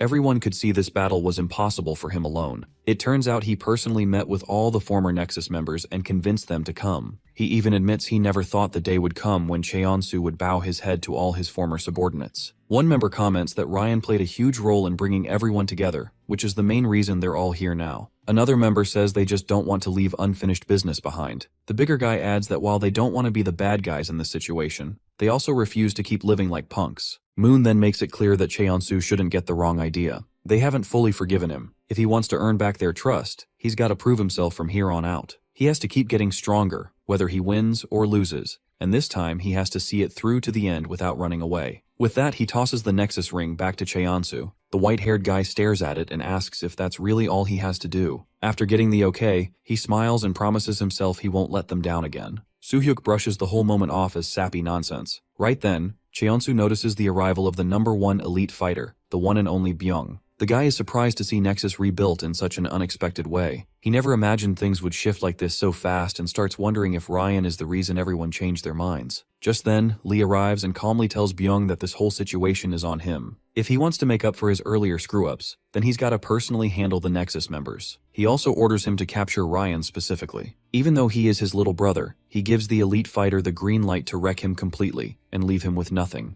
Byung takes the order without hesitating and immediately charges at Cheonsu. The white-haired guy quickly notes that he is fast but not fast enough. The fight finally pops off. Nexus members clash with the enemies all around them while their leader and #1 elite guy start their own intense brawl. Cheonsu spots an opening and drives a nasty strike into Byung's stomach. As he fights, he realizes he can read all of his moves. The man caught off guard by how much stronger Cheonsu is than he expected. He's only ever heard rumors about those weird eyes that supposedly predict an opponent's every move. Despite that, he pushes forward aggressively and grabs his arm. He mocks him, claiming the only reason he ever dominated before was because the elite fighters weren't around. In his eyes, no matter how strong he seems, him and Nexus are still just bugs. The guy then stomps him down and arrogantly says Cheonsu only rebuilt Nexus so it could get destroyed all over again. Just as he gets ready to stomp on his head, the white-haired guy sweeps his legs out from under him. In an instant, the tables turn, and now Byung's the one getting his head stepped on. Cheonsu coldly tells him he talks way too much trash. He points out that he is fighting without Park, yet he still walks around with crazy confidence. The white-haired guy firmly believes he has no chance against him because he can read every move before it happens. A quick flashback shows where this ability came from. As a kid, Cheonsu almost got killed by a wild dog. In that life-or-death moment, he first felt what it was like to predict an enemy's movements. From then on, he slowly developed the ability to read the body language of everyone he faced. Fighting and games both came naturally to him because everything felt almost too easy. But even with this gift, it still wasn't enough to beat Park. That realization forces Cheonsu to dig deeper into his own ability. In his eyes, Park is like the real king of the jungle. He's got that unmistakable look of an apex predator. He keeps replaying every detail from facing him.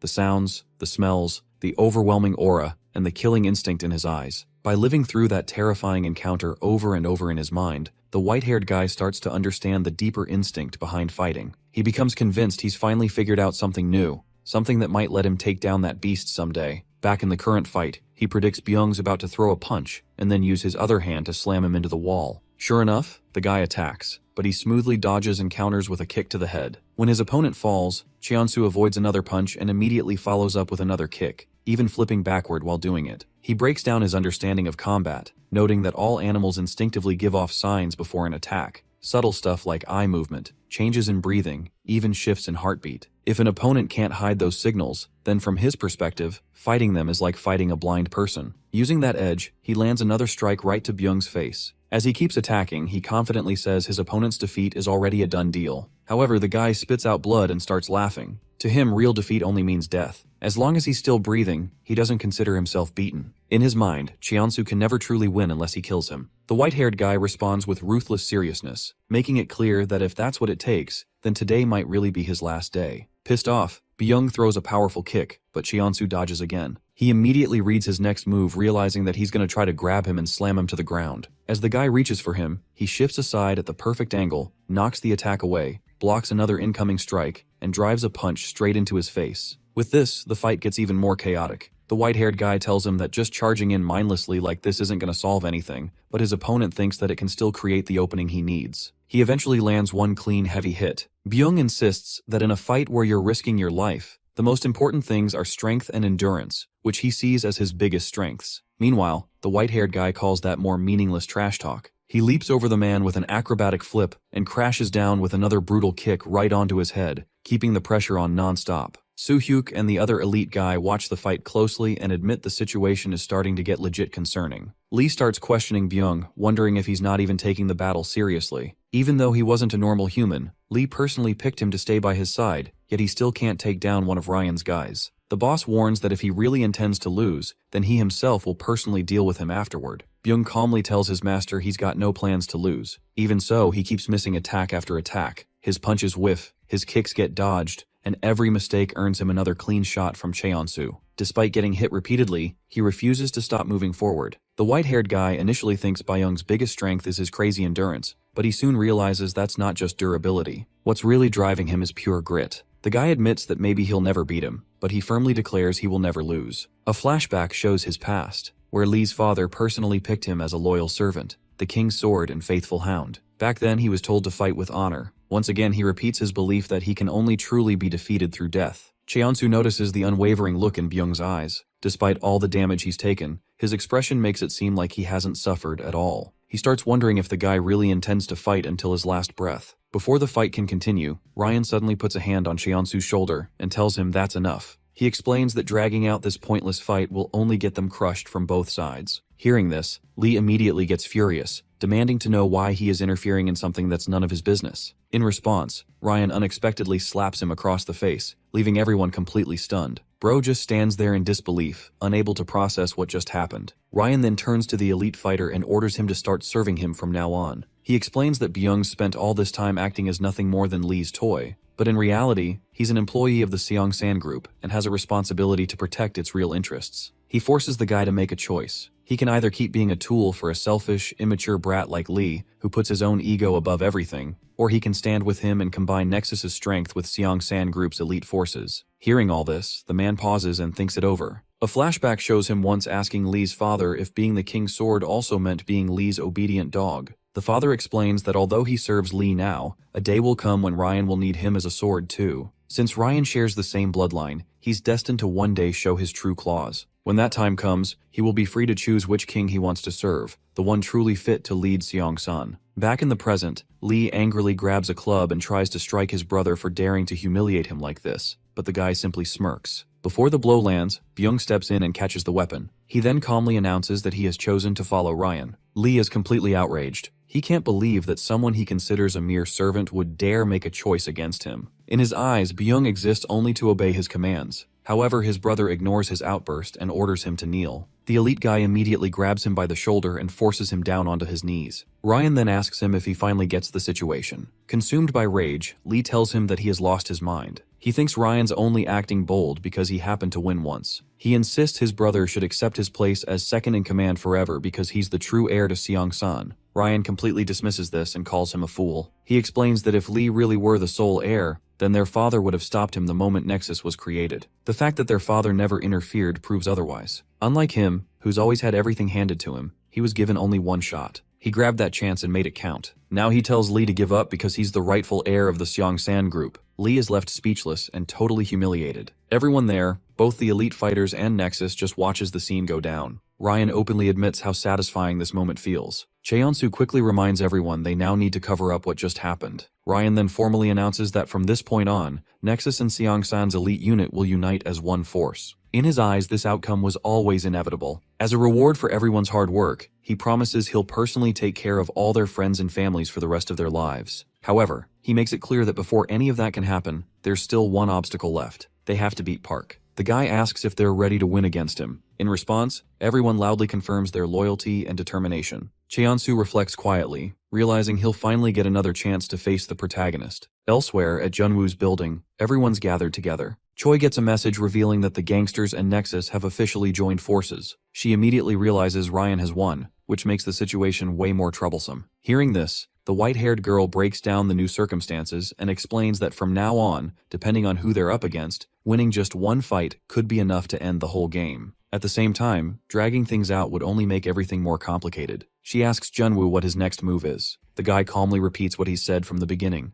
No matter how much money they have to burn, all they need to do now is prep for battle. In fact, he thinks this war might actually be simpler than he originally expected. The next day, Ryan is shown staring out toward the horizon, thinking that only one final step remains. Just then, he notices a car pulling up. When the driver steps out, it turns out to be Junwoo. Ryan immediately comments on how terribly the car is parked, joking that only a criminal would park that badly. Junwoo jokingly thanks him for what he chooses to take as a compliment, then changes the subject and asks if Ryan liked his present. The gift turns out to be a massive pile of evidence. Documents exposing corruption, tax evasion, Seongsan Group's ties to Nexus, shady dealings going back generations, and illegal activities involving politicians, lawyers, and TV companies all connected to them. Ryan asks what he actually wants in exchange for all this, and the guy reveals that he wants the permanent dissolution of both the organization and the whole game itself. Hearing this, Ryan casually grabs the briefcase full of evidence and chucks it down from above, making it clear he doesn't see the Seongsan Group as something so easy to threaten. He reminds the guy that Seongsan's reach goes into every corner of South Korea, touching a ton of industries and big-shot figures. Because of that, he asks him if he really thinks threats like that are going to get him anything. Junwoo admits he's got a fiery personality for sure, but he fires back by deciding to risk everything too. He throws in all his company shares, his assets, his cash, and even promises he'll never go against Seongsan again if he loses. With nothing left to hold back, he urges Ryan to stop dragging things out so they can finally settle this once and for all. Ryan finds the proposal pretty interesting. Since both sides are now willing to bet it all, he decides to add something of his own. He asks the guy if he is also willing to give up his friend's house that was left to rot in the middle of the city, since he likes things with a bit of story behind them. This makes the guy chuckle, and Ryan tells him that he can decide the location. After thinking it over, Junwoo decides the final showdown will go down in 3 days at the OJ Group headquarters. With that, both sides treat the deal as officially done. Ryan accepts and admits he's already looking forward to what's coming. Soon after, employees at the OJ company start getting weird messages on their phones. Confused, they check the notice and find instructions telling everyone to work from home for a week, because the company building is supposedly getting internal renovations. That same night, Seong-ah comments on how insane Junwoo really is. Betting a huge fortune on a single battle that'll decide everything seems reckless, but at the same time, it's super clever. In her eyes, he's both shameless and brilliant, probably the craziest person she's ever met. She asks him how it feels to finally be at the moment he's always wanted. Junwoo quietly wonders what else he can even do at this point. As he thinks about his friend, he questions whether worrying now would even matter when everything's still unfinished. With a tired and kinda sad look, he admits all he can do now is clean up the mess.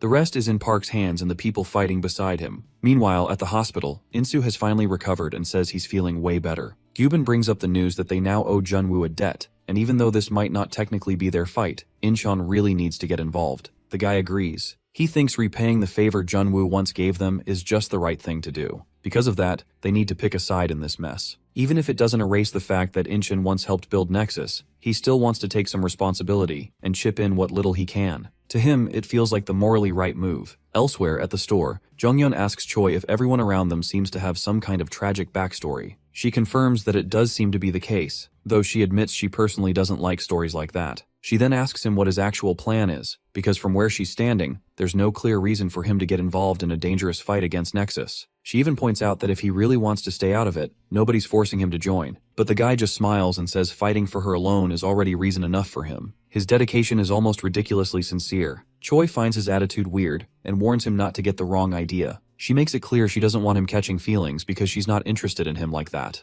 The guy takes it surprisingly well, explaining that what he feels for her isn't romantic love in the usual sense, it's more like pure admiration, kinda like having a harmless crush on a celebrity. Outside, the others jokingly mourn his rejection. As the final day gets closer, the redhead is shown running until he eventually finds Park. While thinking back on everything that's happened to him, Donghyun also pauses to reflect on his own journey and all the stuff he's been through. After a moment, he just tells the protagonist to win this time. Hearing this, our boy pauses for a moment and assures him that he will do it. At last, the day of the final battle arrives and the entire gang gathers together. Park checks to make sure everyone's present, and with that confirmation, the final war officially kicks off. On the other side, the whole Nexus and Elite unit also start showing up, getting ready for the big showdown. In front of Junwoo's building, everyone stands around carefully reviewing the contract. A lawyer explains the terms. The loser has to hand over everything they own to the winner. This is a real all-or-nothing gamble. To make it legit, both sides have already signed. There are only 2 official ways to win.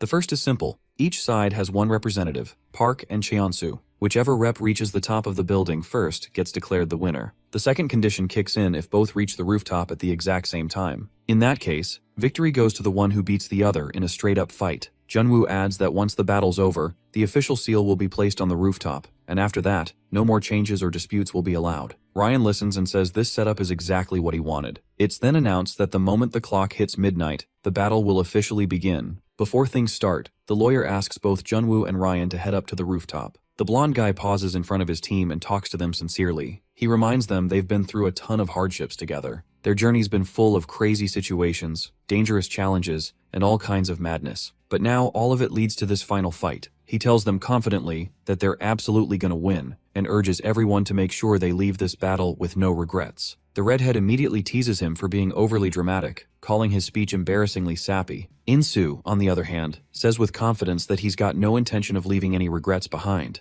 Meanwhile, our boy Park straight up says there's no way they can lose. Hearing all that reassures Junwoo, who admits their confidence is a relief. On the other side, Ryan addresses his own crew. He tells them that if they win this fight, they'll get control over everything. He orders them not to just try, but to make victory happen no matter what. And above all, he commands them to show absolutely no mercy. His whole group responds in unison, loudly backing his order as they gear up for the final showdown. As the clock ticks closer to midnight, the final step of the plan finally begins. Junwoo and Ryan are already posted up at the top of the building as everything finally kicks off, and people immediately rush inside, grabbing their assigned spots like they were told. Meanwhile, Dongyun and Park are chatting about whether they still remember the strategy. In his memory, Junwoo had told them that the building has 33 floors, plus a 34th rooftop level, but the elevators only go up to the 32nd floor, so the last 2 floors have to be taken by stairs. Since Ryan's crew has more people, they're expected to take control of the elevators. That's why one of the elevators has to be blocked by Incheon. This job goes to Insu's group, including the fat guy, even though everyone knows it's going to be tough. Still, he insisted they do whatever it takes to make sure Park and his crew can keep climbing.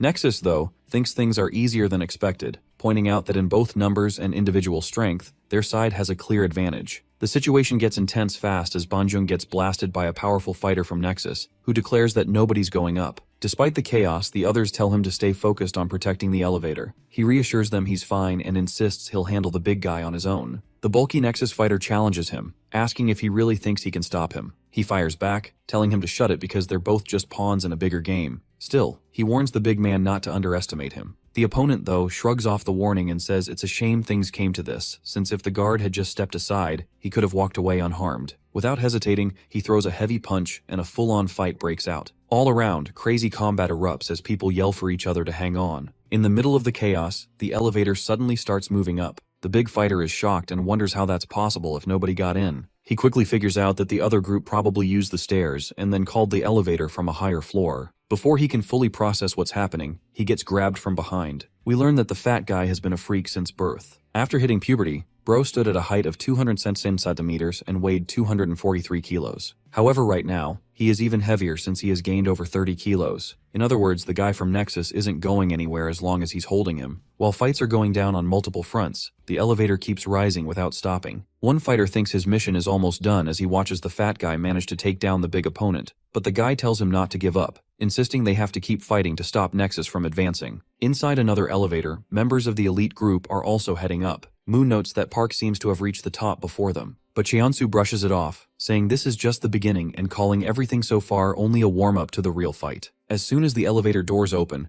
Insu is already waiting outside, staring them down and daring them to make a move. Without missing a beat, he launches forward to attack the white-haired guy, but Moon steps in front to block him. He tells Cheonsu to keep going up while he handles the small fry, and he agrees, telling him to win the fight. Insu remembers that Moon once said he'd never come back to Nexus. He thought the guy was dumb, but not this dumb, and immediately throws a strike. Moon fires back verbally, refusing to back down and saying he'd rather see things through than run away. With tensions maxed out, Insu declares it's time to settle everything and goes straight at him. Elsewhere, Byung tells the white-haired guy to head to the rooftop alone, while he and the others deal with the enemies. Looking up, he spots the redhead and the attendant ahead. The attendant acknowledges that the opponents are strong, and when asked, he clarifies he's not scared, he just thinks they should take them more seriously. Byung then tells Cheonsu to move forward, assuring him they'll handle the rest, and another fight breaks out immediately. Meanwhile, the white-haired guy calmly keeps climbing the stairs, believing that everything he wants is right behind that final door. He feels confident that once he wins this fight, he'll finally get everything he's ever wanted. When he reaches the top,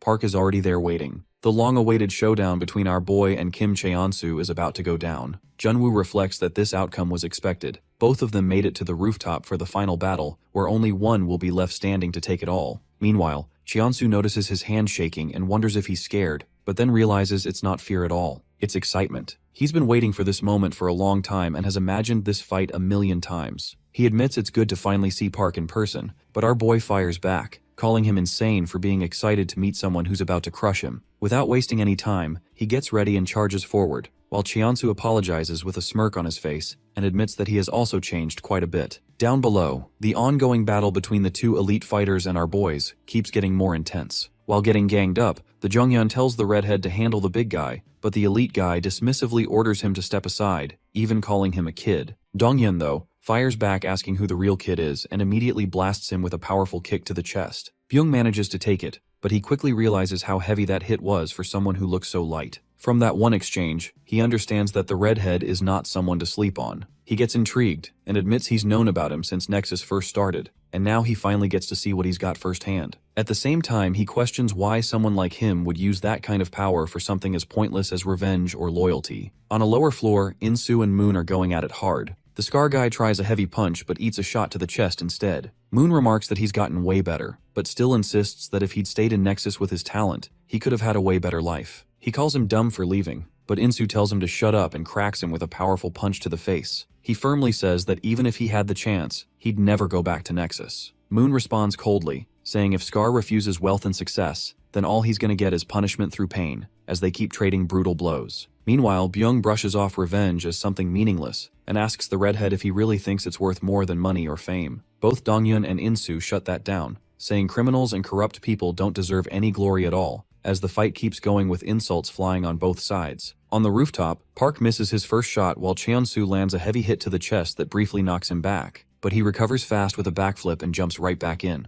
As he attacks again, the guy reads the move and dodges. Park gets frustrated, feeling that same annoying sensation from their last fight as Cheonsu keeps slipping his attacks. Then out of nowhere, the white-haired guy hits him clean in the face and sends him sliding back. Seeing this, he comments that Park looks like he's about to fall apart and asks if he was really as hyped for this fight as he said. He even tells the protagonist to take things more seriously and show the same fire he had earlier. This makes Ryan smile and he wonders what they're even supposed to do since victory seems way too easy. Meanwhile, Junwoo finds the whole thing hard to believe, especially seeing Park under this much pressure. He himself feels like something's off and wonders if Cheonsu trained hard enough to get this much stronger. Pissed off, he shouts that this is their final fight and tells Park to let loose everything he's learned without holding back. Our boy remembers the punch he trained for and gets ready to use it. The white-haired guy asks if he really prepared anything at all and warns that stalling any longer is just going to make things pointless. As Park charges in with a flying kick, he immediately gets cracked in the face by a counter. His ears start ringing from the impact as another blow follows. Despite that, he wonders if that's really all there is. The punch is strong, but it still feels like just a punch. He fires back with a knee strike, but before he can keep going, he gets hit with an uppercut that sends him flying backward, coughing up blood. He admits that last hit felt way stronger than the others, even though it looked the same. Park charges again,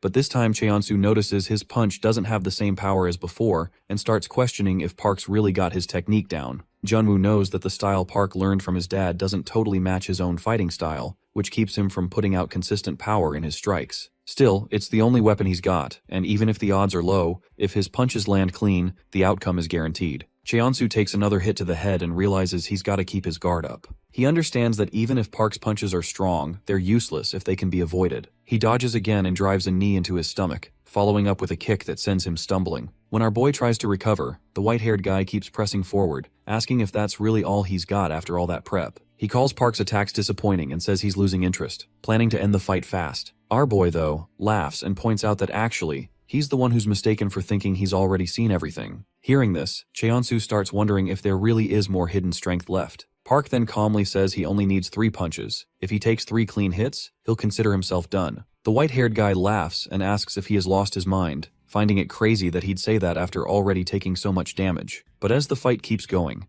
Cheonsu suddenly finds himself barely dodging another attack at the very last second. The impact is so close that it only leaves this trailing force slicing through the air right by his face. We learn that even though landing this technique is basically a miracle given Park's physical condition, the style itself is something uniquely refined. He'd originally thought this new move might mess up his body, but he still trained it like crazy. Now that it finally works in a real fight, he gets why his dad was so set on teaching it in the first place. In the middle of the exchange, Park drives his arm deep into Cheonsu's gut with brutal force, sending him flying across the area as he crashes hard into stuff behind him. Park calmly counts down, believing only 2 hits are left to meet his condition. Meanwhile, on the 32nd floor, another wave of fighters rushes in and immediately goes after Insu. He dodges their attacks, counters one with a punch, slips another strike, but still ends up taking damage since he's getting swarmed. Surrounded, he gets kicked back and realizes things are getting worse. Even though his team's still holding the elevators, enemies keep finding ways to move up. Fighting Moon alone is already tough, but dealing with backup makes it almost impossible. He figures collapse is just a matter of time and immediately heads for the stairs instead.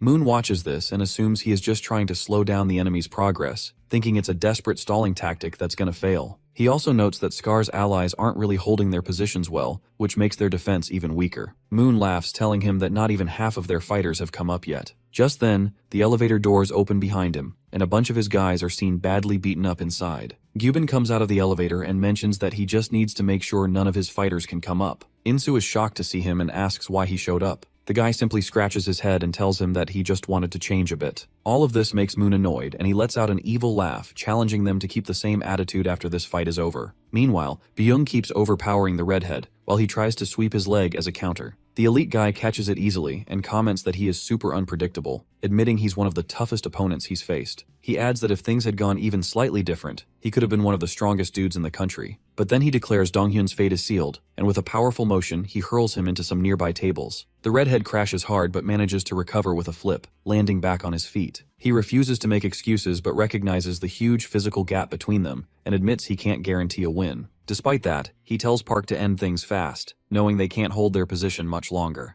Back in the main fight, Cheonsu feels the force of Park's strike and briefly wonders if this is really the technique he prepped for this battle. He figures 2 more hits would end it, but instead of fear, he feels excited and starts climbing the stairs fast with agile moves, insisting Park doesn't let him down and that this is exactly the level of fight he expected from him. Our boy gets annoyed by his mocking attitude and fires back with another powerful strike aimed near his throat. But Cheonsu keeps dodging everything effortlessly, reading each move clearly and countering whenever he can. Even when Park winds up another attack, he easily predicts it and slips away again, refusing to take damage. Our boy gets more and more frustrated while the white-haired guy stays focused and calm. They separate for a sec, and the protagonist suddenly notices blood coming from his ear. Confused, he struggles to figure out what happened. Turns out, when he tried an earlier strike, Cheonsu had dodged and simultaneously smacked his ear with an open palm, using high-pressure force that messed up his hearing and balance. With this, the white-haired guy excited declares that pretty much marks the end for Park. Our boy starts losing stability, and his vision blurs as his balance falls apart. Cheonsu knows his hit probably damaged a critical spot, making Park's senses spin so bad that even standing is tough. He mentions that he was already struggling to defend himself, and now his condition's way worse. The protagonist tries another punch, but the man easily dodges and counters with a straight shot to his face. Confidently, Cheonsu says victory's close and preps a finishing kick, which lands clean. Meanwhile, Junwoo gets more and more anxious, unable to believe that even after all of Park's training, he's still losing. Right then, a phone rings, and a message comes in reporting that things are falling apart fast. The first floor has been breached, which means enemies are going to start moving up in big numbers soon. Time's running out, and if the fight drags on, it's going to get real dangerous. On the 32nd floor, even more enemies keep showing up. Insu watches the endless wave of reinforcements and realizes the situation is spiraling, wondering if the fat guy already got taken out. He tells Gyubin to start moving, and chaos erupts as everyone tries to chase them. The guy concludes they've got to change the plan immediately. With the first floor compromised, the groups will need to combine forces, but even then, it's only a matter of time before the attackers break through completely. The domino effect from the breach keeps going up, hitting the next floor and eventually threatening the rooftop too. Insu urgently shouts to Jonghyun and the redhead that the first floor has been broken through, telling them to combine forces and protect the rooftop ASAP. Both Donghyun and the attendant immediately agree and spring into action. Byung asks where they think they're going and quickly chases after them. Soon, everyone's shown climbing the stairs in a desperate race upward. At the rooftop entrance, only a small group remains to block the way, though their numbers are tiny compared to the Nexus forces heading their way. Moon brushes them off, mocking their efforts and saying they're just wasting time desperately trying to hold the line instead of helping Park. Insu responds that they're acting like bugs buzzing around a lamp, blindly fighting through numbers instead of using an actual strategy. The redhead also adds that unlike Nexus, they actually trust Park, so their only job is to hold the enemies back. This ticks off Moon, but before things can escalate, something suddenly slams into the door, hinting that backup is on the way. Back in the main fight, our boy misses another punch and is forced to retreat. When he tries to strike again, Cheonsu reads the move, but Park catches him off guard by headbutting him directly. The white-haired guy is briefly confused, not understanding how the guy managed to land a shot despite losing his entire balance. He soon realizes that the protagonist grabbed him by the hair, controlling his movement. Our boy coldly says it doesn't matter if he can see him or not. He literally remembers every single detail about their last fight, and reveals that he wasn't the only one who replayed it thousands of times. Even with this level of dizziness, he can predict everything clearly, since he also has that special ability to read his opponent's next move. With this, he hits the guy straight in the face with a punch at 90% of his power. This sends Cheonsu flying back with blood coming out of his mouth. Still keeping count, our boy announces that it's only one more punch now. Cheonsu is visibly shaken, feeling all the damage piling up in his body. He knows both of them are getting worn down over time, but he also understands he can't afford to wait anymore. He charges forward with everything he's got, landing a straight punch while barely dodging another attack. He keeps pressuring Park relentlessly, believing that even one mistake will end the fight. Just like that, he manages to land a knee strike directly in Park's face. Seeing this, Junwoo calls out in concern for Park, while the redhead recognizes the voice and confirms the tension rising around them. Still, Insu orders everyone to hold their ground, insisting they just need to buy a little more time. Nexus fighters are steadily getting pushed back under pressure, but they believe if they can hold their defense a bit longer, the fight between Cheonsu and Park will stay balanced, and the protagonist will eventually win. But the reality inside the fight looks way more chaotic. The white-haired guy keeps overpowering Park, forcing everyone watching to realize this could end at any second. Even Ryan's just silently observing, unsure how it's gonna go down. Inside the building, the redhead shouts for everyone to stay strong, but Park keeps struggling as he takes another knee strike right to the center of his body. He tries to counter with an elbow but completely whiffs. Cheonsu's movements get more and more precise as he dodges every attack while still landing solid hits. Park's only still standing because his physical durability is insane, otherwise he would have already crumbled. Despite that, he keeps taking more damage, including another heavy blow that lands hard. Cheonsu, though, starts feeling his own vision fading and his perception of the fight getting shaky, like he's not even fully seeing his opponent anymore. Back at the rooftop entrance, Byung orders everyone to clear the way and charges straight at the redhead. He forces the guy back against a wall and moves toward the door handle, making everyone tense up. Jongyun recognizes that he is going for the door and shouts at his friend not to let them forward. However, the pressure just becomes too much when Moon also joins in and reaches the handle. The next moment, all the fighters from Nexus start pouring in through the door and reach the rooftop. But the scene up there freezes everyone in their path. They reach the rooftop exactly as Park and Cheonsu are about to exchange hits. As the punch is coming towards him, the white-haired guy looks at every possible outcome and realizes that he is screwed in every dimension. Bro simply accepts his fate with a smile and gets smacked with the killer punch. While everyone watches in shock, Park tells the man to go to hell and sends his flying back. The battle ends in silence as everyone processes what just happened. Byung asks if Cheonsu really got defeated, and they see him lying on the ground while Park's on his feet. While still on the ground, the white-haired guy thinks back on where everything went wrong. He wonders if it started when Nexus was formed or when he failed to properly take out Park earlier. Despite everything, he believes he made the right calls at the time, but now realizes his ultimate mistake was ever going all out in a fight with Park. At this point, there's nothing left for him to do since he's completely lost. Meanwhile, Ryan worries that since Cheonsu has fallen, he might lose everything he's gained and will be forced into another fight just to hold on to anything at all. Just then, our boy walks up to him and calmly asks if he wants to get beat down too. Ryan's visibly shaken, but Junwoo steps in and tells Park to chill, assuring him there's no need to take things further. He then turns to Ryan and reminds him that the contract he signed was made very carefully, which means that he can't really win even if he takes them to court. So now, he only has two choices. He can either accept defeat and give up everything he has, or continue to fight like the stupid guy he is. Ryan pauses for a second and furiously tells him that he won't forget everything that happened today until the day he dies. Junwoo, however, is not really scared and invites him to fight anytime he likes, since the outcome will still be the same. Shortly after, only Park and Junwoo remain on the rooftop.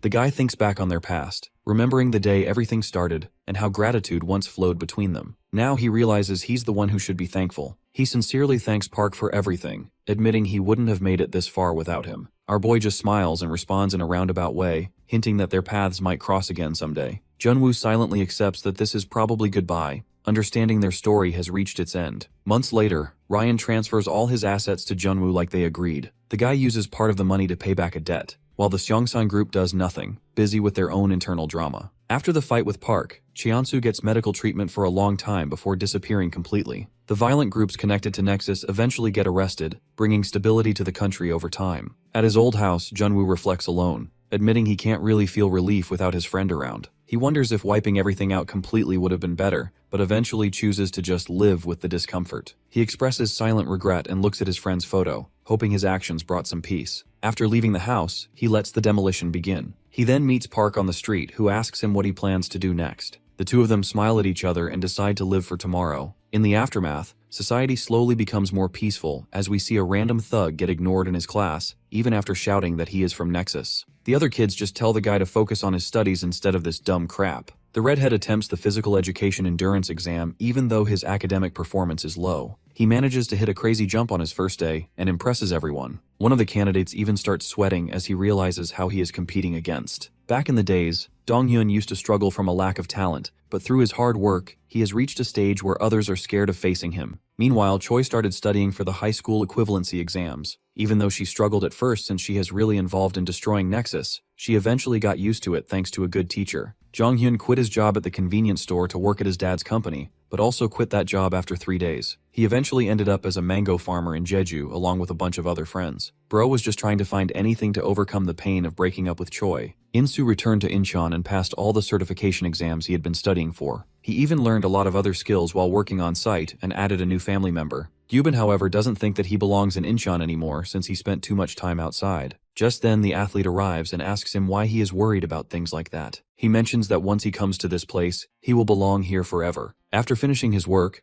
Junwoo quit his job and started traveling around the world since he was trying to find something to do in his life other than revenge and money. However, while traveling, he finds Seong-ah in the seat next to him. The two of them eventually get married. Meanwhile, our boy wasn't the type to be doing things, so he spent some time literally sitting at home doing nothing. Sometimes he would stand in front of the punching bag and sit back down. He kept repeating it until he finally made up his mind and told his dad that he wanted to become a fighter. This makes his dad smile, and with that, the story ends on a happy note.